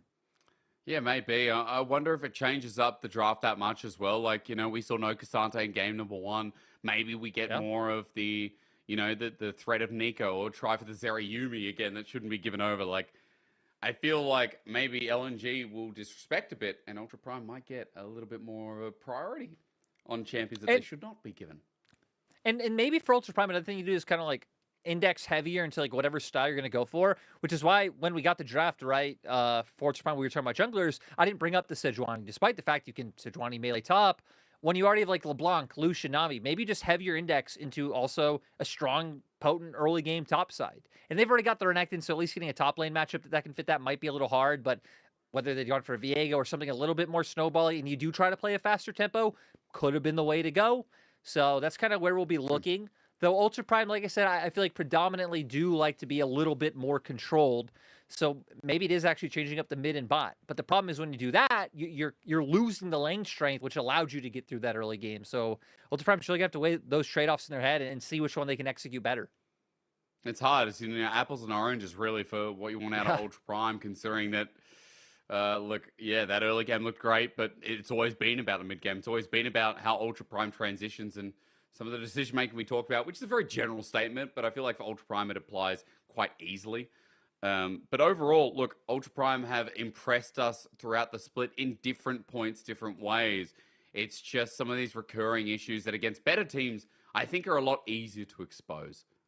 Exactly. Right? Because that's the big thing here is like for LNG, a lot of the times we're doing a nice job of like setting themselves up to take advantage of the mistakes, right? Like anytime they'd see the LeBlanc or the Jax missing off the map, they would also already start collapsing towards mid and be ready for those pinches to come through. So LNG definitely had some nice reads, and I think not every team would have been able to do that and find that comeback in game one. And now we just want to see them solidly close it out. Because I'll be honest, coming into this matchup, I'm hugely biased for Ultra Prime just because I love the underdog story in Ultra Prime. Kind of like the ultimate underdogs coming out from last split. Again, finished last place. At the same time, though, on the same token, I don't want us to fall behind our match of the week because this is in Suzhou. For that one, we will be going back. Actually, well, I guess we'd be in Beijing, wouldn't we? Because it's a JDG game. We are. JDG's arena, yep. Yeah, so yeah, it would be nice if we could stick to schedule. Sorry, Ultra Prime. But, or Ultra Prime, if you want to clap back and have like 2 15-minute stomps, that sounds pretty cool as well. I'm up for that. Okay, all right. Well, either way. Look, listen, we have an hour timer. This series has to finish within this hour. However it happens, I don't care, but it has to be done within this hour. Okay, copy Make it that. happen. All right, ladies and gentlemen, you heard it. It's 8 o'clock right now, my time. How can the series be done in an hour? 2 ways, as you said. 2 claps from Ultra Prime or 1 from LNG. Okay. Oh, great. You know what? Optimistic for LNG. You know what? I'm not hearing the belief in Ultra Prime. As someone whose favorite team is 2018 IG, I'm a bit disappointed in you. You got Ning on the stage. Are they? Yeah, but that's one element. And I'll be honest, Ning was not. Who do you think I was a fan of? Who did I follow IG for? I don't need to think. I know it was the Shy. I know. You know what I mean? If the Shy, puts out an ad that he needs like a butler or like a driver or something, I know you're gonna be the first man that applies. Dude, of course I'd be a butler of the Shy. I'd be like, okay, I'm now top lane main. Tell me all your secrets, all your wisdom. It's like American Gangster with Denzel Washington. He was the driver, and then the boss dies, and then he takes over, and he doesn't accept no crap. I would be the Shy. The Shy too. Well, you've all heard it here first, I guess. We are in draft now. You know what? I respect the plan. I got to be honest. I respect the plan. I kind of was the one who set it in motion, so I got to take a bit of responsibility myself. But no LeBlanc this time. It's actually going to be banned by Ultra Prime themselves, which I think is fair, right? If there's another person who is an absolutely cracked LeBlanc, it is Scout. But with the performance he had in game 1, it looks like they might just want to go back to what worked for them so well. Yeah, Jason was big, wasn't it? I mean, again, we also see things like the Maokai still up and available if they choose. LNG playing around with it for the time being. Annie was also passed on, but yeah, there we go. First pick, Jace. How good is that? With LeBlanc panned away lyric. I wonder if Ultra Prime try and get that Annie for themselves, or if this Milio makes a return. Yeah, you can go Milio Lucian here. That way you don't give away the potential. Like if you pick Milio and let's say they went for Annie, you don't give up. You don't have to go against Lucian Nami. So I think those are kind of your options. You either, if you're going to take the Milio, it kind of feels like you should just outright take both, or you potentially end up taking neither. We do see the Annie coming through, which is what we would expect with the fact that 3 mid lane bans thrown out and like 2 of the S tier ones. So get your hands on that. Have strong setup coming through in the mid lane. And now you'd probably like to look down towards AD carry once again as well. No, actually, this is better. Take away the potential for like the Maokai to come through and have the strong like early double AD soul lanes. Also, again, potentially denies like what could always be a Sejuani angle had they wanted to get away from the Maokai and go towards that this time. So the Prime coming in with a nice takeaway. Well, look, I think ideally, you know, Harry has been someone who, again, has been top-tier top laner for this team. That Nas left open, but yeah, again, he wants to pick himself up the Renekton, which in previous splits he hovered towards as well. Tarzan getting the Maokai yet again. Bot lane, question mark? Or do they just get support? Yep, they take away the Milio from Ultra Prime just in case. Yeah, actually not scared of their top lane options being pinched, which, again, theoretically, you'd want some kind of, like, AD champion coming out of Jax, Gnar still being available, but beyond that, I guess we have, like, things like Kasante, you just kind of run a double frontline-esque top side. We're going to see here Ultra Prime just wanting to match support with support. They are fine leaving their jungle to second rotation. You did mention that Ning has been someone who, even though hasn't brought out anything like crazy off meta, has been playing everything. Like, has played the Viego, the Nocturnes, the Poppies, the Kindreds, the Kazakhs. So I think it's a good choice by Ultra Prime and already setting up for heavy dive against LNG, which when you have not only a Jace, but a champion like Bila that's going to extend the range of whatever AD carries paired alongside, I think it's a pretty good call. Just a note on that. I mean, Ning last split, remember the Jarvan came through a couple of times. Like, he is someone not averse to playing very off-meta. So you never know with Ning, despite this split being, I guess, rather straightforward in comparison. On a note of what you're talking about bot side, it's going to be Lucian taking away the most comfortable pairing. Don't know why I started talking like this. But for some reason, I've been watching Scottish TV shows, and that was just awful. I'm so sorry to Scotland. It was Black Mirror. It was the Loch Henry. You know, if anyone hasn't seen Black Mirror, holy crap, I need to stop. You take over, Luke. You do need to stop right now. I'm not on anything. You know, if I'd been casted from Australia and that had been a thing, it could have happened. But I guess I will just keep rambling on. Only 180 carry band going to come through, so you will still have the potential of Felios there for LNG. I wonder if Ultra Prime will maybe just look to take that one away themselves. But we need to remember it's Gala. Gala has also brought out the Tristana alongside the Milio before, so that is definitely something they could do. I believe that was in their matchup against BLG. Was indeed. You can keep taking the wheel if you want, no problem. And maybe I shouldn't talk today. You shouldn't talk at all? I mean, you do have a long day, right? You were here last series. You're here until next series. This is what we'd expect, though. The Felios just hit on. It's also the champion that Doggo was really just kind of known for. When, again, he was kind of just stacking up that name recognition with all those good performances. I already hit on the Tristana. This is pretty nice, though, for the amount of engage that wants to come your way and having access to that ulti. Jax going to be the other thing on the table, which, again, I'm surprised Ultra Prime actually didn't ban this one out. I mentioned, like, Gnar, Jax, these were, like, the AD kind of options that was still left open that can give you a lot of strength in that top lane 2v2 with Maokai. I mean, again, also for Zika, second most played. Something that maybe should have been respected against him. So, yeah, further to your point, LNG given some pretty powerful comfort picks like Gala Zaya from game number 1. As well, speaking of Ning, a powerful pick in the Viego would be cool. It would set him up to do a bit more carrying, which some of these more successful games, Lyric, Ning does wear the carry pants. So, run me through. This feels a bit more standard, a bit more skirmishy. A bit more blow them up from Ultra Prime. Exactly. You've hit the nail on the head. It's a more standard composition. I think it's going to be a lot easier for them to be able to play through because they don't have to be so as apprehensive about taking those fights. And we even saw in last game, right? A lot of what Ultra Prime would do was not try to push the split push as far as it could go like Weibo did with the static Shiv LeBlanc. A lot of times they were just kind of pushing, rotating, and then looking to take advantage with numbers. This comp does that so well with the amount of engage and lockdown that it does bring. LNG going to once again kind of look to play it a little bit from a range. They still have some decent zone control coming in, especially with that Maokai ultimate. But now they're going to have to be the team a little bit more relying on kind of pulling the members of Ultra Prime apart with the amount of pressure that Jax can put up in topside.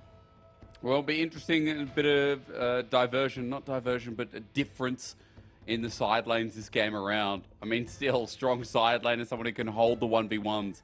But that's what will happen if Zika can really get himself ahead.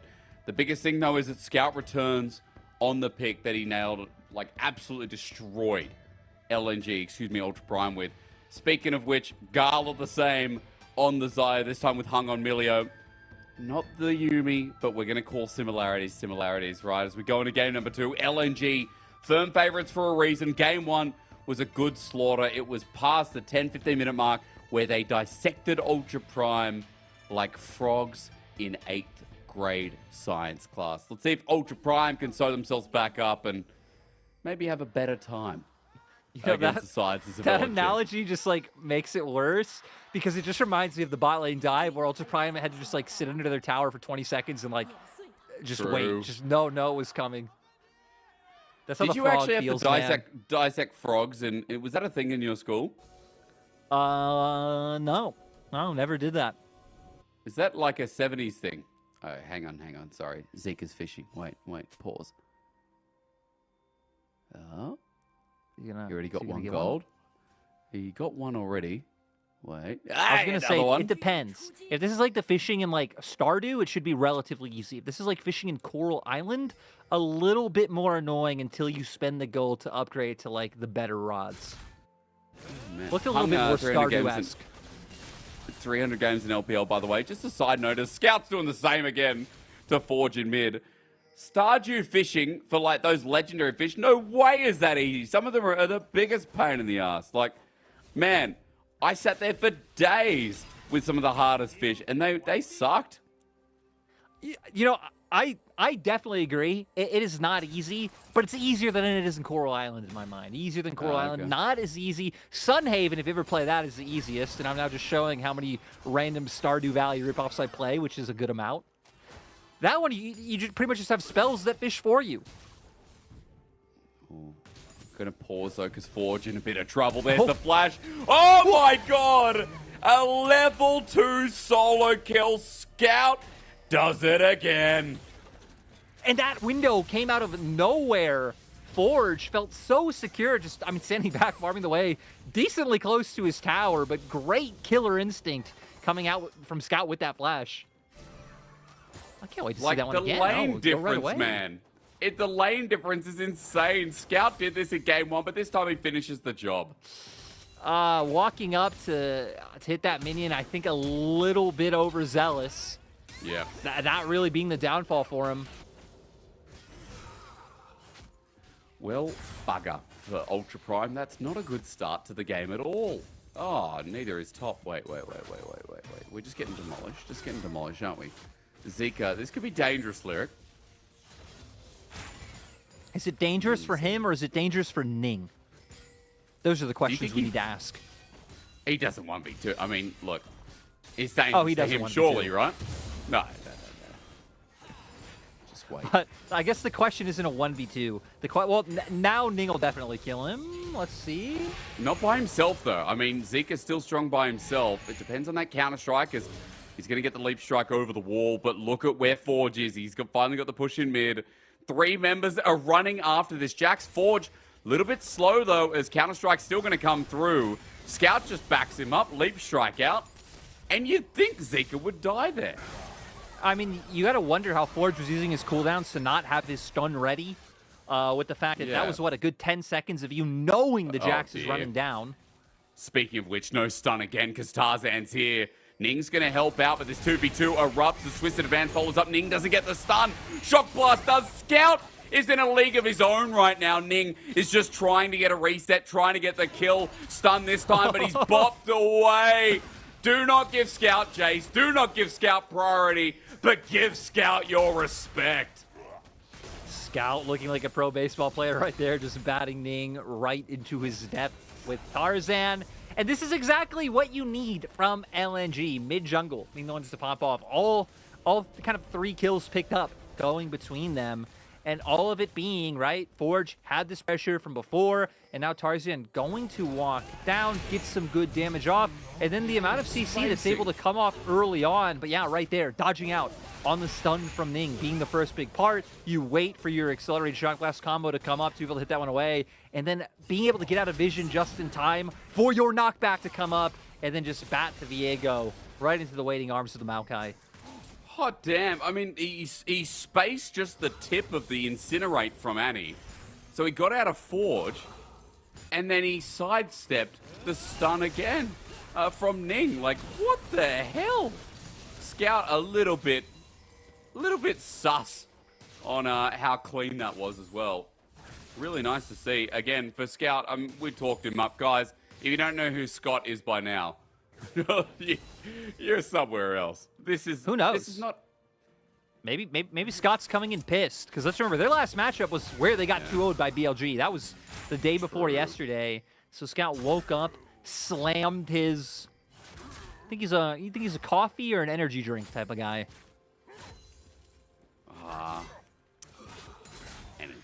Energy drink. I was going to say, he doesn't really seem like a coffee. I don't think many of the players would be...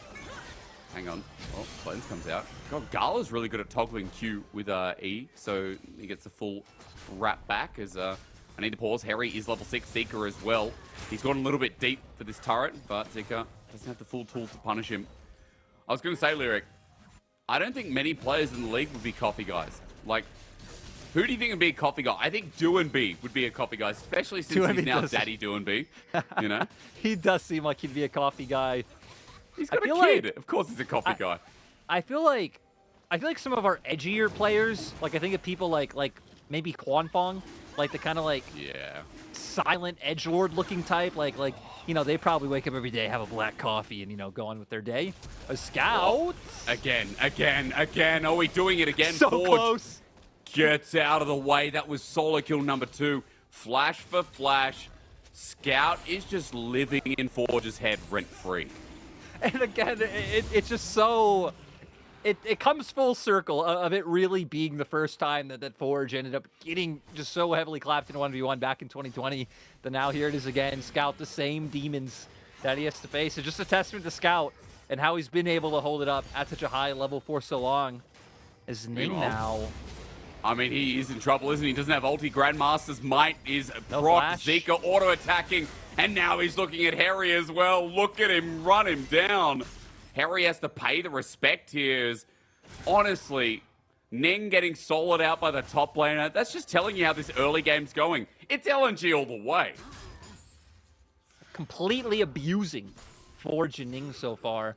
And, this is kind of the trademark of Ultra Prime, that you can be like, okay, it's not even a 2K gold lead yet for LNG, but when Ning is set so far behind, that's usually the bad omen that Ultra Prime are going to not really find a way to be able to come back in. He really just has been so crucial in setting up so many of their engages in past games, picking up MVPs for Ultra Prime. So for LNG, it wasn't even necessarily like a really targeted plan of like going and attacking Ning, but just kind of the happenstance of how this early game has panned out. They really have just shut down the most critical member of Ultra Prime.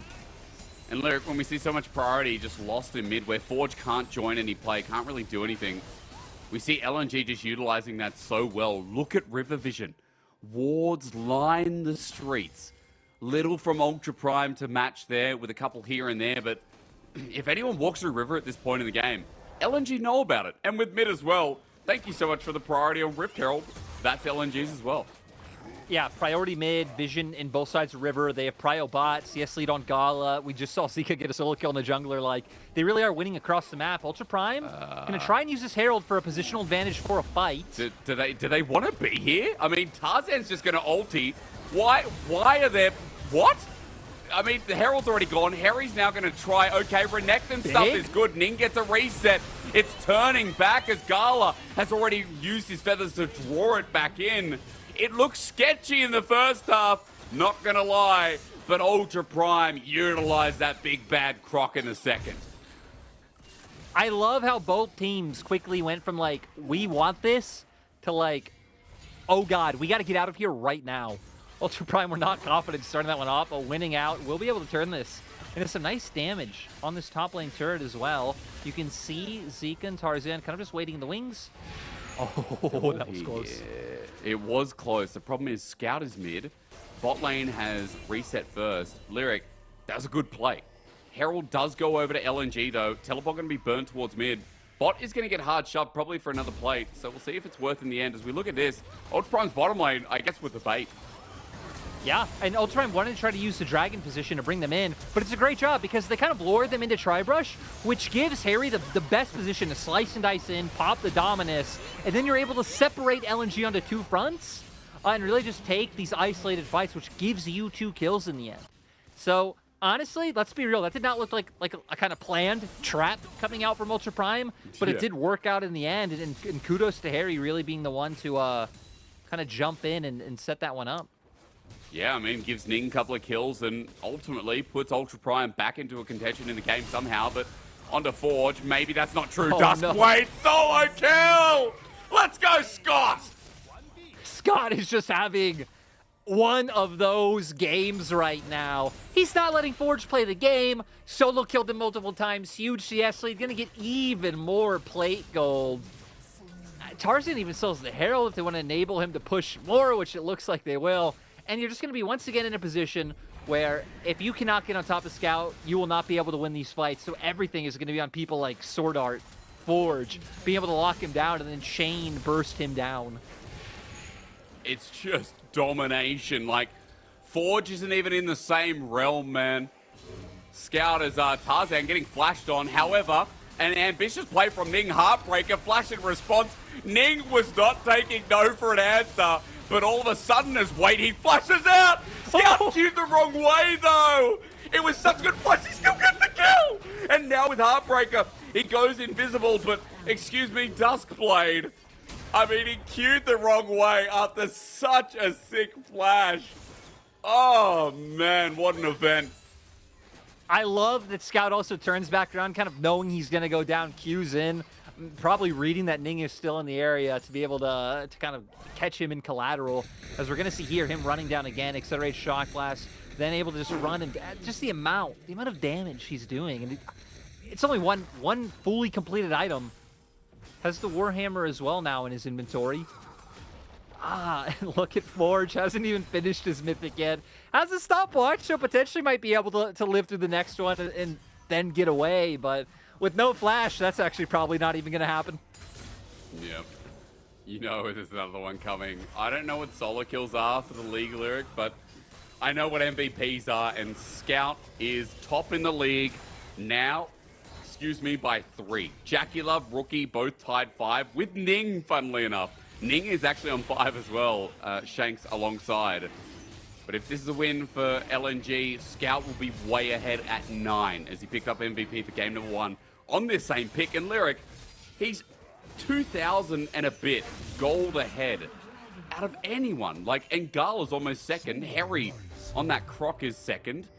Like, this is insane. Yeah, and I checked it for you. Coming into this matchup, Scout was sitting at 3 solo kills, which sounds very, like, low, but we haven't had all that many solo kills in the league to split. Bin's leading, and Bin's at 9. So, yeah, you know, with the slower pace of play and just not a whole lot of, like, dynamic matchups in laning phase, it just kind of led us to have less of these solo kills. But now what, Scout's added another 2 to that 3? Yep. So he's almost doubling as, you know what, it's not going to be solo, but onto Ning. They're trying to find a little bit of a pick as Scout. Damage hurts onto Harry. And now the push comes through. Lyric, they've got 30 seconds until these platings fall down. LNG want to utilize it here. They don't care who's in the way. No, they're trying to keep this one up with Harry using the dominance. Forge going to wrap around. He has to be careful. He might just get burst he missed. It was onto Tarzan. Ulti zones him all the way. Forge is by himself. He's not having a very good time here, is he, Lyric? This is just a horror of a game for Forge. I mean, at this point, right, it's got to be so hard to not just be, like, in the mental dumps. 1 in 4, it's been a tough game. Like, you know you have no control over, like, how this game goes going forward. You kind of are just at the wayside, at the whims of, you know, mistakes come up from LNG. You're, like, trying to set up those team plays where you're always going to be vulnerable to getting bursted out like that when you are so far behind. And now Scout, 2 completed items, only getting stronger every time one of these plays fails. And every single time Scout's involved in the play, the gold just jumps up as well. As you said, 2 completed items, but he should be the gold lead right now. I'll say Zika probably trailing behind a little bit as he's just picked up quite a bit from plating before it fell down, but also he's 2-0. He's got a bounty on his head. Divine Thunder now picked up as Harry looking to challenge him with that Gore Drinker as well, but LNG still very much in the firm foot of control with second Herald now up, and you better believe that they've got their eyes set on this prize. At this point, all Ultra Prime can do is look at the cross map, which is what we see them going to do now, so very conscious of it. They might find Gala. Does he have to flash away? He ultis first. There's the Heartbreaker, the root. He's going to come through. Flash away from Sword Art. Nicely timed, but Gala losing a lot here just to check and see if that cross map truly was coming right then. Yeah, very risky, very greedy coming out from him with the pathing he elected to take, with how we see 4 members strong on the top side for LNG. So nice trade by Ultra Prime. Obviously, LNG are still the big winners, not only getting top turret, but also taking Rift Herald. But at this point, you'll kind of take anything you can get as Ultra Prime. Ooh, found a croc. Okay, Does Harry Harry win 1v1 this? Scout. I mean, it is a Renekton. One of the dueling kings of League of Legends, but Scout. Shock Blast not going to connect, and Harry looks towards him. Tarzan is always hovering. This mid laner is hung, and Gala now moving into position. Dredge line for Sword Art getting in as Hex Flash, and Harry with the flash over, but the root not connecting on the croc. However, he's by himself for the time being. Over ambitious without the ulti as the TP into the middle. Was it too far? Zika survives with the depth charge slowing him down, but Sword Art is rooted in place as Scout on Forge again. It's not a solo kill, but Scout makes it look like butter as he cleaves through the mid laner one more time. I wonder how far they can go with this push with the fact that they have that Herald spawn. Death timers aren't long, so the other members of Ultra Prime will be up, but they might have enough pushing power to keep going. It's 16 minutes, surely not. 16 minutes, Lyric. There's no way. Herald's looking towards Nexus turret. Doggo is almost blasted out. I mean, Sword Art wants an engage. If he dredge lines here, I think they could lose. They could lose the game. Sword Art, why are you going back in? Harry without his ultimate still as the feathers start to fly out. Gala ready to root out as the Doggo ultimate misses as well. Not enough damage from Gala as Tarzan takes it up, but LNG might get one of the quickest games on record here as Doggo only just survives, but Scout's so strong. Harry running in, the Renekton saving games. What is it with the LPL? It'll do exactly that, as it ain't over just yet, but it was close. And, you know, that still ends up benefiting LNG. Like, you come out, you got a couple more kills off that. You even gave more time for Zika to just freely pressure that bot side. Now going to be able to turn and pick up this Ren buff. So, yeah, I was very much on the same page as you. I thought all the haphazard engages from Ultra Prime would just then lead them to losing even faster, which, you know, so far we're hitting our quota on time. We still got 35 minutes, you know, before we got to worry about the next series. We're going to see here. Okay. I mean, they're just so far behind in terms of damage and items. Sword Art goes in. Very easy for the turn to come out. And this is all kind of on the fact that they see Jax pushing down a bot side, right? They know this is the best opportunity they're going to get, with the fact that a lot of cooldowns have already been used. But again, they kind of just running in one by one. Sadly, Scout just missing out a bit on the damage there. But the saving grace being Harry coming in with the empowered Q, as well as the Gore Drinker, so also heals up a ton before he gets bursted out himself. But still, I mean, look, we know this is going to end shortly, right? I mean, Ultra Prime, their base in tatters through that mid lane. They've lost the Nexus turret. They get a bit of gold through top lane, through Forge, but LNG are just doing their due diligence now, setting up bot side. Scout by himself, however, with Hex Flash from Sword Art not to be taken. Scout holds 3 members at bay, while bot side now under threat, mid getting pushed in, and Lyric, LNG just still so strong in this second game. I mean, this one is a, you know, call it as you see it kind of game. It would take many miracles for Ultra Prime to be able to come back in, or I guess one massive miracle. A run it down right in front of Baron, 5 members, full on ace. This maybe Zika. Okay, he's mid-air for a couple of years. Counter-strike's there. Does leap strike. He actually has to flash in the end as well. But Ultra Prime spent a lot of time there. Meanwhile, Scout got to build up top wave. Uh-oh. Oh, Forge. Tarzan? No, leave him alone. Leave Brittany alone. Forge is 1-6.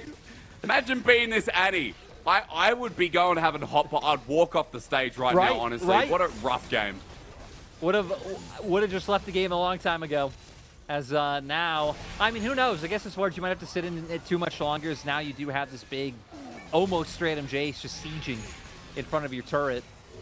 Also, special shout out to Tarzan once again. You know, we kind of gave him the side kudos in game number 1 with all the setup he had, and very similar this time around. 2-0 and 8, a part of 10 of the 13 kills, has been instrumental, even if not as much as how much Scout has done to Forge.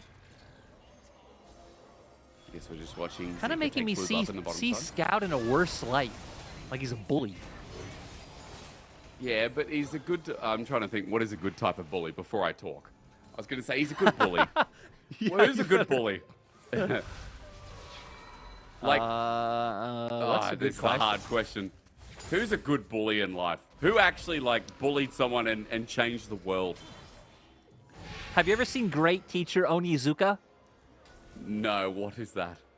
That's like a like a late '90s anime, and you know the teacher Onizuka is probably the closest one I can think of a guy who goes and kind of bullies his students because all of his students are kind of like delinquents, and he will go and do things that teachers shouldn't do, and like be a bit outrageous to make them learn a lesson.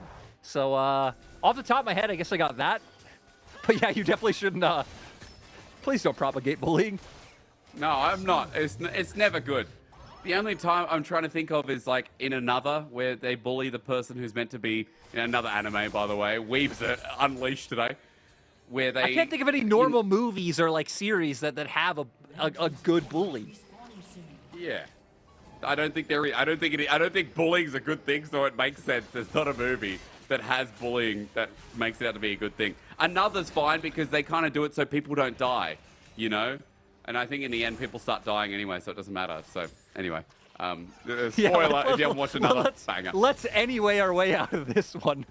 But LNG aren't really, they gotta push, we gotta see them push the pace if they want us to talk about them a little bit more. Yeah, Bakugo's kind of a good bully as well, side note. I mean, he kind of gets, I don't even know the main character of My Hero Academia. This is so embarrassing. Oh, man, what's your name? Kirito-kun? Never watched it.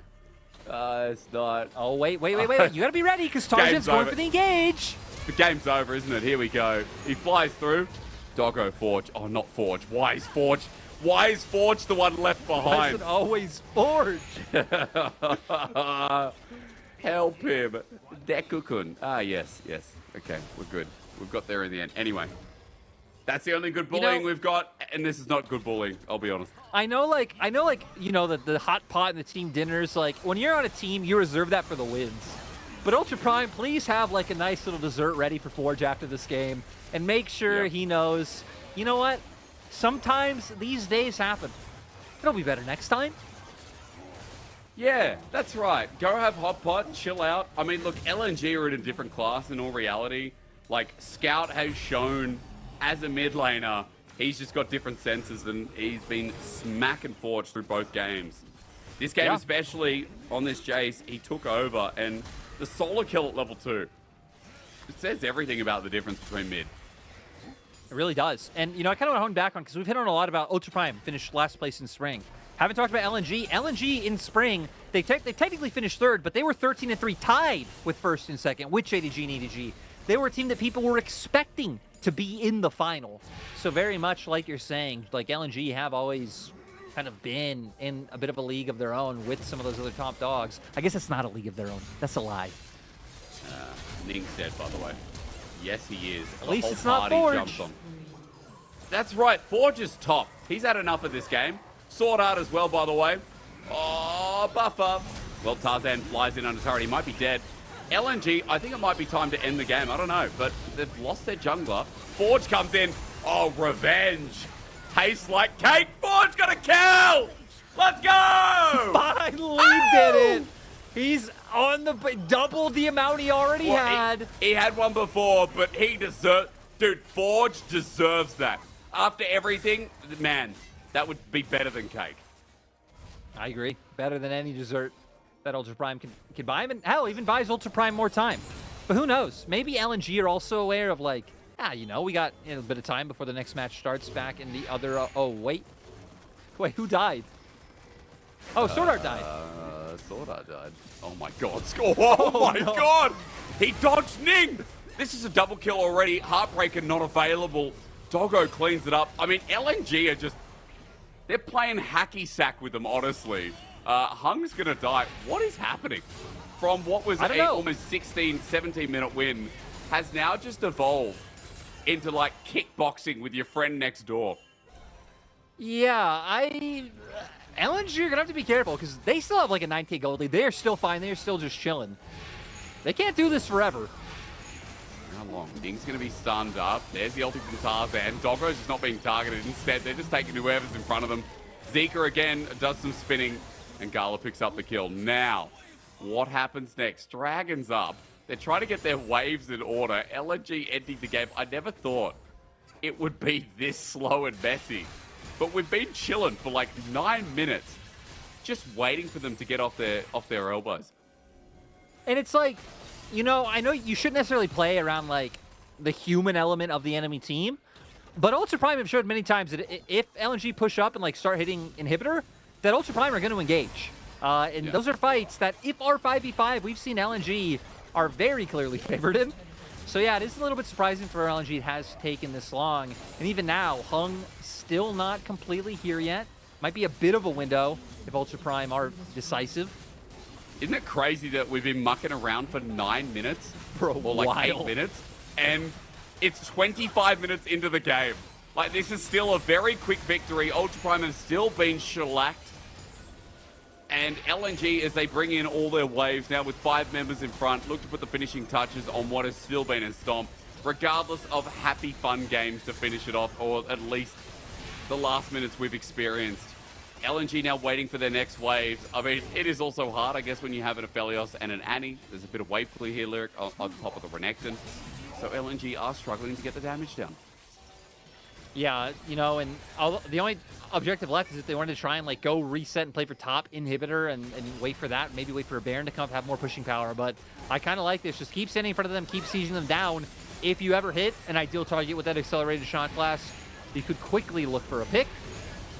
Oh, okay. Well, meanwhile, look at Ning trying to get into the backside. He is dead. There's Sword Art in and dead. And the next one, Sword Art almost dead.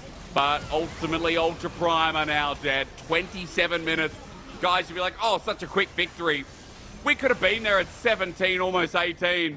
But it is still a domination from LNG. 2-0 against Ultra Prime on the day. Yeah, the fact that it's 16 minutes and we're like, is this Rift Herald push going to end the game? Absolutely crazy. Great to see from LNG. Very painful and sad to see for Ultra Prime, who, again, like, we're going to keep reiterating it, people, because it really is their story. Look better than Spring, have been on an upward trajectory in that regard. Already gotten more wins than they did back down in Spring Split. Had a very, like, solid early game in Game 1 with kind of that draft that they brought together. But at the end of the day, we said it. These guys were tied in series with the other teams at the top of the table in Spring. Now coming in, like, sure, they've got a few losses under their belt, but they have a very manageable and, we'll just say it, a bit of an easier schedule for the rest of the split. So I feel like LNG should be feeling like they're in a primed position to be contesting for all of those buys in playoffs.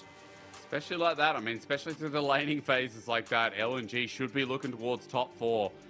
We'll see how they can acquire top 2. But for now, you look very optimistically about what you've seen here in the series. How it ended, whatever. Like, put that out of your mind. It was still, I think, LNG never out of control. It felt like they're mucking around a bit, but so is their right when they're that far ahead. Yeah. You know, it was getting to a point where, I mean, we were talking about nonsense for a good old while there with just, you know, LNG. The problem was that LNG had already also taken everything on the map pretty much. So it's like, okay, no Barons, no Dragons, only top, like, inhibitor turret left standing. It wasn't even like a whole lot for LNG to like try to play for. So yeah, we just kind of got to that point where we were very stagnant for a little while. And now you know, we knew Scout would pick up MVP in Game 1, but we're even more confident Scout's picking up MVP this game because that one was... Oh, for sure. You know, with how the meta's been, and like we talked about, there have been less solo kills in the LPL this split. There have been less performances like this. And that part has been kind of nice where you don't have to like be like, oh, guys, just look away. But kind of nice from Scout to bring it out and give a reminder to the rest of the league. They got to be on standby when he's around. That's right, because this is our top MVP. This is our top, well, not top solo killer, but at least rising through the ranks fast. It was such an impressive performance, not only because, you know, what Scout did is, hold my point. Oh my God. That's no surprise, but really, 40,000 damage. No one even did over 20. I need to do some math. 22, 32, 48. Okay. Ultra Prime did do more damage as a team, but it takes like 4 members to do more damage than Scout that game. That's how hard it is. Holy moly, that mid diff was huge.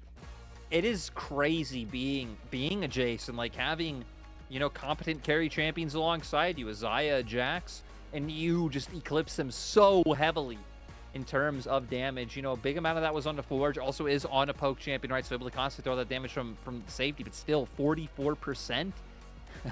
And 70% kill participation. Like look at the kill participation specifically. It shows that this game was about these guys who we've just touted so highly for so long. So on the opposite side, pretty much across the board, Ultra Prime, just no one really able to get anything going. Good try by Harry, really taking advantage of how strong Renekton has come back into the meta after the few buffs he got, but yeah, it just was not enough. Not at all. And again, maybe, picks like the Jace from Scout to be taken away. That's a first thought. But even then, Scout has had amazing moments to split on the Nico too, right? Like, it's not just the champion anymore. I think Scout is just having another one of those splits. And as I was saying in game, in the past 2 years, maybe even 2.5, it's been more and more that Scout's been having like an overperforming split. Only 1 or 2 where they've been okay. They've been, not as good as someone like Knight or Rookie. This time around, I feel like we are looking at one of the best mids of this split for sure. Yeah, I think specifically like this year and like moving to LNG, he has looked very solid, kind of barring like once he got close and into playoffs in spring.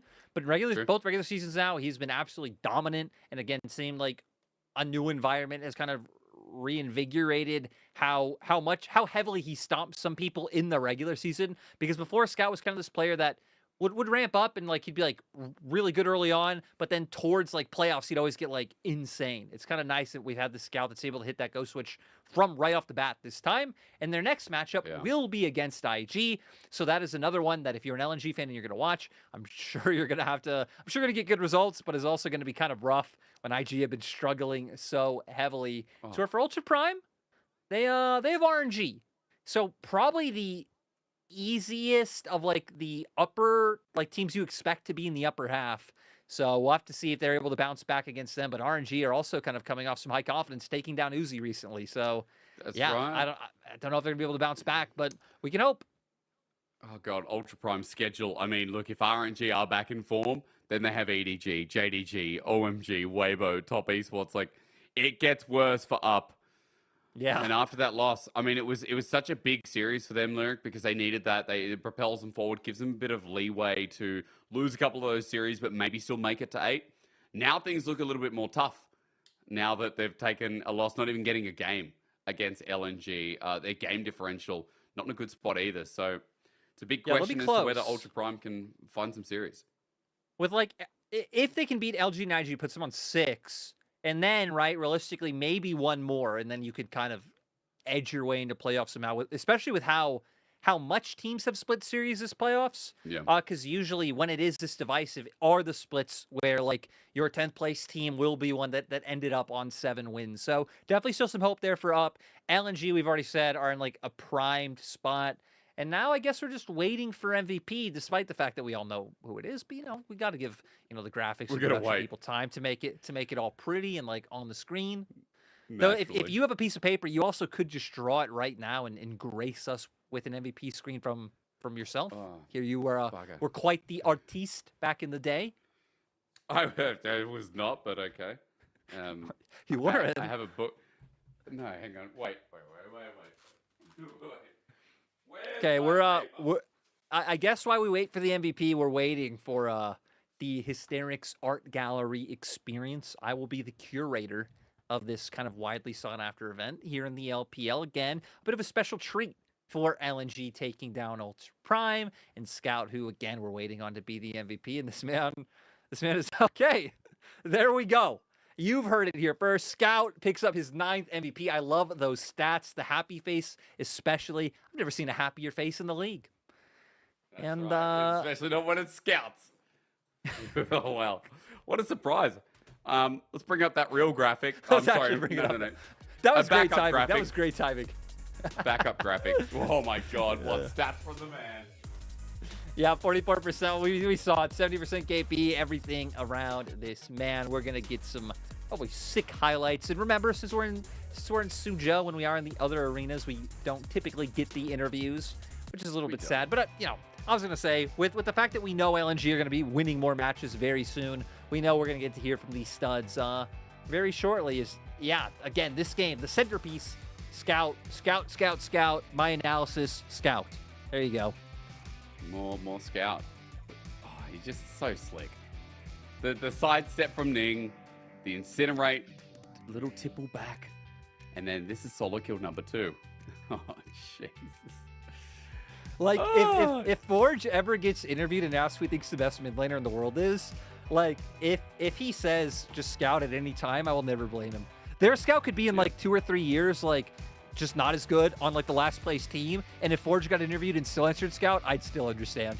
After just how many times this has happened between these 2 players now. Because, hell, that one I'm talking about earlier is the only one I can remember, but it wouldn't surprise me if we go back the career of Scout versus Forge if it always ended up like this. And some players just live in other players' heads. It's how it goes. Look at JDG, BLG. He's the only LPL mid laner to ever get World Finals MVP as well. Just as a side note, remember that FPX and IG both got it given to Tien and to Ning, but Scout picked it up in 2021 for a big reason. And look, he's still firing on multiple levels. However, look, that is over in Suzhou, as you said. That's Ultra Prime and LNG. We do have a bit of a break, guys, about 16 minutes or so. But then comes it's not match of the week, but man, it's going to feel like it. It is our battle for first. It is Top Esports versus JDG, our new El Clasico. This one is real, and it's coming up right after this. Sentada a qualquer momento e vem o ultimate agora! Sensacional o que o Raul faz! Porém a Fúria combate, vai dando contra-ataque, o ultimate não foi o suficiente e no final das contas... Sounds like you're looking to battle yourself. This battle has gotta be bad for your health. IG now have control, though, over that mid lane. Wink misses that first little Q. They're going to see a knockback here. The feathers come flying down. They're going to get the knock up, though. Blast of damage coming out here from Uzi, right on top of Wink. But look at these health bars. It's going to be on Uzi to try and take them all now. Strong does take up a kill onto the Aatrox, and there we go. It's going to be on the AD carries. It's Uzi versus the world. Where have we seen this one before? So battle yourself. You gotta get up and moan it. You're bruising your blister, but losing and wishing that you had a different opponent. V3 スポーツドレイク獲得は戦後見事闇の波動のスタンが2人に入った。そこにおごり合わせ、さらにはローコンがフリーリール。さあ反転ジェットに入っていくパラノイアヒロキ、これはしっかりキルまでつなげています V3 スポーツ。さあローコンをここも捉えていくワシダイメガナ。ドレスコードを止めるプレイヤーがいない戦国ゲーミング。さあそのドレスコードがダメージを出し切ったペッタキル。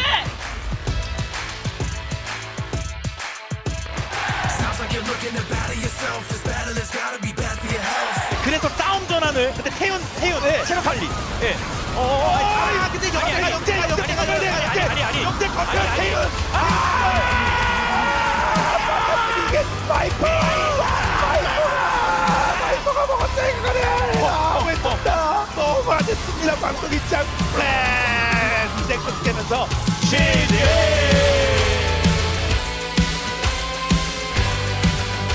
Zio picked up. Oh, he goes stop. He sells it, goes or refunds it, goes back for the stopwatch. Like that. Oh no, someday the perfect game for 100 Thieves. It could be gone. No, wait, is he out damaged? He out damages all! This crocodile is huge! And you can't take him down if you don't have the equipment necessary. Someday still gotta live! Welcome back someday to your home! 100 Thieves welcomes you graciously with open arms.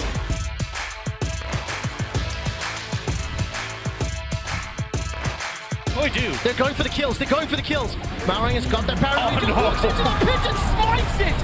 Gift wrapped by the Mad Lions. Spur Rush has been shelled, and all of a sudden, Malrang is in trouble. Early Guardian Angel has been procced. He's coming back to life. The rest of Koi are running down Chasey. He will get dropped as Kazi is now the focus. Organ-Utsun trying to do Athalios things. He stays alive because of red, white, and Koi are losing this fight. Kazi, the script is real! He is popping off the triple kill for the Mad Lions AD carry!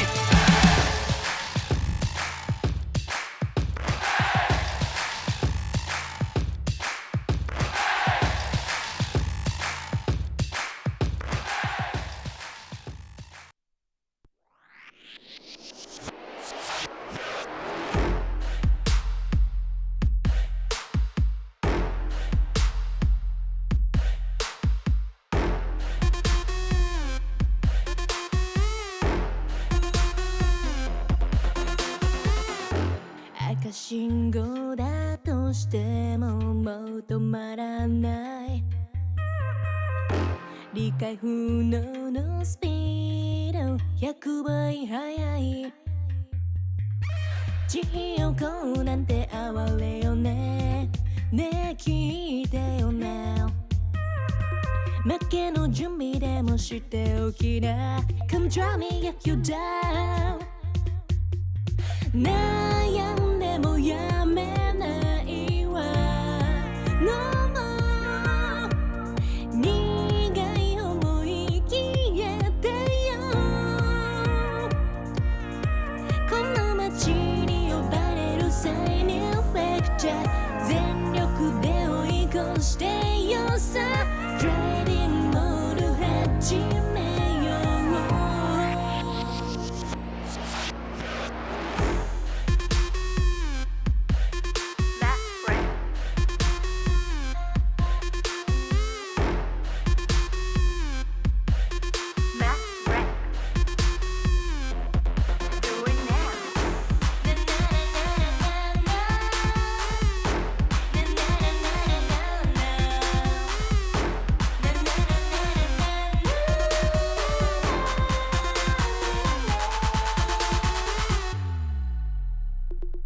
うもう安全な近道なんてのの完全にアウトだからあんたの後悔楽しみだわすげた気づいてよマジでベイビー一番でノックアウトするわ You better be listen 地横なんて哀れよねねえ聞いてよな負けの準備でもしておきな Come try me yet when you were down 悩んでもやめないわ No more 苦い思い消えてよ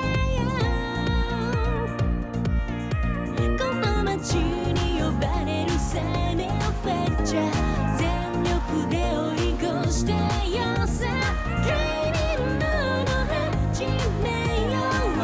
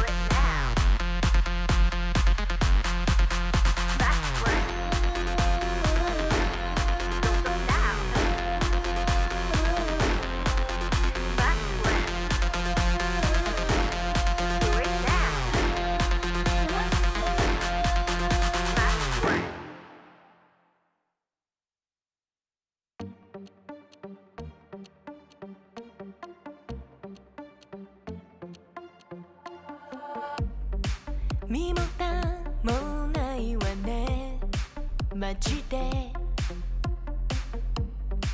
メール既読無視でもてめトラブルならすぐ相談してよだなんて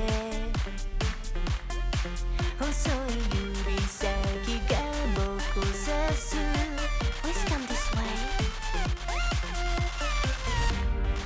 ピンヒールで突き刺す血の味が欲しいまで純粋だと思ったバカね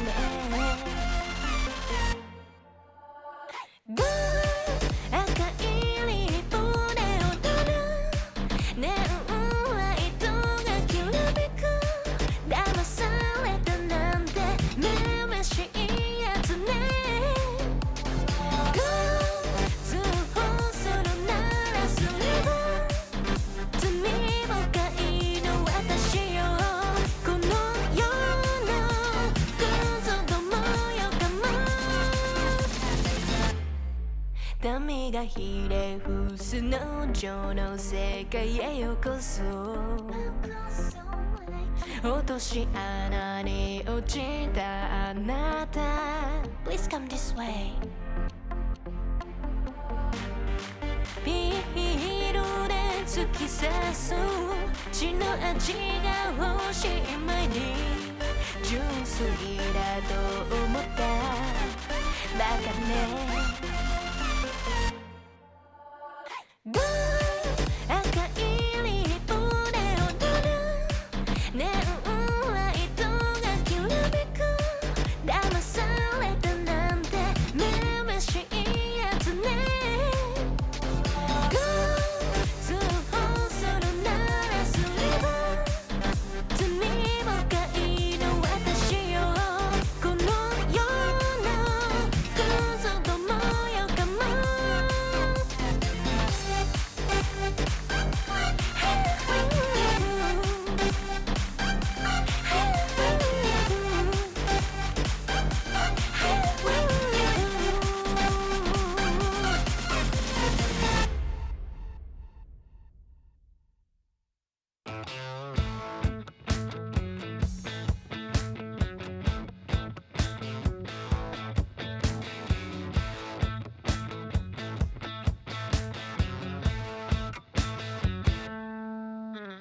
You and me going out tonight.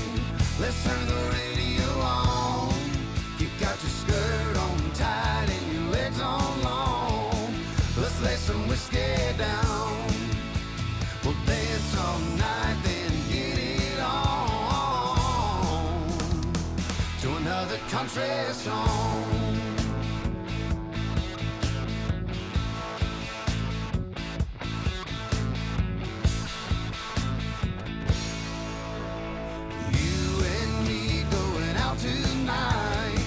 Let's turn the radio on. You got your skirt on tight and your legs on long. Let's lay some whiskey down. We'll dance all night, then get it on to another country song.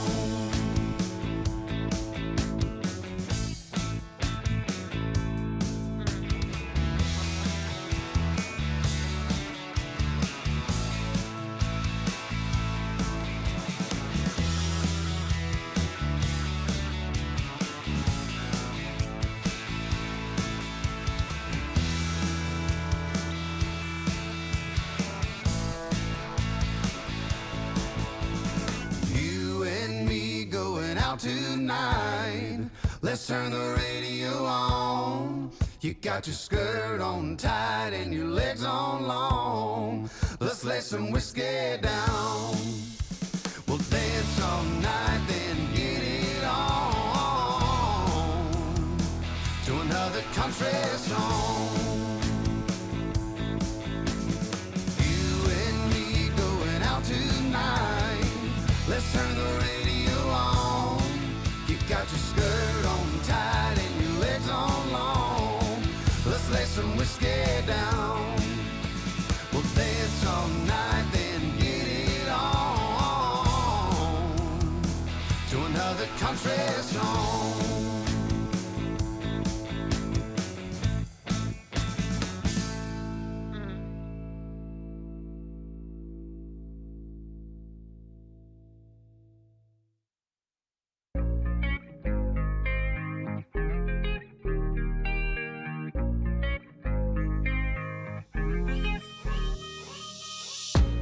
Stop playing with my heart right now. Girl, I need you in my life right now. Though I'm all tied up, need your love right now. Stop playing with my heart right now. Girl, I need you in my life right now. Though I'm all tied up, need your love right now. No, I'm balling out, yeah. But my heart plays loud, yeah. And I'm all freaked out, cause I got nothing to say to you. But will I be 계속 집중하면서 어느 챔피언이 좋고 어느 뱀픽이 좋은지 계속 이야기하면서 하니까 더 좋은 결과가 나오는 것 같아요. 일단 경기는 많이 봤고 되게 어떤 챔피언을 꺼내들고 올지 몰라서 준비 잘 해야 될 것 같고 그건 말해줄 수 없습니다. 일단 미싱이랑 한나비가 주로 하고 다 같이 이야기 많이 하는 편입니다. 面对京东的话，觉得他们不管对线还是打团上，都是一个非常强的队伍。我觉得打他们，首先就是我们对线肯定是不能出问题，然后打团上的话得打得更好一点。京东的下路的话，我觉得状态一直都蛮好的，然后觉得我们现在下路其实状态也算是比较好的，希望两边都能一个好的状态，然后去打一下。只是说春季赛跟他们打的时候已经输了，然后希望下一赛就实在状态好的时候能跟他们好好打一打。Well, there's a lot of words of form there for Jackie Love. A lot of things about good form, being in best form. Now that we're in good form, Spring we're also in good form, or now that we're in better form. Either way, Jackie Love versus Ruler, definitely a highlight coming into this one as we welcome you to Top Esports versus JDG with myself, Hysterics, and Lyric by my side. And so this is not match of the week. Usually match of the week is on the weekend, but this definitely feels like one that we've been gifted with, especially since both teams are 7-1, tied first with the exact same game difference, and are our recent El Clasico, like our RNG EDG of the past 3 years. Exactly. I love that you put it like that. Both also on, like, even though they're 7-1, it's a 7-win streak. They both came in, lost their first match, and have won ever since. And yeah, the modern day El Clasico started in 2020, you know, went to 5 games in spring, taken by JDG, went to 5 games in summer, taken by Top Esports. And honestly, throughout their tenures in the LPL, these teams are 8 series wins apart. So both have won 8 apiece. They played 16 as a whole. Moves up to 10 each if you include Demacia Cups and things like that, which is crazy that they just constantly split series. The problem is recency really favors JDG, right? They won in spring like they just talked about. They even got ahead last year. And hell, that was when, you know, Knight was still over on Top Esports. A lot of people viewing it as like the upgrade of him coming in over Yagao. So JDG should only even be stronger now. So we're going to hope the TS can bounce back, because I agree with Jackie Love. He's been in great form recently. He's been looking revitalized. And if there's anyone who could put a stop to Ruler and Missing's dominance in that bot lane, it's him. We've just seen so much flair from Jackie Love. I mean, even, you know, players like Mark alongside him as well. I feel like that duo has been a lot of fun to watch, where Ruler and Missing, as you said, recent weeks have been really good. And Lyric, just before we go any further, I realize I'm wearing a JDG jacket. I didn't mean to. I didn't think about it, but there's no bias in this series. It's just about having fun. I'm going to take that off. I'm going to clear my slate. I'm not going to burn it, because that would be sacrilege. But I am going to reset and just say that even though recency might favor JDG, still on paper with Top Esports, still having like a medium-sized schedule like Weibo, EDG, LNG. I know they lost. They beat RNG. It's still been somewhat of an impressive run. I gotta be honest, so you saying this right after taking off the JDG jersey, JDG jacket is peak 10 of 10. But I agree, and that's why, like, I mean, coming in on paper, I think JDG are still favorites in this matchup despite the similar score lines. I mean, right? They were the champions, and they are the MSI champions as well. So, but LPL regular season, anything can really happen, and TS still look good. I think the big difference will be if Rookie can continue to kind of find his way into form. He did great showing in their last series, specifically Game 3, where he picked up the MVP against RNG, like a great Ari in that game. And if Rookie can kind of keep that up, because he's had some, you know, missed games here or there this split, maybe that could be the difference maker in them being able to take down JDG. But in my mind, it's still going to be about Jackie Love, because he's been the most consistent member on TES, which is crazy to even think about. I know, just the fact that you're saying that's insane. I've got some stats for you after this, but first, let's look at the team stats, because we know that for JDG in the past, they were seen as one of the fastest teams, Lyric. They win their lanes, they win their games off that, and games just naturally find a close. Not the fastest in the LPL this split, but we know that, like, this team is obviously taking leads out. They're still one of the best. And once they hold on to a lead, much like Top Esports actually, at 15, they close the game out from there.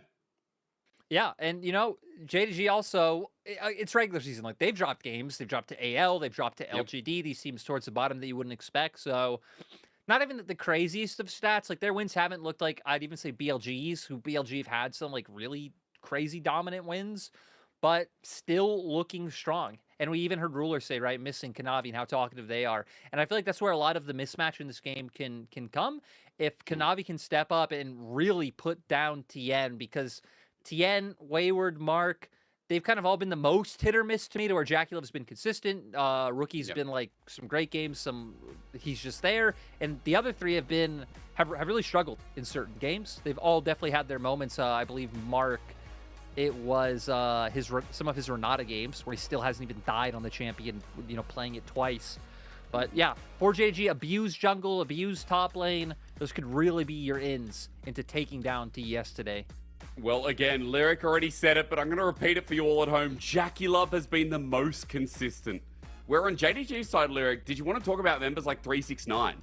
Because I want to start here with the Ornn games, the Cassante games.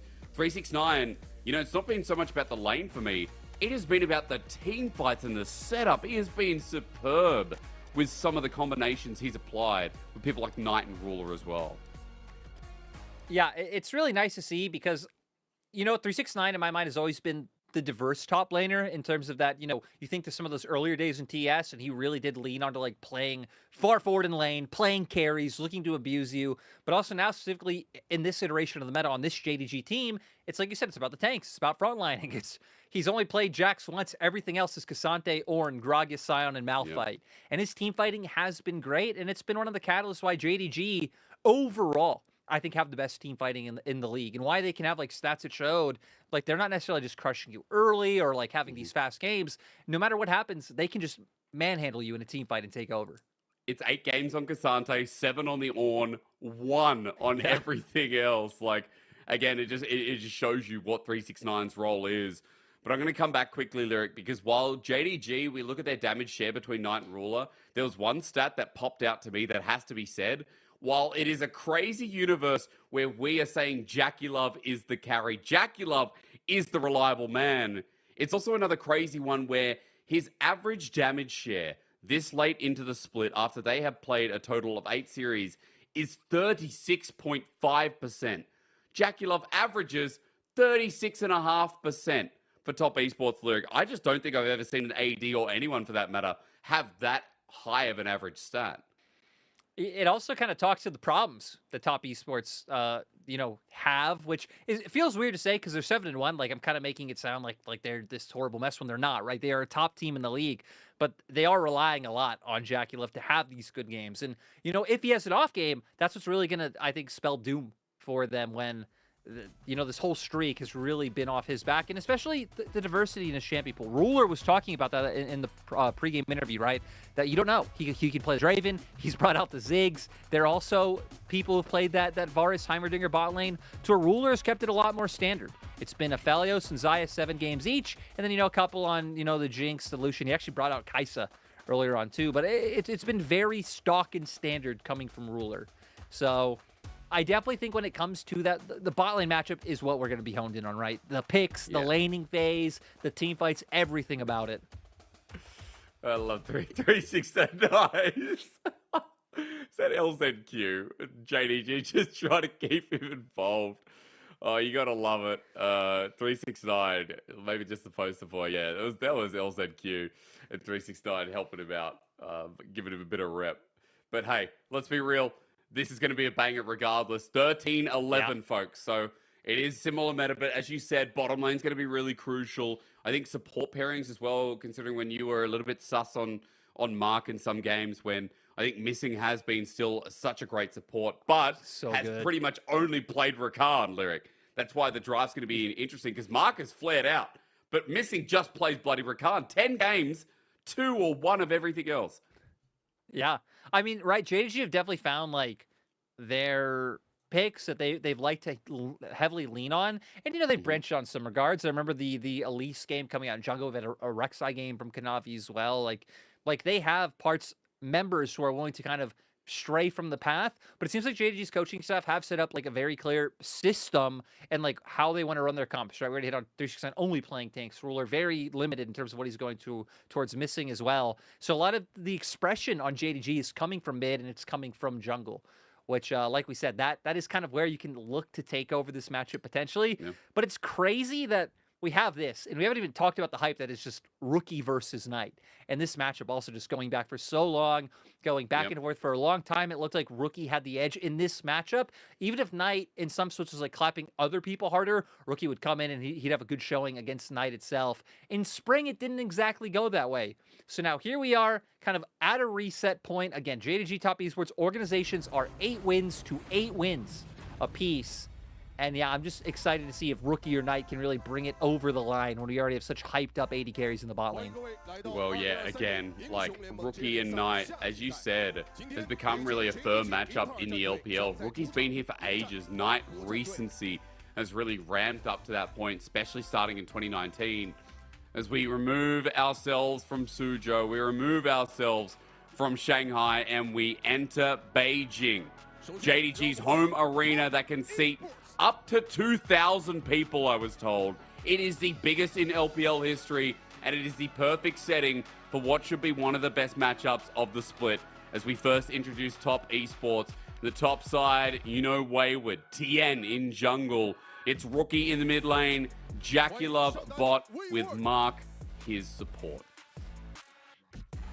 TES, great run of form, just like early in Spring Split. But the problem in spring was they started to taper off the further we got to split. The closer we got to playoffs, kind of the more suspect TES started to look. And then we know in playoffs, I believe it was them falling to OMG, which stalled their progress from going any further. So if they can keep up this stretch of form, especially with a more condensed split, so you don't have to keep it up, right, for the same amount of time. You have 3 less weeks coming through. That actually might be everything that TES need to be able to actually bring good form into playoffs. And I remember I was watching, it was maybe a clip from Dom's co-stream, or maybe I even tuned in for a minute, and he was talking about, might have even been a talk show. It was something. He said, Rookie and Tien on a team together, and the roster building behind it, right? Because Tien always goes to Worlds, Rookie never goes, but Tien always fails at Worlds. And it's the perfect matchup, right? If Tien can always get, but then chokes, and you have a GOAT like Rookie who's going to step up in the big games, that's what we need. We need Tien to get Rookie to Worlds, and then Rookie to carry him across the finish line. That's the dream. That's so smart, man. Again, you know, when, like, how many times has Rookie been at Worlds? Let me think. Is it? It's not only been once, surely. No, it was twice, because I did 2019 as well. Well, is that it? 2019, 2018, and then what was it, like 20? The year Aimee went. I believe IG was also there. There was 1 year where it was like 20, maybe it was 2015 or like 2017, off the top of my head. It's been more than twice. Because I remember that IG team not making it out of groups, and it was tragic, but then moving over to the side of JDG. I was just saying that would be cool to see, you know, Tien bring Rookie to Worlds, Rookie bring him across the finish line. I'm also kind of down for the Golden Road.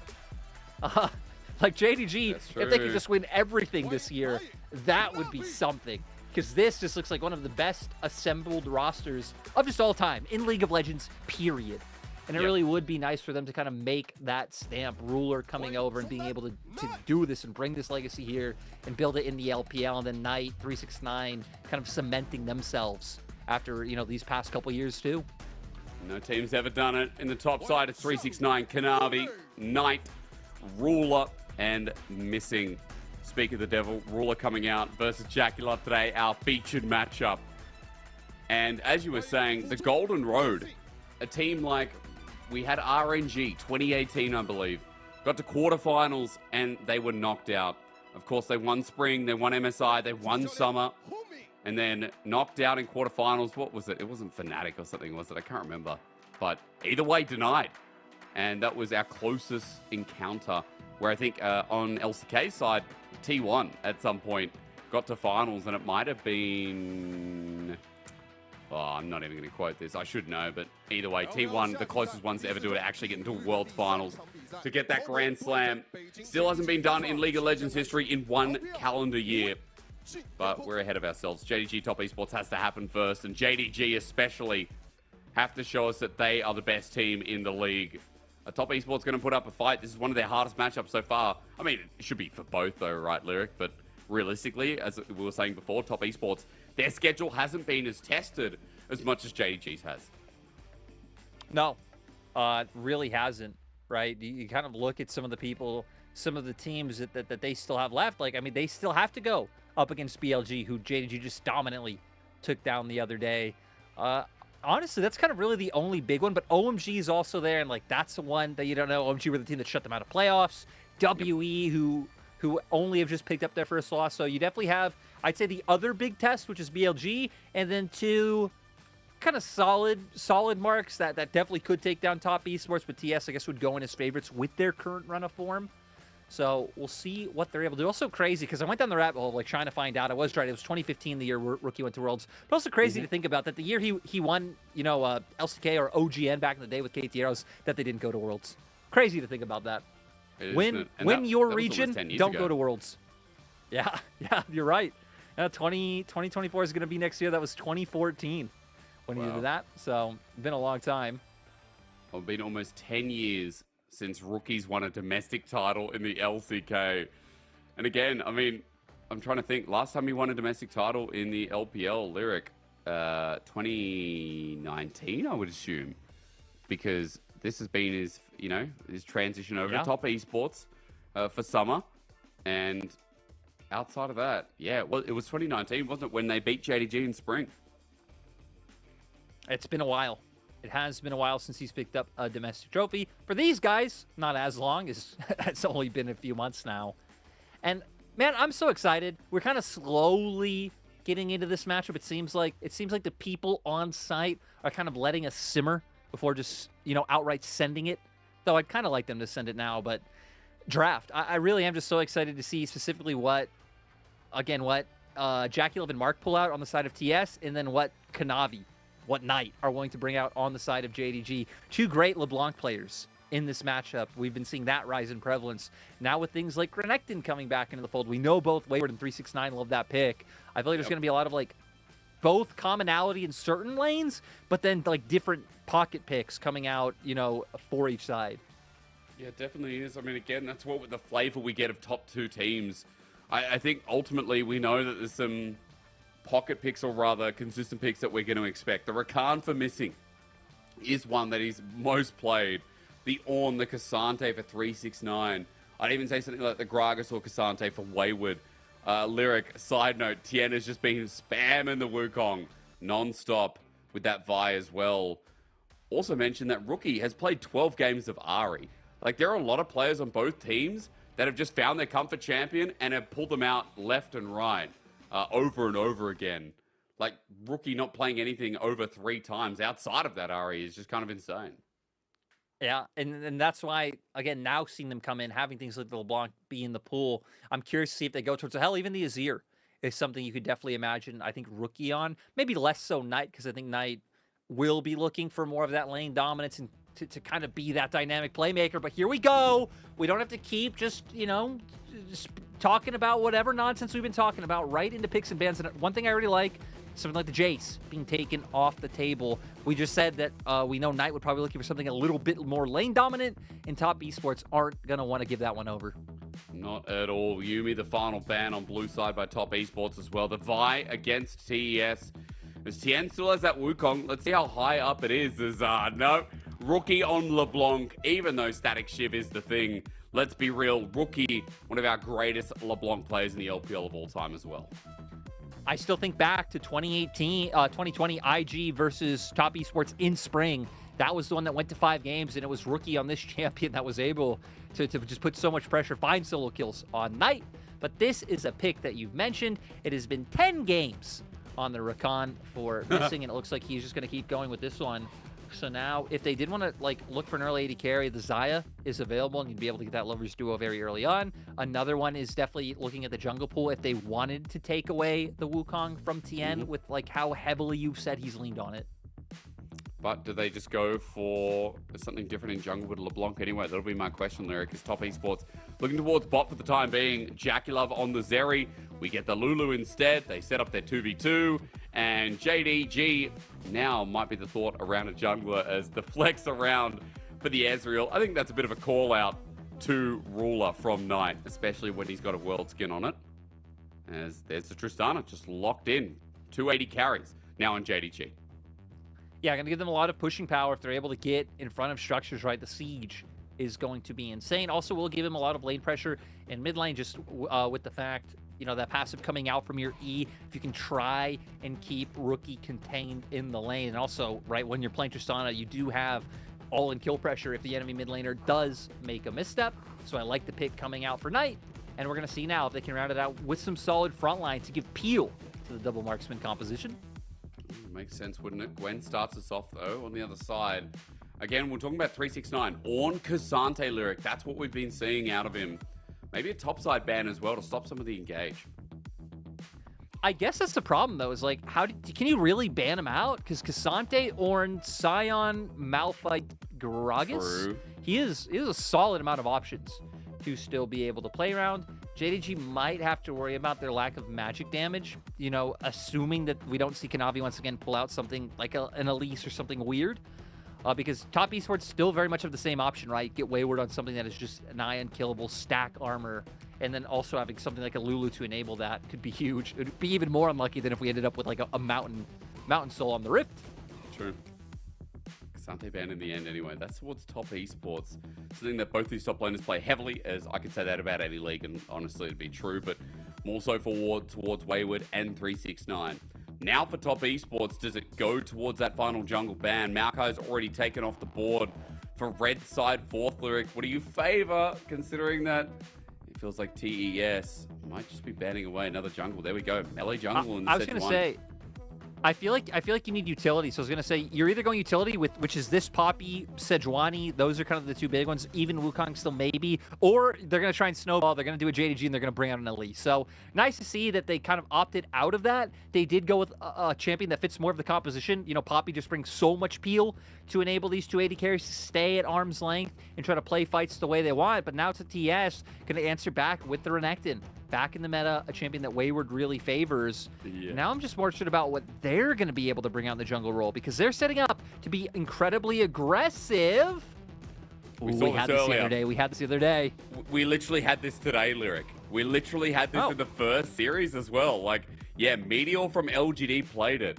And you're telling me the other day. So, Sion jungle is creeping its way in. Whether it's locked in or not, we're just going to keep it in the back of our mind, as this would suit Tien and his playstyle, Lyric. We get a carry jungler out of him. It goes with the... So, kind of back to the thought process we were talking about earlier of like when you have something like LeBlanc and Renekton in topside, pairing it with a champion that really does well working with burst, right? Setting up for those resets even easier. Like, this fits their comp better. The Quinn would have made no sense, but I would have loved it if 369 came in and said, hey, Wayward, you know, you were under me, and just comes in and gives him a lesson. I guess he still could on the Ornn. He'd go the shy route by the Doran's Blade. Remember when 369 debuted and he, you know, got a message from the shy on the client after adding him, and he was so humbled and it was so cute. And, you know, he looked up to the shy. And now he's the best top laner in the league. And now he can do that to any top laner. But look, at the very least, it's Ornn. As you said, the direction stays the same, Lyric. And we have a lot of team fight presence now from JDG. Wrap me up the comp, starting with JDG, because I'm seeing a lot of division of skirmishing and front to backs. Yeah, it's gonna be about that front to back, kiting them out, having the peel there, especially from the Poppy with that ultimate, to be able to keep them at arm's length, be able to isolate targets. And you know, in a war of attrition, when it comes to hitting frontline, you're gonna win by having that double 80 carry. It's just the Ornn items coming out later on, to where for top esports, it's about pick potential. LeBlanc, Viego, Renekton, solid amount of CC, a ton of burst, and getting the action going before JDG would want to take a fight. Well, we know top esports with the lead, pretty hard to beat. Second in the lead after they take a gold lead up towards that 15-minute mark. But folks, we've got so much time to talk about how these teams operate as we go into Summoner's Rift. In their home arena, JDG look to maintain and hold on to the first position, while top esports look to upset and do the same. As we enter Summoner's Rift, our battle for first commences here in week 4, past the halfway point in our 7-week split. TES versus JDG, our classic, an absolute banger. Looks like JDG were hoping to find a bit of an early lead to start them off in this game. Aren't going to do so, as Mark did back off. I was hoping. I was hoping he'd go forward I know. and we'd get some blood. Be a very nice start to the game. And also a bit weird when we said, like, you know, TES, they have the LeBlanc, they have the Renekton and the Viega, like they want to be the ones skirmishing a little bit earlier. If JDG can get that first split off early and give themselves a bit of space behind their backs before they get pushed against the wall, would have been great to see. There's Mark, Little Lance is in, expecting it, but there's the Ignite down. He still walks in, even though it's delayed, Lyric. There's a Summoner taken away, Missing only using his Ignite, and Mark starts the lane at half HP. And it's going to be great, especially when you're playing like the all-in side of the spot lane matchup, right? For top esports, a little more about scaling, using the range advantage from the Lulu, trying to slowly whittle them down. But now with no flash, Mark's going to have to be careful. Mark, Jackie Love as well, right? That impacts how you take trades, influence the 2v2. Yeah. And might even set up for some early attention from Kanavi. And then again, to punish that flash, the bot side for JDG, always a plus as heal comes through. They still get marked, but this time around, Jackie Love's able to turn it back a little bit. 2v2 are where our eyes are. Remember coming into this, folks, we talked a lot about Ruler versus Jackie Love, especially since Jackie Love has been the prime member of top esports this split. And we're going to say it a bunch because it has been such a while since Jackie Love really was, you know, the most consistent performing member on any of the iterations of TES that he's been on these past few years. It was great to see, but this was the other focal point, right? Mid lane, and what's going to be able to be done here, because with your E, you're just able to have a lot of presence in this lane, which makes it hard. And as the LeBlanc, right, you kind of want to focus on using things like your distortion to not only hit some minions, but also get good trades. And Tristana really is a champion who's able to toe that line and not really give you any good options while still being able to trade so effectively. Yeah, we also saw it earlier on in the LGD series as well. Haichao wasn't able to get too much done, but very different matchup when Knight and Rookie are staring each other down, especially with fleet footwork in each hand. And the CS is even so far. Just a quick note, Lyric, while we're also calculating and comparing. Oh, there's some trades in the top side. Junglers right now on opposites, same side of the map, if I get my words out today. Tien was gearing up the bot side, and what a surprise, Kanavi's here as well on the most important side of the map. Yeah, Missing. And keep going in because Tien was going to look for the wraparound, but now with Missing going for the engage, it kind of pulled Tien back down. So we might be set up for a bit of a skirmish. I'm curious about what the state of mid-wave is if either of them can look to move down. Oh, Missing actually caught out and just going to battle dance back. Knows somebody to use. Good route back from Ruler is Jackie Love.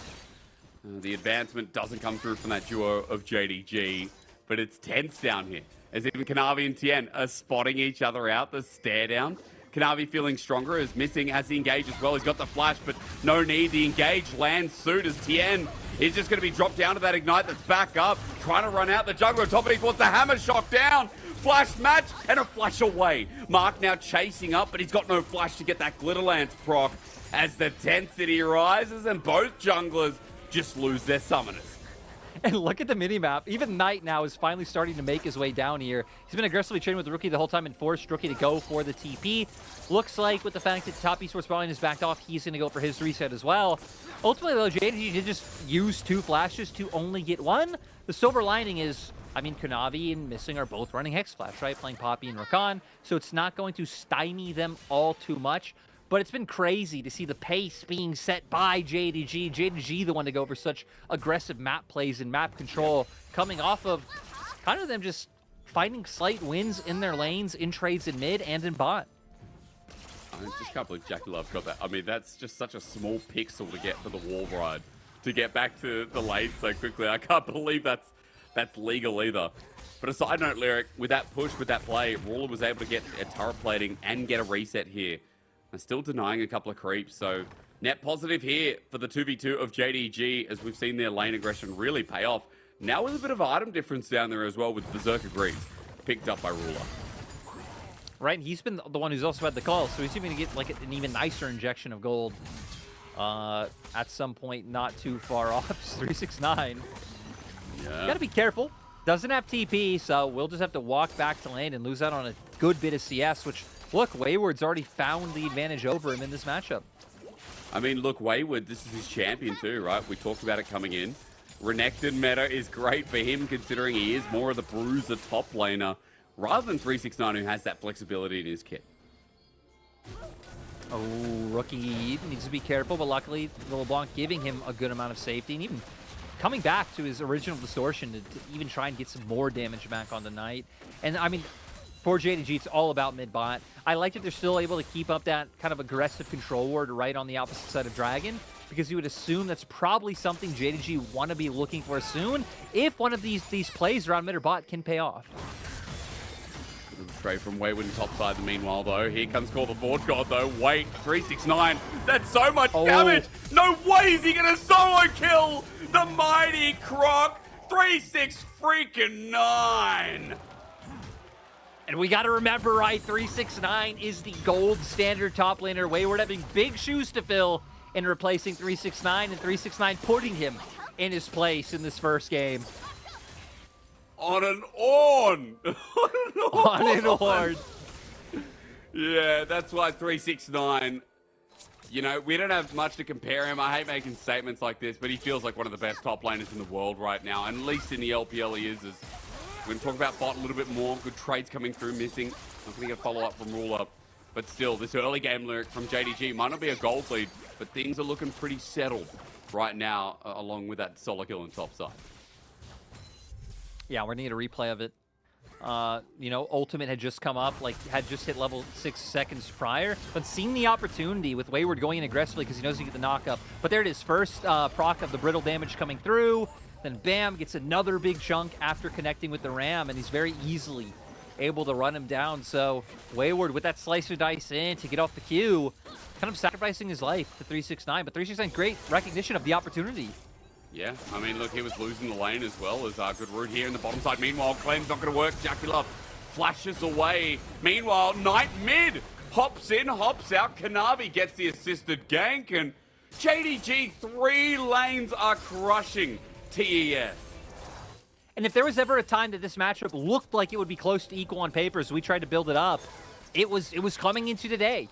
But JDG, at least in this first game, really just running rampant all over the map. Top Esports will pick up the Rift Herald in response, which is what we'll see right before this replay. But yeah, pulling a dive off onto a LeBlanc. I guess they do just see the W come out, so is forced to flash in the end. But then just so much CC, able to get in the rocket jump as well, and then finishing that off. Great job from JDG to... You're forcing a mid lane dive on a LeBlanc. Not something many teams would try to pull off, and then execute it so well and get it done. Timing of the steadfast presence huge as Rookie can't get out with the distortion.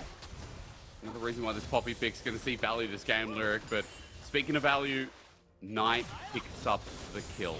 Now Knight and 369 both with gold in their pocket too, and that's elevating the gold lead near to 1,000 up for JDG. We talked about their early game as well. They're just like Top Esports. They find a lead in the first 15 minutes, and they run home with it more often than not. Some of the best in the league to do so. So it feels like Lyric, the team that finds an early game gold lead is a team that we should be looking towards. Oh, definitely. And right, this was JDG's bread and butter for a large part of their run in spring. Honestly, even like going back last year before the roster changes, before they became known as like the team that could come back from any deficit, for most of the split, their average gold lead at 15 minutes was like plus 4,000, which is ridiculous. So this is definitely a position they know how to maneuver quite well. And with no summoners on Jackie Love, I wouldn't be surprised to see us soon, again, lead back down to bot lane, but more importantly, get a set up a Dragon at some point. Even if it opts into Top Esports coming and fighting you should feel confident about winning a skirmish at this point in time. Yep, set up the huge static shiv there alongside Knight, so also a bit of an advantage as Tien's trying for a gank. This might be hard though. Ruler has ulti and flash, missing with his ulti. Flash W, like Tien's going to try a lot, but it might just be for the Herald as he tries to get the stun up. Does so. Missing and Ruler just back away, and Herald's just going to be held on for as, again onto Rookie. Though, I believe. He should have walked by that ward from what I saw on the minimap, but I guess no not. Disrespect, distortion is interrupted. Charge on top of Rookie. Knight needs one more. He ulted him to death. That, again, is Rookie going down to the 2v1 of JDG. Yeah, I guess Rookie just, Kanavi somehow skirting his way past the vision that TES did manage to get down. And Rookie really feeling the pressure. We were so excited for the 1v1. Rookie versus Knight, you know, two legends, two great laners. But it's been all about Kanavi setting Knight up and really enabling him to succeed even more than he has. Rookie will finally pick up the static shift to match the one the Knight has already had his hands on. So at least some of the pushing presence that Knight has had is going to be mitigated going forward. At least maybe get him onto the map a little bit more, because right now, Top Esports, you know, lacking options here in the laning phase. At least Lyric, they will be able to get the push bot and set themselves up to move on drag. Rookie's TP helps with that as well. So having said that, Top Esports get something in this early game finally. I mean, they've gotten both neutral objectives so far, right? Both Herald Also and Dragon, true. but it's because JDG have been opting into plays like this. They could just use mid prior to set for Dragon, but no. They want to keep abusing Rookie and finding these in the mid lane. Goes in, not able to connect with the stun, but with that prevents the distortion from coming through, and then Rookie goes back in, gets a bit closer. It kind of allows for Knight to be able to finish that one off with the ulti. And again, that second kill going over tonight. This is looking pretty good for JDG. And we came into today talking about the battle for first, but JDG, you know, still hitting that stride. We also mentioned is, come on, Rookie's really been bullied enough. Hex flash over. Kanavi not going to get in range, though. As Rookie's starting to give a little bit more respect here, Lyric. You don't blame him, considering how much he's seen Kanavi's face. And I mean, he's kept up in farm, right? He's been doing like a fine job in terms of just surviving the 1v1. But Tristana, especially when she starts to get ahead, is just such a menace. Being able to have that confidence, just constantly walk up, get off those explosive charges, and maybe not even be afraid to W if you can get all of them off and get that reset. Ooh. X-Flash not taken. Kanavi goes backwards instead. Mark might have been in some real trouble there, but JDG didn't want to overextend. As now Kanavi just spotted out. Tien also on this bottom side as well, as Knight gets shoved and looks to roam. It's because Top Esports put the Herald there, and oh, Shelly! She's going to have to run it again.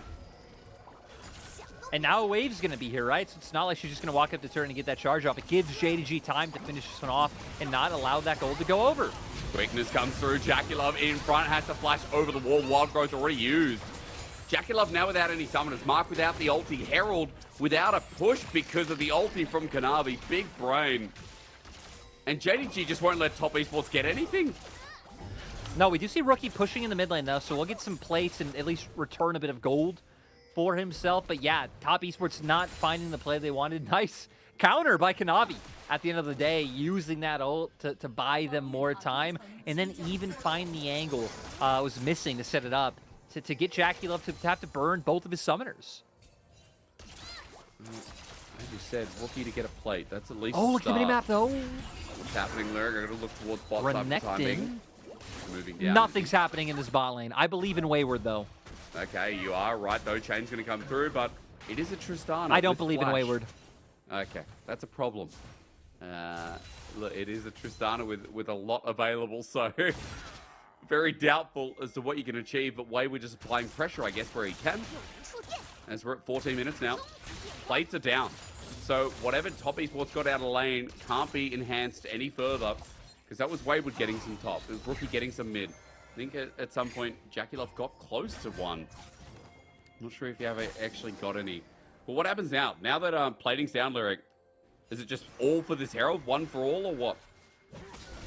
Yeah, I think as JDG, you're going to feel good about fighting now with the lead that you've had. This is kind of when Top East, some of their champions are peaking quite well, right? The Renekton and the LeBlanc. I guess with Static Shift, not going to be as bursty as you typically would be, like once you pick up something like a Ludens, but it looks like Top Esports still confident to fight this. 369's coming in, call the Forge God could be huge. A Steadfast doesn't work. It's Kanavi's ult on the backside. That doesn't work out, but he still stills the Dragon, excuse me, on the Herald as he has to flash away, but still in the pit. 369. The Forge God aimed at the jungle. Tien not given a reset. He's out first as Jackie Love with the Wild Growth, but it's an early game. Zeri, Knight's getting resets. Kanavi's lining them up. The pins have been fall down as Wayward does the Renekton mojo. But even that's not enough as TES are wiped away and JDG continue to play. And you just cannot give JDG a foothold into the game. They are so confident taking these fights and just snowballing their lead. I was scared for a little bit that JDG weren't going to pick up the Herald because I believe it was both Kanavi and Missing just casually walk by it. Ruler did eventually get that one in his own pocket. And now, I mean, JDG are huge, right? We'd about just over a 1K gold lead before, and now making our way over 3,000. Still have the Herald to drop. Still have just turrets that are, as we can see now, right? These are paper thin. These are about to fall down. A huge surplus of gold is about to make its way into JDG's pocket over the next, like, 2 minutes. Almost 4,000 already, as you said. Replay 16 minutes into the game, and this happened as it was all over the Herald lyric, and Tien just tried to finish. Yeah, Kanavi not able to connect with his ulti, but it is Kanavi who secures the Herald with the smite coming through. And then things get a little bit weird, right? Because top esports get a little bit split up. The big difference being called the Forge God huge, and then having the mobility tools, like the rocket jump, to be able to split them up while missing is kind of dealing with the Wayward and Mark, rookie forced to run away. Great pincer movement coming out from JDG to make that work.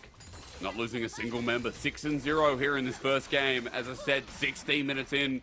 And now Dragons come up a second time. A little bit slower in the stacking department, but for JDG, this time they have priority here, Lyric.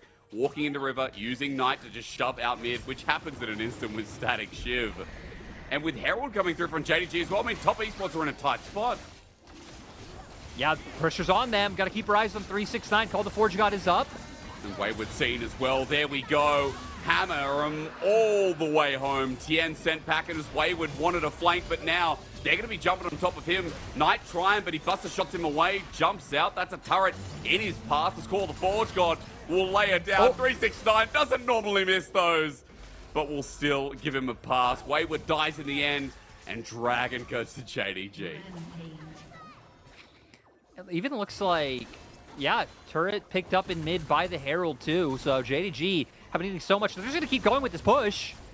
Okay, well, top esports maybe just shouldn't be here at all. Missing still trying to get on top of Tien, but he kites it out as Wild Growth was used on him. Knight's getting the turret in the meanwhile. He's got himself a little bit of demolish as that procs, and he now opens up the map even further, while the rest of JDG were dealing with top esports. And Lyric in a turret went down towards mid. I mean, it is just moment after moment that JDG can boast about here in this first game as they continue taking control. And we talked about how, like, maybe if top esports had, like, double stacked, like, tank, top plus jungle, that maybe you can be like, okay, later on it's going to be so annoying having to worry about damage mitigation coming out if they just do stack armor. But that's not really the case. You really don't need to mind anything as JDG in terms of your scaling. It's going to be phenomenal going throughout this game. And it should just be impossible for TS to find any angles. The Poppy just counteracts the LeBlanc, the Viego, the Renekton so well. And you should never find access to this backline. Hell, they even both have self-peel, right? True. Both Tristan and Xayah ulti is going to be able to peel for themselves. The Quakeness in there, you have so much to make sure that Ruler and Knight can't be under any threat. And then they have so many tools to follow up on engages. I mean, we might even see it in action here. Ruler still feeling confident enough to stick around as Red buff still goes to top esports, but it's a fight to get their own buffs at this point. Objective bounties are up because of how far they are behind. I mean, it's just telling the story as TES look for Knight, but you said it, there's Peel there. Knight also, by the way, if he gets a bit of space, Navori Quickblades, he is going to massacre anyone. As Kanavi is still trying for a pick. Look at Tien, he's like, oh god, I'm here by myself, somebody help me. Kanavi's getting the rest of the team while they just jump on top of Tien. He has the Heartbreaker about an inch forward. The Feathers flying back doesn't do much as Wayward now ulties. They want to turn this into a net positive as Kanavi gets him out and sends him a little bit further backwards. JDG are fine for the time being, but top esports still trying to edge for that angle. Yeah, and coming off of that, so Flash burned by Tien, but Flash also burned by Ruler, which feels like it could be the crucial one. When we're talking about all the ways that Ruler has to peel, you know, those are all still there. But now, if Rookie or Wayward manage to sneak in, they find that flank, he will be vulnerable. They're going to jump on Wayward. He's got no ulti. Missing is just hovering in the wings, but nothing yet. So, let's walk through how difficult it is for top esports. You already said, you know, jumping on the back line is really hard. What does a perfect fight really look like then? Like, is it just pure pick potential? Leveraging side lanes? Do you have enough damage to do that? I mean, I've got a lot of questions. I think it's kind of rough. The silver lining is, like, you have two champions that feel somewhat comfortable being in sides, but 369's kind of unbothered by the Renekton. The problem is, Might definitely can match and pressure Rookie. So you really can't use that in the same way. So I feel like it's going to be a lot about just getting their waves in order, kind of like you see Rookie do now. Back off, And then try and make some of these plays where you walk through your own jungle. If you can gain river control, set up some plays in the enemy jungle and try and pick someone off in transition. Still, it's just such a small But window, though. Yeah, it shouldn't be done. I mean, we're 5K behind against, again, 2 huge scaling marksmen. True. But it's really all they've got. And the problem is they've also got Baron to leverage. Even though they're red side, and some would say, oh, it's disadvantage, it doesn't matter. You do Baron They so do Baron quickly. so fast. They do it so fast. You can see the pings coming out now onto it. there we 369 starting to make his way up, and they have no vision. No vision for the side of top esports. Really no one great to walk in and face check this either. It would have to be Wayward coming on through unless, you know, someone has like a scrying orb available, which it looks like they do have 2. Both Wayward and Rookie can use them. Tien has a heartbreaker out, missing with the quickness, actually finds a mark onto Tien. No jungler would be an even easier Baron as Kanavi runs into 3 people unscathed. Here we go again, send them sky high. As Kanavi now runs towards the Baron. They fake started it before, but I guarantee you this time it's going to be real. Heading over now very slowly, missing, just trying to let his presence be known of like, hey guys, I know that you know that we're doing this, but let's be real, if you come in, you are just going to all run it down. We're going to see what TS can do. Not too much. There goes Baron, and now the turn top esports in a bad spot as Jackaloff gets over the wall.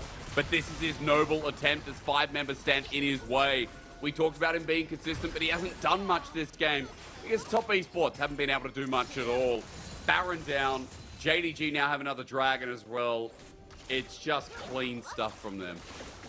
Like, they've just all been on the back foot, right? Like, losing bot, even if no, like, crazy 2v2s coming out, like, they're the ones being pressured at bot. Rookie being pressured in mid. Wayward getting solo killed by 369 in top side. Just all of their lanes not going in any way that really gives them something manageable to work with. And, right, here's what we talked about with the side lane. That Knight can win out in these 1v1s, so Rookie really doesn't have the same amount of pressure as you ideally would like with the static Shiv LeBlanc, but it's also one of the reasons why Tristana is so commonly being matched against it these days. Yeah, I mean, look, even with the static shift, it has amazing wave clear too. No matter if you're AP or AD these days, just static shift stuff regardless. As Lyric, objectives to down, Baron is here. JDG, they don't have much standing gold outside of the inner turrets and side lanes. But something tells me that they're now going to make a big push towards these inhibitor turrets and try and close this one out in the next 5 minutes. And they definitely got the power to do so. Looks like they want to get some vision around top side now. And probably play out through a 2-lane setup with where 369's headed. They're going to just ignore bot lane, keep someone around mid, and then bring in this wave top. But the fact that Knight has Flash, still has that Buster Shot, and the Rocket Jump, he should be fine. But Tien's still looking. There is a flank from Wayward's Wayward, here. though. Knight's just jumped into it. Unlucky timing as Knight is going to go down here for sure. Jackula picks up the kill. Call the Forge God, though. From 369 sets up the other as Wayward is sent packing with the Keeper's Verdict. But Jackula by himself. Somehow, there's a kill onto Knight. Jackula gets out, but Kanavi's so quick. Oh, Kanavi's so quick. You hate to see it. Flash away. Throw your Iron Ambassador out. And Kanavi's just going to match his pace. Like, JDG start knocking it down. JDG got 2 kills with one of their marksmen being dead, the other one not being there. Like, that was missing 369 and Kanavi really making that happen. The defense is there. Wayward trying his heart out. Minion wave at least cleared, so top esports get a bit more time away from this Baron buff. Yeah, so not going to be able to actually find the amount of pressure they want from that mishap. You said it, though. That was unlucky for Knight, but great planning from TS to bring in the Renekton on the flank. Just rocket jumping over the wall, see a giant Dominist Wayward waiting in the wings. One and only kill so far. That pick on tonight. That one and only kill. I mean, again, it has just been domination, really. Top esports with a couple of objectives, but I've said it enough as Kanavi now finds Tien here in the mix. He might have the Heartbreaker out to get out. Depends on 369 though. Doesn't have Call the Forge God available, so Tien will survive another day. But JDG, I mean, this is turning into a dive. He takes no damage. Even running with the turret still. 369 opting to go back in to save the boys. Rookie's getting the turret in the meanwhile. That's nice, but JDG, I guess, not getting the full dive. No, and it's hard, right? I mean, have a decent amount of mobility on the side of top esports to be able to dodge out from that slice and dice from way over Jacula, being able to kind of skirt over walls, the speed coming out from Lulu. So it does make it a bit hard with how far back they're playing to allow these types to happen. And Rookie can only get so much more. And how these are objective bounties, right? These are injections of gold that your team desperately wants. Very worth. I just realized he's using his own LeBlanc skin. Very true and based as JDG now on the inhib turret. Wayward's going full in, but look, he's knocked around. Wayward experiencing a bouncy castle for the first time in his adult life as JDG take the turret down. They also get themselves a cheeky kill. Rookie may have found a turret or two, but the base is still broken. It's JDG still with the gold lead as Jackie Love has ulted for this one. Rookie's going to try, but not enough damage. Even Tien's angle's being spotted out by missing as it's the base clumped out, and it's still a perfect little debut to the series for JDG. Tien would have died if he went for that, or at least, you know, at best, Buster shot away. At worst, he'd be dead. But I was wondering if he'd be bold enough to do it since Rookie was close enough to also get off his combo and, like, try and see if he could burst out Knight before any shenanigans can go down. It actually looks like Knight's the one who wants to burst someone out. Him and 369. I love that it's the old top esports boys still waiting in the jungle, hoping that someone walks in. True. Like, he knows Knight. Get out of here. Jacula very You played with him sus for a to the few front. years. Oh, he's ready. Very aware. As Lyric, speaking of being aware, 30 seconds till drag. It's still such a hard game. Top esports are looking for picks. I mean, Missing might actually be caught out here. Rooted up and dead. That's also a shutdown on a support. Top esports take anything they can get. This should lead them into the dragon as well. Not going to be able to turn it into like a Baron, which maybe could have been more, let's say, game breaking for them and trying to get that gold lead closer to manageable, because still about 7,000 for Right. JDG. But ooh, forcing more. They just keep getting stuff. Like, this game should be done and dusted. This game should be JDG's easily. But top esports find little inches, little moments. Remember that Jackie Love is Ooh, look at the with Baron the call. Lulu. Yeah, this is coming fast from JDG, though. Yeah, we're going to see how quickly they can do it, because Missing and 369 are still a fair bit away. It looks like no. Is there really no inkling that it's going on? There's a ward on in the back. They know, Lyric, but look how fast it went down. They're just like, what can we do?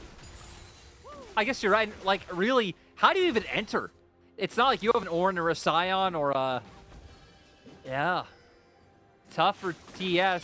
They've been finding what they could for the past few minutes, but with this Baron buff, I think this will probably just be it. Oh, Kanavi. Trying to, at the very least. Jackie Love is one under threat as Rookie now affiliates himself with the mid-wave. Wayward pops the ulti. JDG have now broken all the inhibitor turrets in one fell swoop. Now with the quickness, Missing in, making up for getting caught before. 369's ulti is a beaut. Ruler's one getting the kill credit here as Knight now jumps in too, and JDG have just come into this series clean as you'd like. A couple of pickoffs from top esports, but apart from that, it's JDG all the time. Game one in under 30 minutes, 16-2. Jing Dong ring the doorbell again, and they're ringing the doorbell to the mansion. It ain't the sweet Lyric. It's the bloody mansion. It's the mansion, yeah, coming in to take everything from TES. And great early start. Like, the action started from minute one.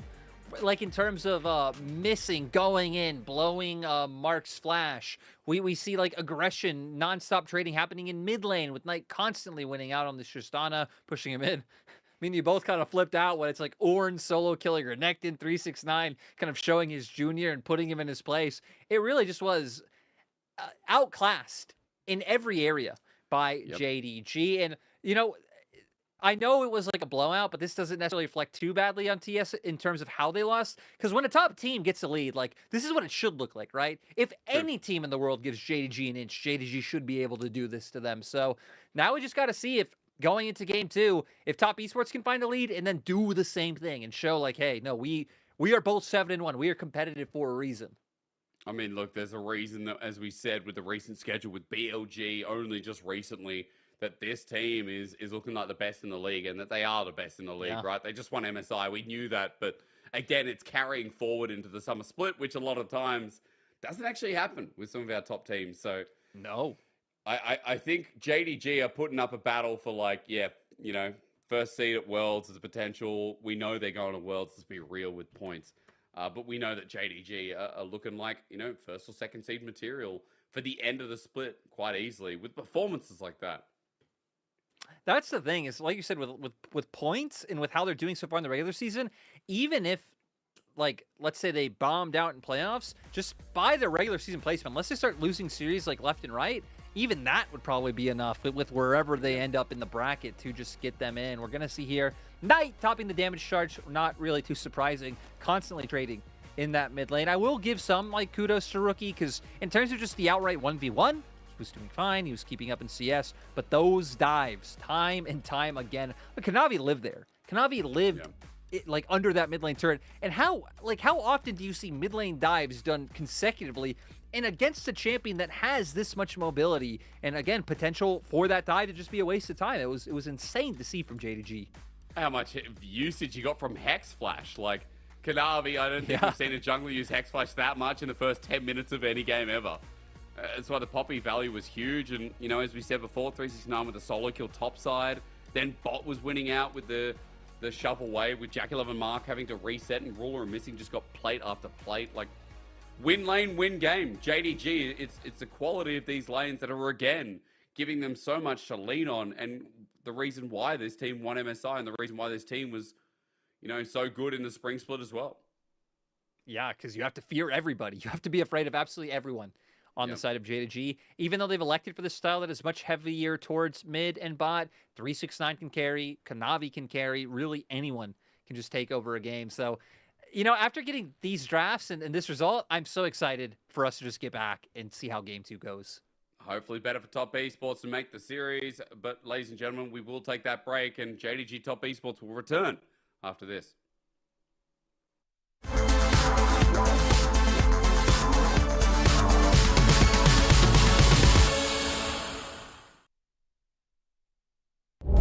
We're dancing a little bit of a 1-2 step right now. NIP back on the fair, and OMG, they are tired of this game. And Aki overextends himself. The front to back is taking advantage of by OMG, though. They distracted the backline of NIP, and that has led to a boon for OMG. Shadow goes back in. Can Photic be the difference maker? Shanji, he gets exhausted, and here comes Abel. He's shutting him down and taking down the house. A Swell goes down. Resets come through. PP God versus Angel is all that's left. Angel with a triple. He's looking for a quadra. He gets the damage. It's gonna be good. And it's an NIP who come out on top in a long haul fight. Top Esports with a very low headshot. You just need to land one EQ, buddy. One Q. And that's Top Esports being down. Here. He's going for a little bit more. Jackie Love actually ults onto him and just takes him out. The opposite man eradicated by Jackie Love, one of the greatest of all time, and living up to that reputation here in this game. The Bramble Smash won't come through. Jin Zhao tries to finish the job, but he can't. Nobody can bring him down. It's Jackie Love on the scene. They're going for the inhibitor for the side of LGD. They want to stop this. Meteor too late. A valiant effort from Meteor, but it's not going to be enough. Tries to stop the ports now. The GA will buy some time. This Decade will get the inhib. Jackie Love in a 2v1 here will mark alongside him. The sustain is there, though, when he actually gets them. He charges forward. Your carries mean nothing here. They've definitely been playing it that way. The gold advantage certainly helps. It means that UDG can't brute force their way into as many fights as they would like. They have on items that help. Uzi! Oh, that's all they needed! Fantastic hook there from Hung. And that means that you don't really have the damage to continue this fight. Two-man decimating smash into the knockback of Fofo. He will have nothing to do with this fight. Like, they get a big hook onto Ruler. They will one-shot him with an Aphelios. But Finn, not the champion you'd expect to be one-shot. He's going to be, though. It's the Ignite burning away. Knight can't quite finish the kill. There's now the follow-up anti-engage, and Shun just taken for a ride, as so are the rest of BLG. JDG happy to go under the tower here. Look at them shred through BLG. See ya later. We're back to MSI Finals again. It's domination. and Finn TP's back in just to be set up for maybe a second quadra kill. Ruler on a triple already. I think he's bought enough time. I don't think the multi-kill will be there, but it just doesn't matter because Ruler hits double digits, 10-0 at 20 minutes.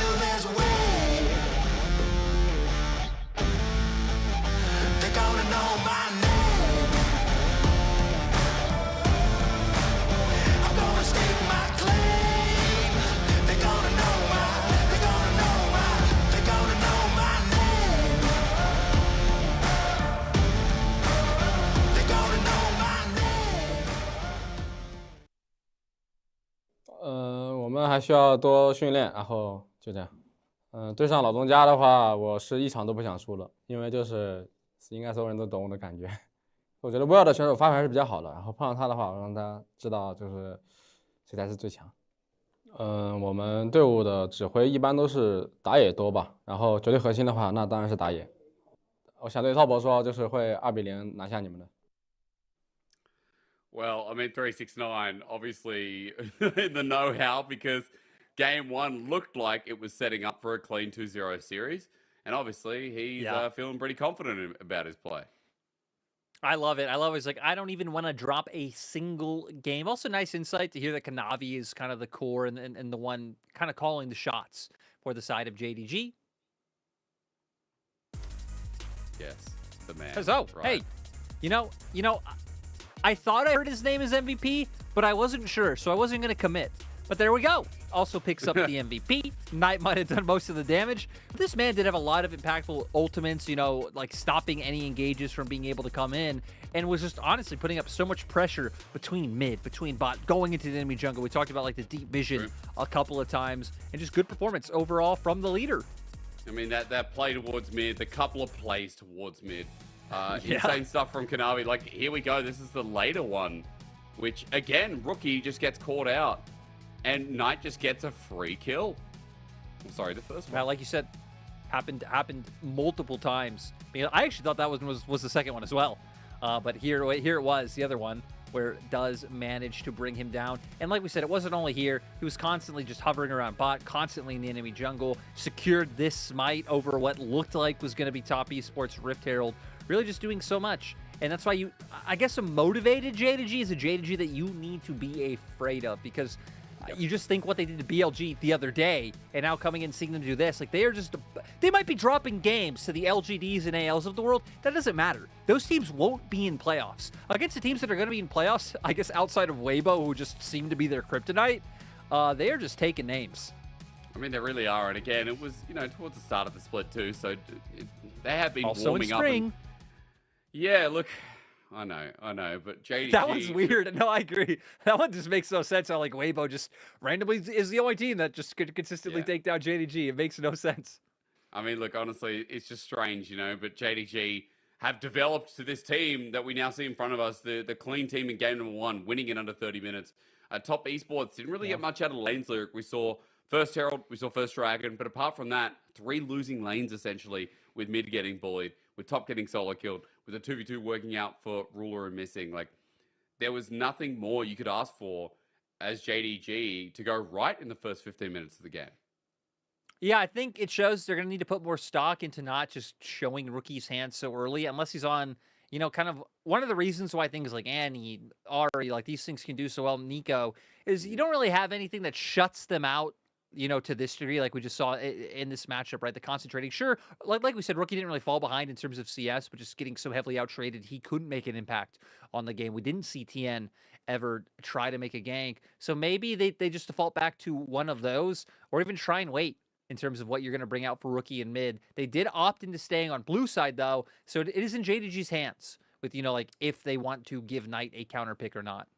Yeah, I mean, look, honestly, on the side of top esports, I'm kind of curious to see if the shifting gear towards, Rookie and TN comes back to the Vi Ari. I'm wondering if Jackie Love gets on something like the Aphelios again. Honestly, Wayward has been, a great Gragas. I wonder if we get, tank top in the top lane instead of something like the Renekton, which was great for Wayward, but only when they were so far behind and making flank plays and trying to get pickoffs in the game. Like, it's incredible to me with how limited options they had with such an explosive comp. I also feel like TS's strength hasn't necessarily been their team fighting, and just in the way that it's very different. Like JDG's just looks so crisp. Like everyone is where they need to be. Ruler's positioning, like Knight finding his access onto like key targets, the engages that 369 is able to find. For TS, the way they team fight is very chaotic, very messy, very like brawly all over the place. Very much in line with like other kind of crazier skirmish teams, the OMGs, like these of the world. So I like the idea of like going with champions that kind of enable that, the Renektons, the LeBlancs. But yeah, maybe at least changing up the order in terms of how you go about this, and just seeing TN be able to be a bit more active. It is hard, again, when all of your lanes are kind of facing that much pressure, but at the same time, even if he'd been able to find like another opportunity mid, I know he did look once, but I guess when you're against the Tristana, just hard. Flash, rocket jump, you at the very least got to burn that flash before you can even hope of like a potential like repeat gank then being successful. Maybe something more enticing in the bottom lane then. If TN needs to be proactive and get on something a bit more proactive, then, something to set up bot a little bit more. Because the 2v2, the Zyra Rakan for JDG was an easy first step. But we know that Jackie Love and Mark, like, we think of explosive duos like Lucian Nami, Draven coming through as well for Jackie Love especially. Even the Varus, right? Like, there are more options for Jackie Love than something like the Zeri that takes time to ramp up. That's what I want, and I guess I'll always ask for when TS plays, bring out the Draven. Just make the enemy feel some punishment. You know what, if you lose, it happens, but that is obviously always where you see TES or like any Jackie Love team be the most dominant. And yeah, bot side pressure could at least be one avenue to open up a lane for TN to be able to play around, especially when we kind of sold Jackie Love as, the most consistently performing member this split. But man, I don't know. It just looks so indomitable. I love that we actually get to see like the printouts with the like screenshots from Game of Legends. To us it looks like Game of Legends, but you would assume there's probably some like alternative that he's using. Yeah, Doesn't look like it though. I feel like it's always dangerous though, like a coach's book or printouts being in view of the camera.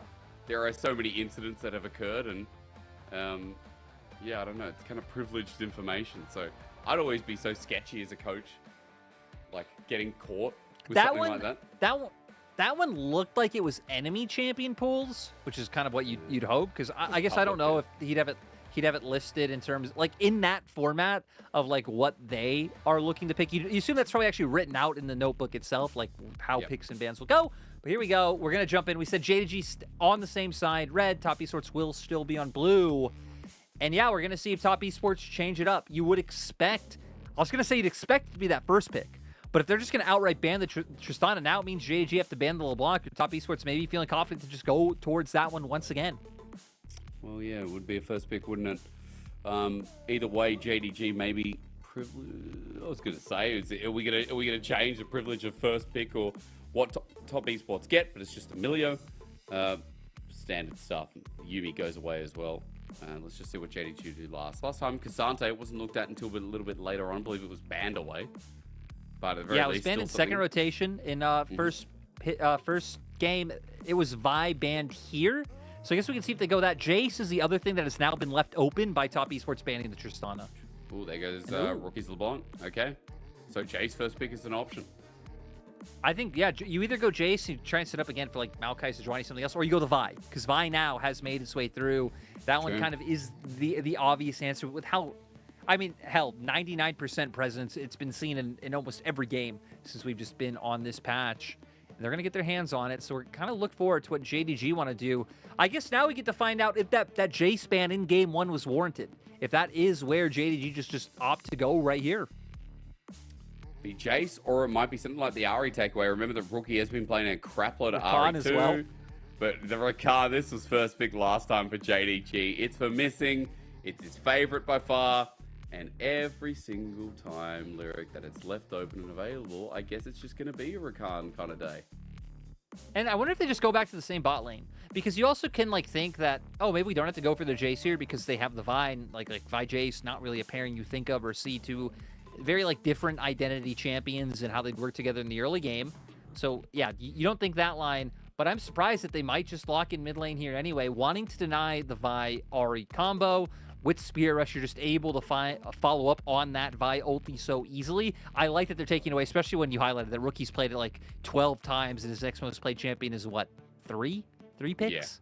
Yeah, it falls off a cliff. It's something like the Annie, right? So also Knight, one of his most played too, but we also know Knight for picks like the Ari, the Syndra.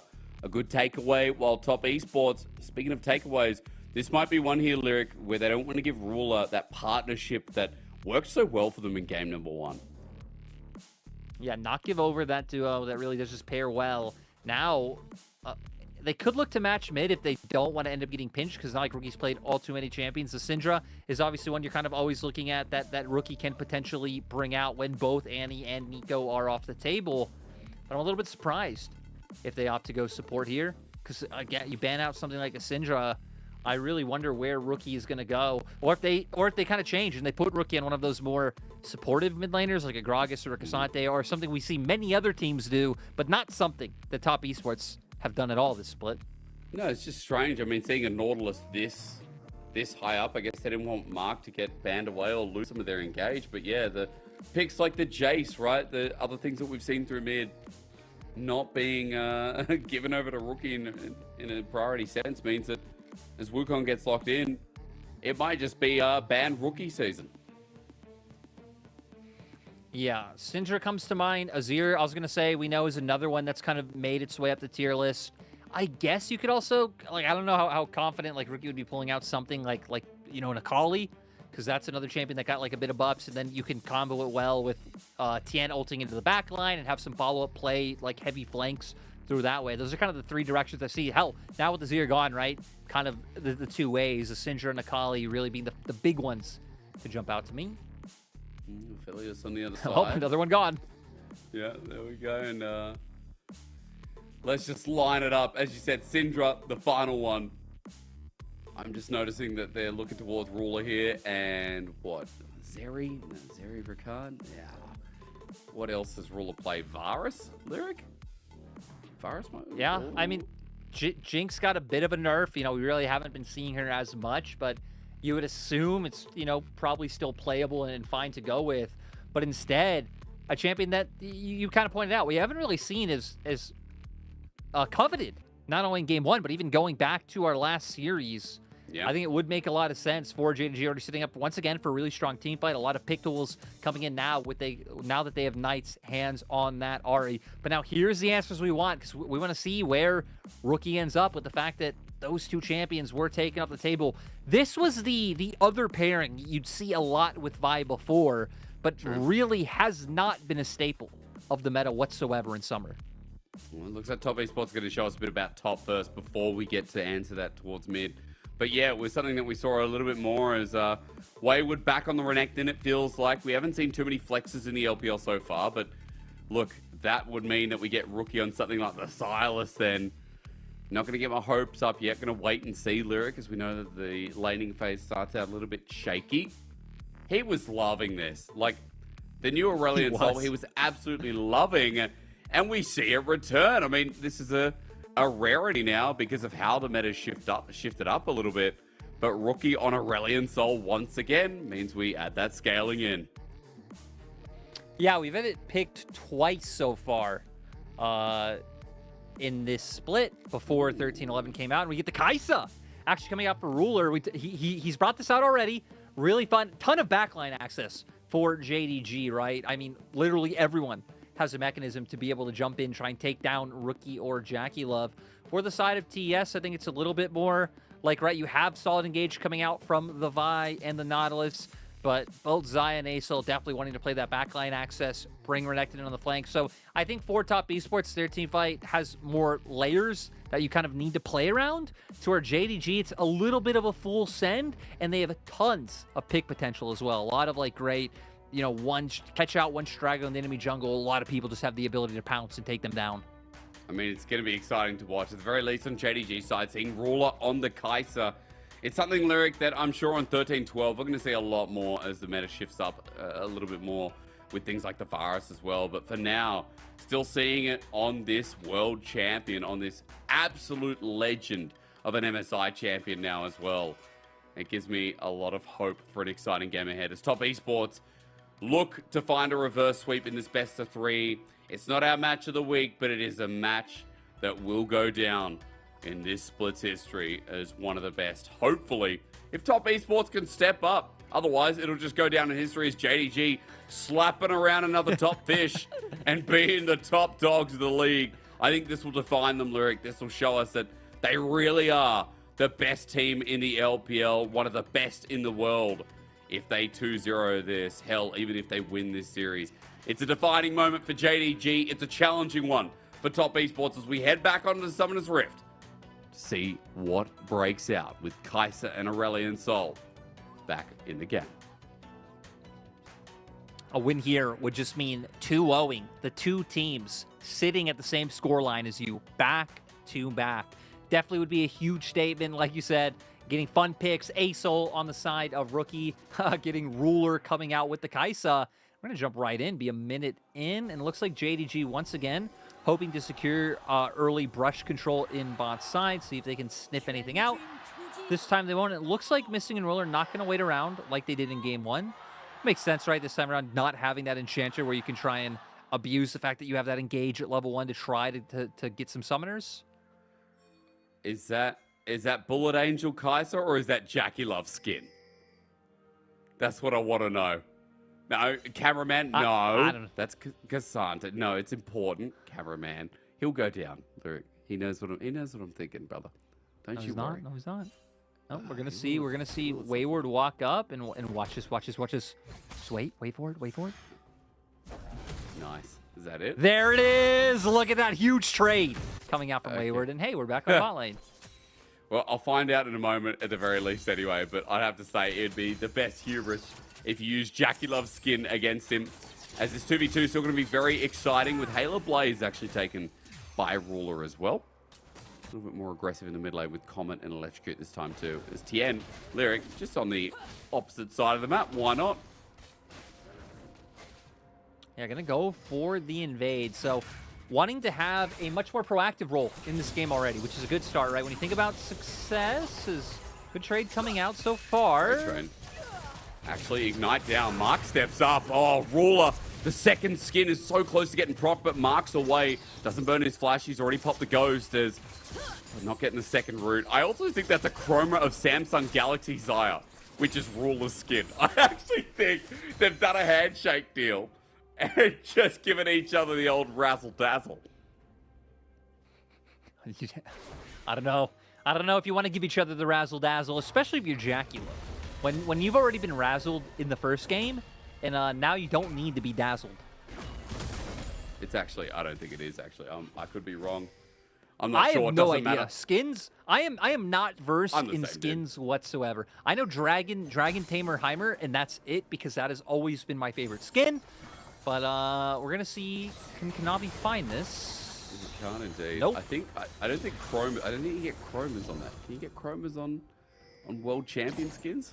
You can? I don't know. Guys, I shouldn't have lured myself into this. I don't know skins, dude. You did. You did this to yourself, which is why I'm not touching it. Only skin I'll know one day is when we get Disco Nunu as Kanavi out with a smite. Mark Dredgeline actually quite nice as Missing's one shot away. Jackie flashes for it. Observer bug there, and unfortunately not going to get the range. Missing just gets out. Jackie now down a summoner with Kanavi. Tien coming in as well. There's going to be a big turn. Kanavi in a bad spot, has to flash away with the collapse. And it's the same as game one. Flashes burnt, but no one dies yet. Yeah, a lot of trading coming through bot side. I feel like the bigger deal is the fact that Jackie now has no flash. Kanavi's going to be missing as well. Oh, Missing so dangerous. God. It's on a knife's edge. It really is. Kanavi's come back down as well. Jackie and Mark get the push out in the perfect time. A second or two later, Kanavi comes in. Might even get himself a kill. But they walk away, and bot lane is just chill.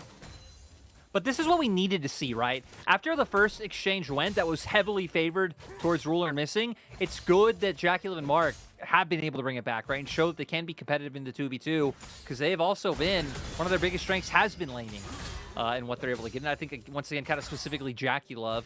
But Ruler and Missing have been the kings of dominating in just the outright laning 2v2. So, good to see Jackie and Mark able to answer back. At least having some kind of impact. Remember the last game, they were shoved out of lane. And then that's where Ruler and Missing found a bit of an edge in game number one. Lyric, I can say so far, it's nice that, you know, Rookie's been able to lane too. This time on a less mobile mid laner, but still has actually been able to play out the laning phase a little bit more. But having said that, I mean, Knight is also winning out on CS on this Ahri, so things are going pretty well for him. Yeah, Knight gonna be able to maintain pressure. I mean, we need to remember as well, like, ASOL, especially after the rework, really is like a champion that just scales throughout the game, especially with, you know, your Stardust, collecting that, enabling all the rest of your abilities. He really isn't on much of wave clear duty until then. With level 6. Oh, it's going to happen top side again. The problem is Cassante has the ability to 1v1. I mean, Ornn, you know, 369 in game 1. 1v1 on Ornn, beat Wayward on this Renekton. Cassante has a much better ability to 1v1. So, solo kill territory does exist again. That's why, you know, when the heavy trading from Wayward got on, I'm like, oh, 369 might have messed up. But we need to remember game 1. It looked like the lane was in favor of Wayward, but then it was 369 who brought it back, and now I can be spotted out by the ward. So no dive going to come through, but at least is going to open up pressure for JDG to start this dragon. Something I expected them to do in game 1, but they elected to go for kills instead. And with a very similar strategy of keeping control around the enemy bot side jungle, I like that we see them starting to stack up objectives even earlier this game. Yeah, a cleaner tick of approval, right? Something, again, that for JDG, because they always end up winning these lanes, usually find themselves in control of. First dragon will go down and be Chemtech to kick off the stats game as Ruler and Missing just give a helping hand. Ocean's coming up next, and Lyric, I mean, Kanavi doesn't have a CS lead. He's not too far behind from Tien.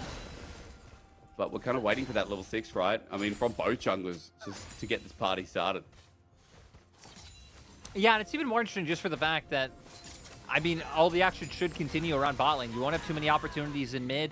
We can see Knight potentially, like, poking for opportunities in top side. But you're really just waiting for either bot lane to find like a committed advantage. And now with JackeyLove not having flash, we're going to see TN spend the next, little chunk of his time making sure they can keep up push and not be answered. Just Dominus in the top side. I was just waiting to see if 369 pull anything out himself, but it's just Dominus used with nothing else given away. 369 in hand has his ultimate, so not too bad here for the Cassante and topside, while Wayward goes to proxy a little bit, considering they know Kanavi's on the bottom side of the map. Yeah, nice use of the information. Now we're going to start being mindful of Herald. Looks like TS wanted to try to make a play on bot first, but with TN being spotted out, might be the perfect counter kick. And Kanavi 6. Kanavi has ult. E6. You're right. E6 as they go on to Ruler. Everything used, but TN without an ulti. Finds it in the minion wave, though, but it's a little bit too late. Double Cyclone picks up first blood as the root back. JackeyLove, the old reliable lady carry this split, gets a good one as Knight comes on in, trying to kite it out, and he does. Fancy feet, JackeyLove again as he survives the bottom lane of TES, comes in clutch. Huge outplays, great side steps, honestly superb coming out from the TES bottom lane from a game that was just dictated from early game advantages in game one, with JDG kind of winning across the board. This time around, TS are answering back. Well, it has ulti, but oh, that was so close. It was. Root almost catches him as well. He wanted that killer instinct all the way in, but Mark canceling his back like a bro and making sure that JackeyLove survives. So we see, okay, top esports sorting out the exchange, but at least they're going to deny some minions, maybe even finish off a play for themselves. But here, they wait for the buy to hit 6, and things look good for JDG at first with the fact that Kanavi gets in there, is going to be able to follow up once TN flashes away. But the big difference being the fact that Ruler not really able to stay in range, get damage down, having to dodge out on the ult coming out from the Xayah, that just bursts missing. And then with Mark flashing so far away, again, who's Ruler autoing in that situation? Great play coming out from JackeyLove. A killer piece for the bottom lane of top esports, and Herald also going down after the play as well. I'm sad we didn't get to see the sidestep of the charm, because that was kind of really nice coming up from both Mark and JackeyLove. But you're right, now Herald in hand. You don't have plates down in any lane yet, so no, I'd say, real obvious choice coming through. I think when you look at the drafts, you really would want it to be bot, but action towards top side? Oh yeah, are they going to pick the 369? I mean, Tien going to get spotted out. Here's Kanavi. Both ultis available. Cyclone starts us off onto Tien again. Doesn't get a chance to press his R button as the yielding under turret 369 just ran it to give a free stall. Like, you look at Wayward. He's laughing his ass off. Maybe he feels bad. I don't know. He said in his pregame interview, I'm going to show him who the best top laner is. I don't know if that's what you were showing there. I don't know. I could be wrong. Is that what the best top laner does? Yeah. I guess if he is the best top laner, that is what the best top laner does, right? Dude, he's 369. Sometimes he's got to roll threes. It's just the way the dice works, man. You know, the rest of the time it's loaded, but for now, like, we get what are the threes? You know, maybe he should like rename and only pick high numbers, if that's how it works. You know, if the synergy is just all in the name, we're gonna see here of how everything goes down. Things looked all right. Top esports had first turn, but the Cyclone getting the initial knockup, and Kanavi's damage is just huge. Shredding Tien, and then, yeah! Huh! 369. Oh! I don't know what to say about this other than just making sounds. Oh, Wayward just got a freebie. He was so happy about it, and he should be, because he trades 1 for 1. And this time around, I mean, the side lanes of top esports have the kills. Game 1, remember, it was all about the lanes of JDG. It was top, mid, and bot alike that were fed through the first 15 minutes. This time around, bot with the outplay, top now with the play. it's gold given to top esports, an advantage they never had in game 1. Yeah, the whole place for JDG are strong is like we saw in that topside plays. We get a bit of a replay of what happened with Knight being forced out of lane. But the whole strength of JDG is in Kanavi. We saw him win out in that 1v1. He's been sitting on this Divine Sunder for a little bit now, so is quite strong in some of those duels. Tien on the opposite side did finally just finish off his first item, so has picked up a Black Cleaver. And now we're to get to a point where some of the strengths of top esports are going to be shown. Not the fact that not only is their jungler catching up, but Rookie finishing off the Rylai. Just items across the board on the TES side. Ooh, dominant Hughes, 369. That all out is available as well, but Tien drops a Herald. This is going to be big if they can find a kill, but Tien's knocked up, Q interrupted. And so it'll just be the turret instead. Wayward looking to push it down, but it'll hold on the last plate. Yeah, JDG trying to bring members up. Yeah, 3 members all working their way towards it, but luckily top esports actually being disciplined, do back off, don't overstay their welcome. This now just presents JDG with the time to start retaking some of this vision. You'd already see a bit of a shallow ward line through the bottom side of River. Would be great to see them start pushing that forward at some point, especially now that Rift, that Scuttle Crab has spawned. So the question for you, what do you reckon about Static Shiv Aurelian Soul? Are we experimenting with that? What's going on? Is it just LeBlanc? You know, from what I've seen in the trenches, in the gutters, that is just, you know, random streams and games of League of Legends. It really seems like, you know, you could buy this on whoever you want. Are you maybe sacrificing damage elsewhere? Yes. Does ASOL especially already have good enough wave clear? 100% he does. But I'd be up for it for the memes. Sure. Anyone can get away with it. You know what? I mean, you pull it out. We already have your master plan of like becoming the Shy's butler and then working your way up to being like a master top laner in the LPL. So bring out the top lane Static Shiv Aurelian Soul. Could be your thing. I mean, look, there'd be more to me than that. Let's be real. I'll wait till the Shy does something. Because the Shy, next time he plays, he might play, you know, Quinn with Static Shiv. Actually, wait. That is a thing. Quinn top, if we're getting Renekton in the meta, the Shy will play his Quinn counter, and that'll have Static Shiv in the build, surely. Oh my god, I think I've just written the script. We're going to wait till the next Weibo game. That's when it'll happen. Because I feel like he will bring his Quinn back out. Surely Weibo let him.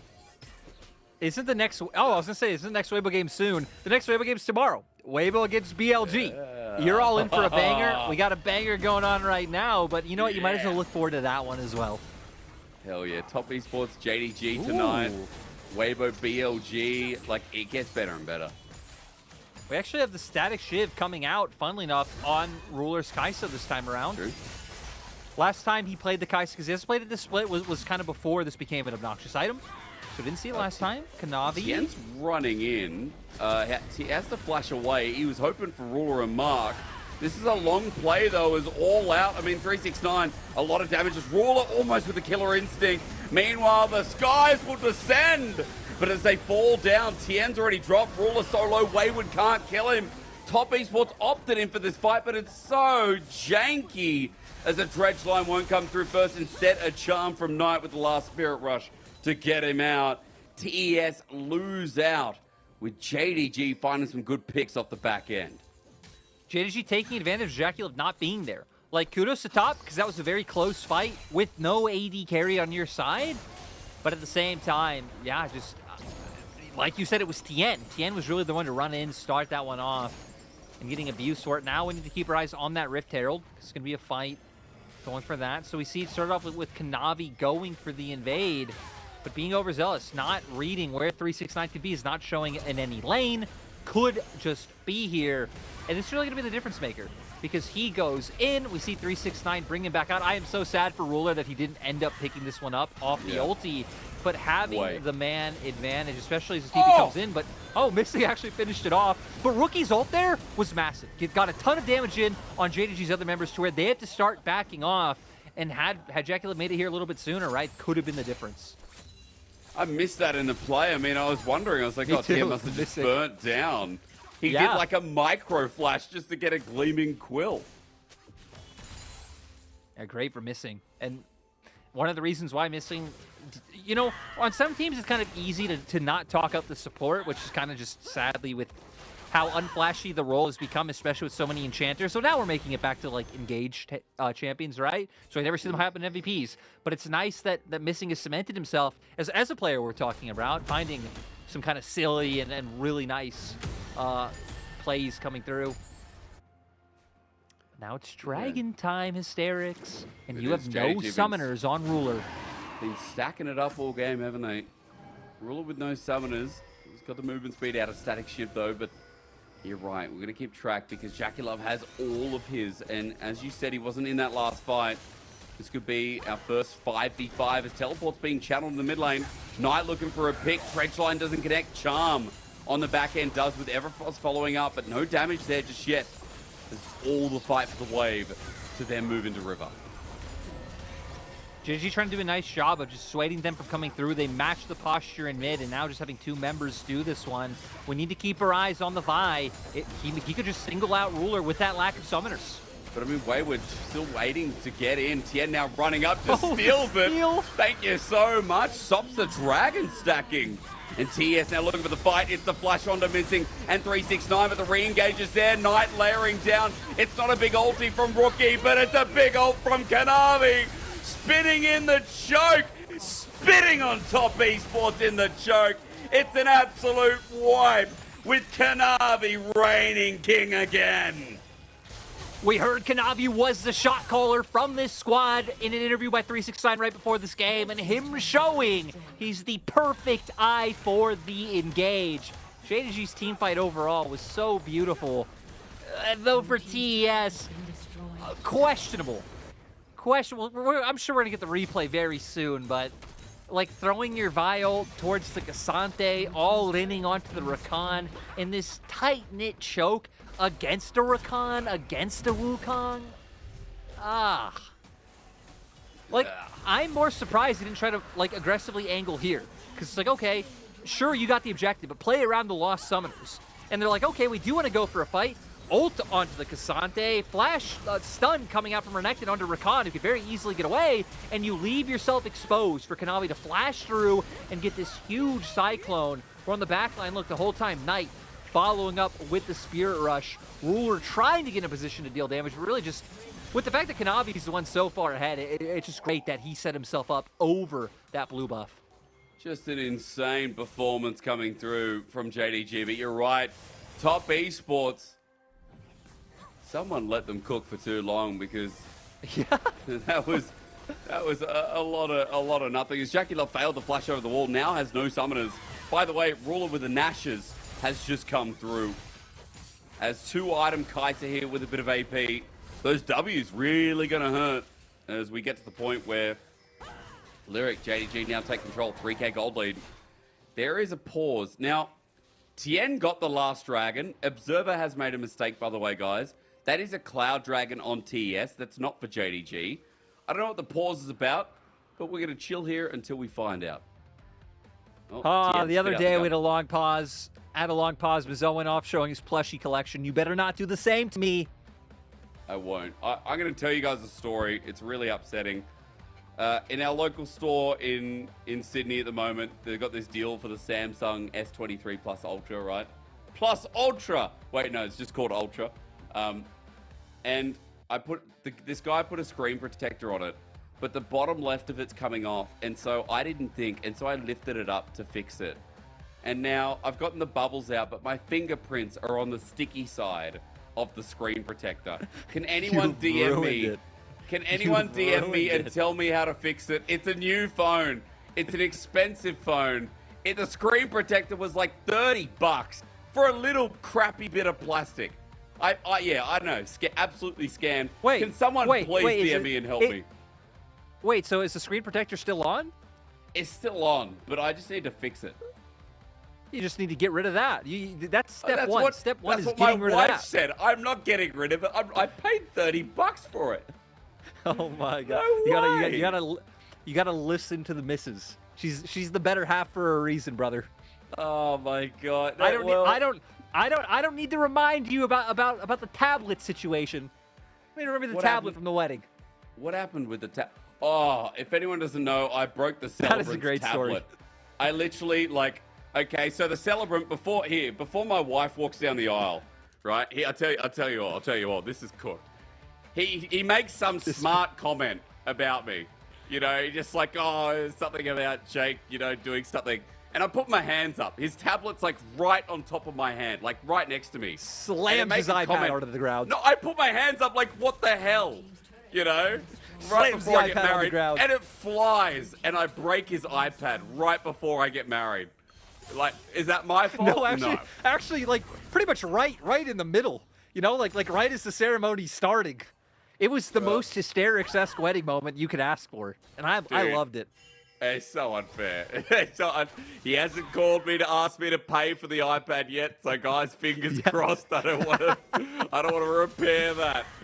Oh man. Anyway. Oh god. Look, I still got married. That's the main thing, you know. That's the iPad. I apologized in the ceremony, and that's all he's gonna get. Anyway, we're back in game. Bot side got pushed down, and JDG just came back from a pause, and I don't know what happened. Yeah, they're trying to show us the lack of vision. You know, that's what the observers were just highlighting, how dark it is for TES on the map right now. You know, any types of like crazy Baron plays that could come out would potentially just end the game. But engage from Tien. And a big play, but the ulti from Rookie not connecting. I'm not sure what skies are descending, but it's like watching a Chicken Little movie, really. Everyone thinks he's faking it as Rookie's ult now down, but teleport used. JDG moving towards the Baron, Lyric, and They want to this force is the a big fight. one. Yeah, okay, now your AD carries no summoners, but you at least got the Vi ult out of the way. And that's the big one that gives you easy access. Knight, though. This is not a gonna be risky Drake's business. line. Oh god, at 5k it looks pretty hard for top esports, but in comes a Cassante 369. The target as Kanavi goes in, but Jaculov just annihilated. Out of his ult, he's down, and look at the backside. 369 is taking care of business. JDG beat BLG 2-0, and now top esports 7-1. Do you think they care? Do you think they're intimidated? Do you think the best team in the world gives a red hot damn who they verse? No, for JDG, they are showing against. Doesn't matter if you're the best of the best. They will absolutely stomp you. They're gonna slam you into the ground just like Jake did to that iPad. And you know what? For TS, they're broken. They're destroyed. They're 9k gold down, and it's just once again a masterclass in some of the team fighting angles coming out for JDG. This was meant to be the chosen series. And I mean, again, it's just JDG get to these team fights, and Lyric all in on Jaculov. Look at that. Look at the coordination to be able to get that, just execute right down to a T. You can see them. Oh, another fight. Oh, we are doing it again. JDG have grouped up for one last hurrah. Mark almost dying here to the hybrid Kaiser as the flyby service from JDG is at it yet again. Charm almost connecting his Wayward. Just doesn't do too much. Dredge line out of range onto the Dragon. Guys, you'll think this is Soul, but Lyric, Tien got the steal. So this is a mistake in the graphic. This is Soul point. This is not Cloud Soul, guys. You'll see in a second. Wait, it said Tien got Dragon. Huh? Everyone saw that on the graphic. Did League of Legends lie to me or what? I don't know. What? I'm right there with you. You know what? Maybe we'll find out at some point, but it's not going to be right now. As Wayward is going to get solo killed by Nari. He is. I'll check it. I'll check the VOD afterwards, make sure. But I'm pretty sure is whoa my god! This is just over. This is better service than you get on Emirates. Is now for a double kill. This is first class. Ruler ready to run forward for the rest of it. Look at the damage coming out as Kanavi sacrificed his own life. Knight, one more Spirit Rush left in the tank with the charm. So close, Ruler finishes it off. And there's the reset.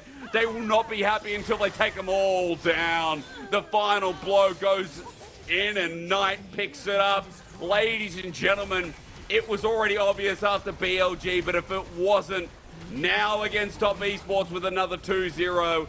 JDG are red hot, in charge, first place. Our best team is annihilating any of the competition, even coming close to their spot.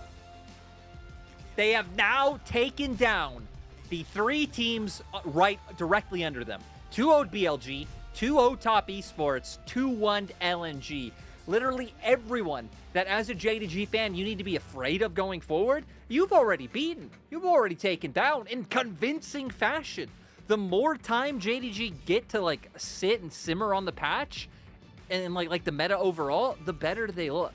And I don't even think we've seen everything in like the JDG playbook or the JDG. I don't think we've seen like the ceiling of JDG just yet, if I'm being totally honest. I agree. I agree. Like, there's so much more to JDG, right? And every time we see a different draft or against a different opponent, JDG adapt and show us something more.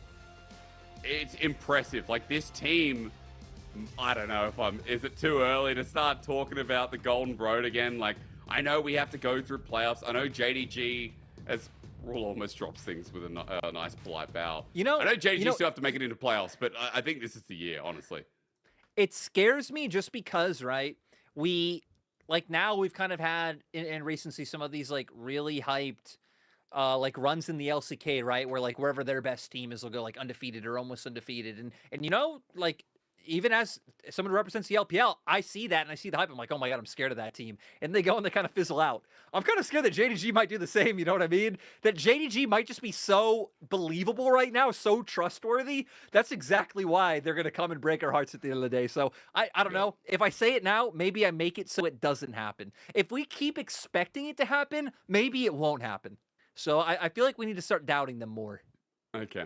We'll doubt them more to give them the extra buff because this team is We need incredible. to doubt them more after they 2-0'd TES. My God.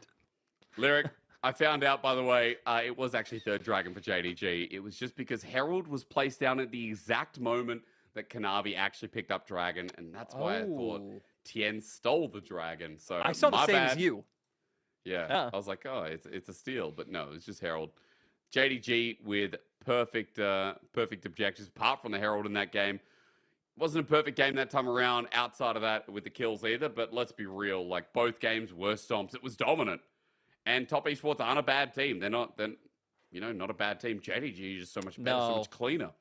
Exactly. You know, and it's going to happen. It's just sports, esports, anything in general, right? That like when a team loses to another team, you're always going to like, oh, look what this team did wrong. This, and this. They're so bad. And it's like, you know, you could say Top Esports were way worse than JDG today. You can even just think Top Esports are way worse than JDG in general. But it's like, what does that say about the rest of the league then when they're sitting at 7-2? And then what does that say about the rest of the world? You know what I mean? Sure. So it comes in levels with context, comparisons. Like, TS aren't bad. TS just were worse than JDG. And that's not really, everyone is worse than JDG. Literally everybody in the world is worse than JDG. That might be, you know, that might not turn out to be true by the time we get to Worlds, but I still feel like it's a fair statement to say so close coming off of MSI and seeing their regional form here, because it is crazy good. It really is, and even things on like the Kaiser as well. Like I said, flexibility in draft, Lyric. Knight having a field day on the RE, but even though damage numbers aren't that impressive, it's just those fights and how clean they can manipulate them, how cleanly they can walk over Top Esports in 24.5 minutes. Like this series was under an hour. Yeah, it was crazy. I still remember casting with Jamada, and I'm always going to bring it up when he asked for Rookie to step on him, and it was JDG stepping on Rookie. How does that, if you're out there listening to Jamada, how does that make you feel? How do you react to this? He went back to bed, so he wouldn't know. He's been up since 3 a.m., so that's a good question for him to reflect on. The jet lag gets the best of us. Yeah, after coming back from the anime capital of Texas, as I figured out. Apparently that's the weeb capital of the world. Who knew it would be in Texas? Oh dear Lord! You need to stop. No way. I'm not. I actually actively will not believe that. Look at the camera. Look at what happened. Look at the new phone. Take off the screen protector. Take it off. Yeah. No, but if I take it off, like, I mean, look, the screen's fine, by the way, but it's an expensive screen protector. You know what? This series, wait. We're not in Shanghai. I was like, do we get an interview for this series? Actually, we're not in Shanghai. So once again, we sadly don't get an interview. But I feel like if we did get an interview and it was from 369, he'd be like, oh yeah, I just clap those kids. I won't let my former team win, and we are the best team in the world. There we go. Sure. You heard it here first. My speculation on what a 369 interview would have been. You're welcome. Yep. And he would have put his thumbs up and said, you know, when interviewer asked, what team are you looking forward to next? And they would have said, let's have a look. I think it's NIP? No, but that's next. But what are you looking forward to next? WE. WE's the last challenge, really, because TT haven't been great this split. It's literally WE. Dude, their schedule is easy. Yeah. Like, They JDG played all might the be top 15 dogs. and They 1. played everyone. Yeah, they played literally all the other top teams. Though, actually, that might be even more reason why JDG might lose. Because we've seen JDG against good teams is good. JDG against their lower pool teams, that's when they drop games. That's when they look most vulnerable. So actually, JDG might be in for more of like, more pressure than they could have otherwise. So that one's fun to think about for TES. Who do they have next? They have WE. They do. Their schedule's a little bit mixed Yeah. because they got BLG, OMGs in there who are really looking good this split. We've also got Op AL. Okay, so it's mixed. But yeah, WE, I'm excited BLG, for that one, though. OMG. Like the Ultra Prime one, get Ning versus Old Boys. It's a day where you see Ning like actually power up once again, get 2 MVPs and Sure. shut TES down. I don't know. Am I an Ultra Prime fan now? The way I talk, it seems like it. After watching them, I don't know. I'm definitely not. But look, I'll be real. Oh, no.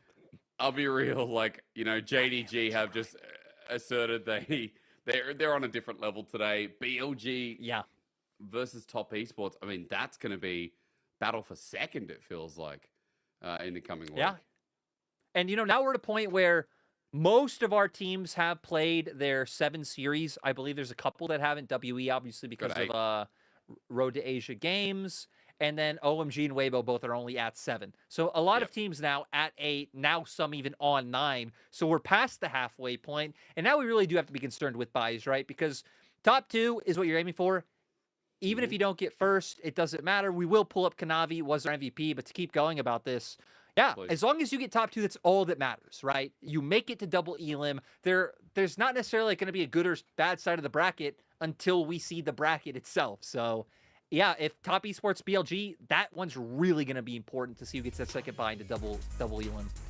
Yeah, and at that point as well, let's see if they take any losses along the way. As Kanavi showing us he wasn't let anything go. This was a beautiful Wukong game. Double MVP back-to-back for the jungler of JDG.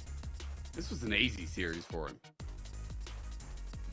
Yeah, just that one ulti, right? That one ulti is going to stick in my mind with just how great it was. The one in their side of the jungle right outside of Blue Buff where he does bring it back.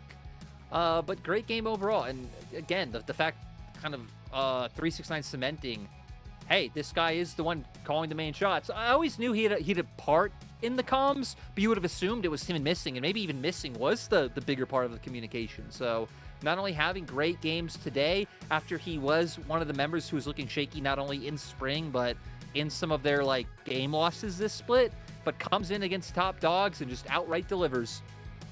So well. I love this play as well. The flyby by JDG just taking out Jackulov on the way through. Really nice to see. There's 369 also pivoting to destroy his old organization.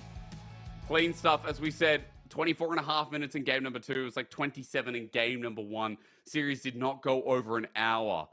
And for JDG Top Esports, I don't think we really had that for a long while. JDG Top Esports has been competitive for the past couple of years. Long series because they've gone the distance. And we said, right, coming into today, these teams were 8-8 in terms of official LPL series. Now I guess JDG are up. It'd be 9-8, but that just shows that, even with all the changing pieces, these orgs have been able to field competitive rosters consistently and keep the matchup close and keep the matchup dynamic. But it just feels like we're closing on what could be a JDG dynasty of this year, right? So it is a bit one for TS to contend with, but hey, who knows? Maybe losses can deliver those growing pains that they need to be able to come out better on the next side. Because let's be real, the only thing that matters is how you perform in those best of 5s once we get to playoffs. That's right.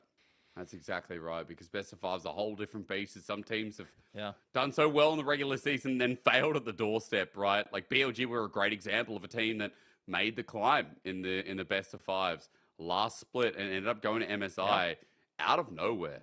I think they finished. What did they finish? They were 5th seed. They weren't even in the top 4, and they made the run all the way from round 2, beating RNG, Weibo, JDG. Sorry, not JDG, but almost beating JDG. Then the losers bracket, beating OMG, beating EDG. It's crazy. Best of 5's are a whole different beast. As I know shortly we'll bring up today's games and what happened if you already missed out. And then talk a little bit more about the standings again. because as we fast approach, you might be wondering like, oh, it's only week 4. Why are you talking about best of 5s? That's because we only have 7 weeks in the regular season of this LPL split. And it speeds up next week, by the way, with 3 best of 3 days. I always get it wrong. 3 best of 3s starting Tuesday, going every day. So Monday will be the only day, Lyric, that is only 2 best of 3s. I know. It's actually crazy to like look at our schedule and just think how jam-packed it is. But it's also kind of cool because we're going to get a lot of answers very quickly in terms of, which teams stack up against who, how, and then getting to see who's going to make it into playoffs and start working our way towards that bracket, which, I mean, with the season ending earlier, right, means an earlier playoffs. So I'm definitely excited for us to only have 3 weeks left of the split. Yeah. I just still saying it is a little bit crazy. But tomorrow's also our match of the week. So even though we aren't showing tomorrow's games yet, we talked about this in the cast. Weibo versus BLG. You don't want to miss tomorrow. It's going to be a banger. You're going to have Jamada. You're going to have Asheen. And you've all missed Jamada because we've all missed Jamada. So you're going to go watch and you're going to get a banger. And we're going to see if Weibo can actually win. Because my guess would be no, because BLG have looked dominant. But we're going to see because it's Weibo and they are crazy and weird. They are indeed. As you said, this is what happened today. Guys, 2-0 all on the right side for you. Like, today could have been a lot longer. I thought today actually could have been a 9-game day, especially with how some of these teams have been playing. But no, it was quicker than we expected. We're done by 11 o'clock on my time, which is unprecedented. I'm not sure we'll finish this early on a 3-series day. Actually, yet, honestly. I don't know what feels early to me because in my mind I look down and I'm like, it's 6 a.m. I still want to go to sleep because it's 6 a.m. and it just means oh well, it is what it is. I don't know why EDG's name has to jump out so vividly. Huh? I don't know either. I thought that was an error. Like what the? Okay. Yeah.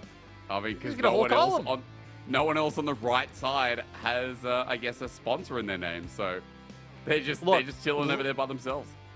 We can Lyrics House Ultra Prime. We could do it. I can endorse Ultra Prime. RA as well. House Ultra Prime. You can't and then Lyrics endorse House 2 RA. teams. Why not? Oh, I don't know. I don't make the rules.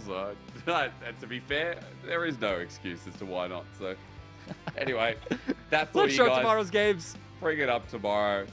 Let's get through it. Because tomorrow,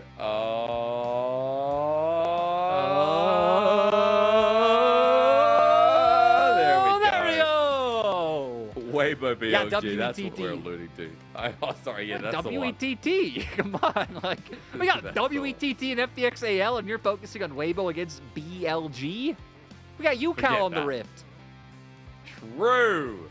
And TT probably their last series to decide whether they can make a dream run or not. Because I'll be honest, I've said it today. If you go 1-8 in the LPL, you're probably not making playoffs.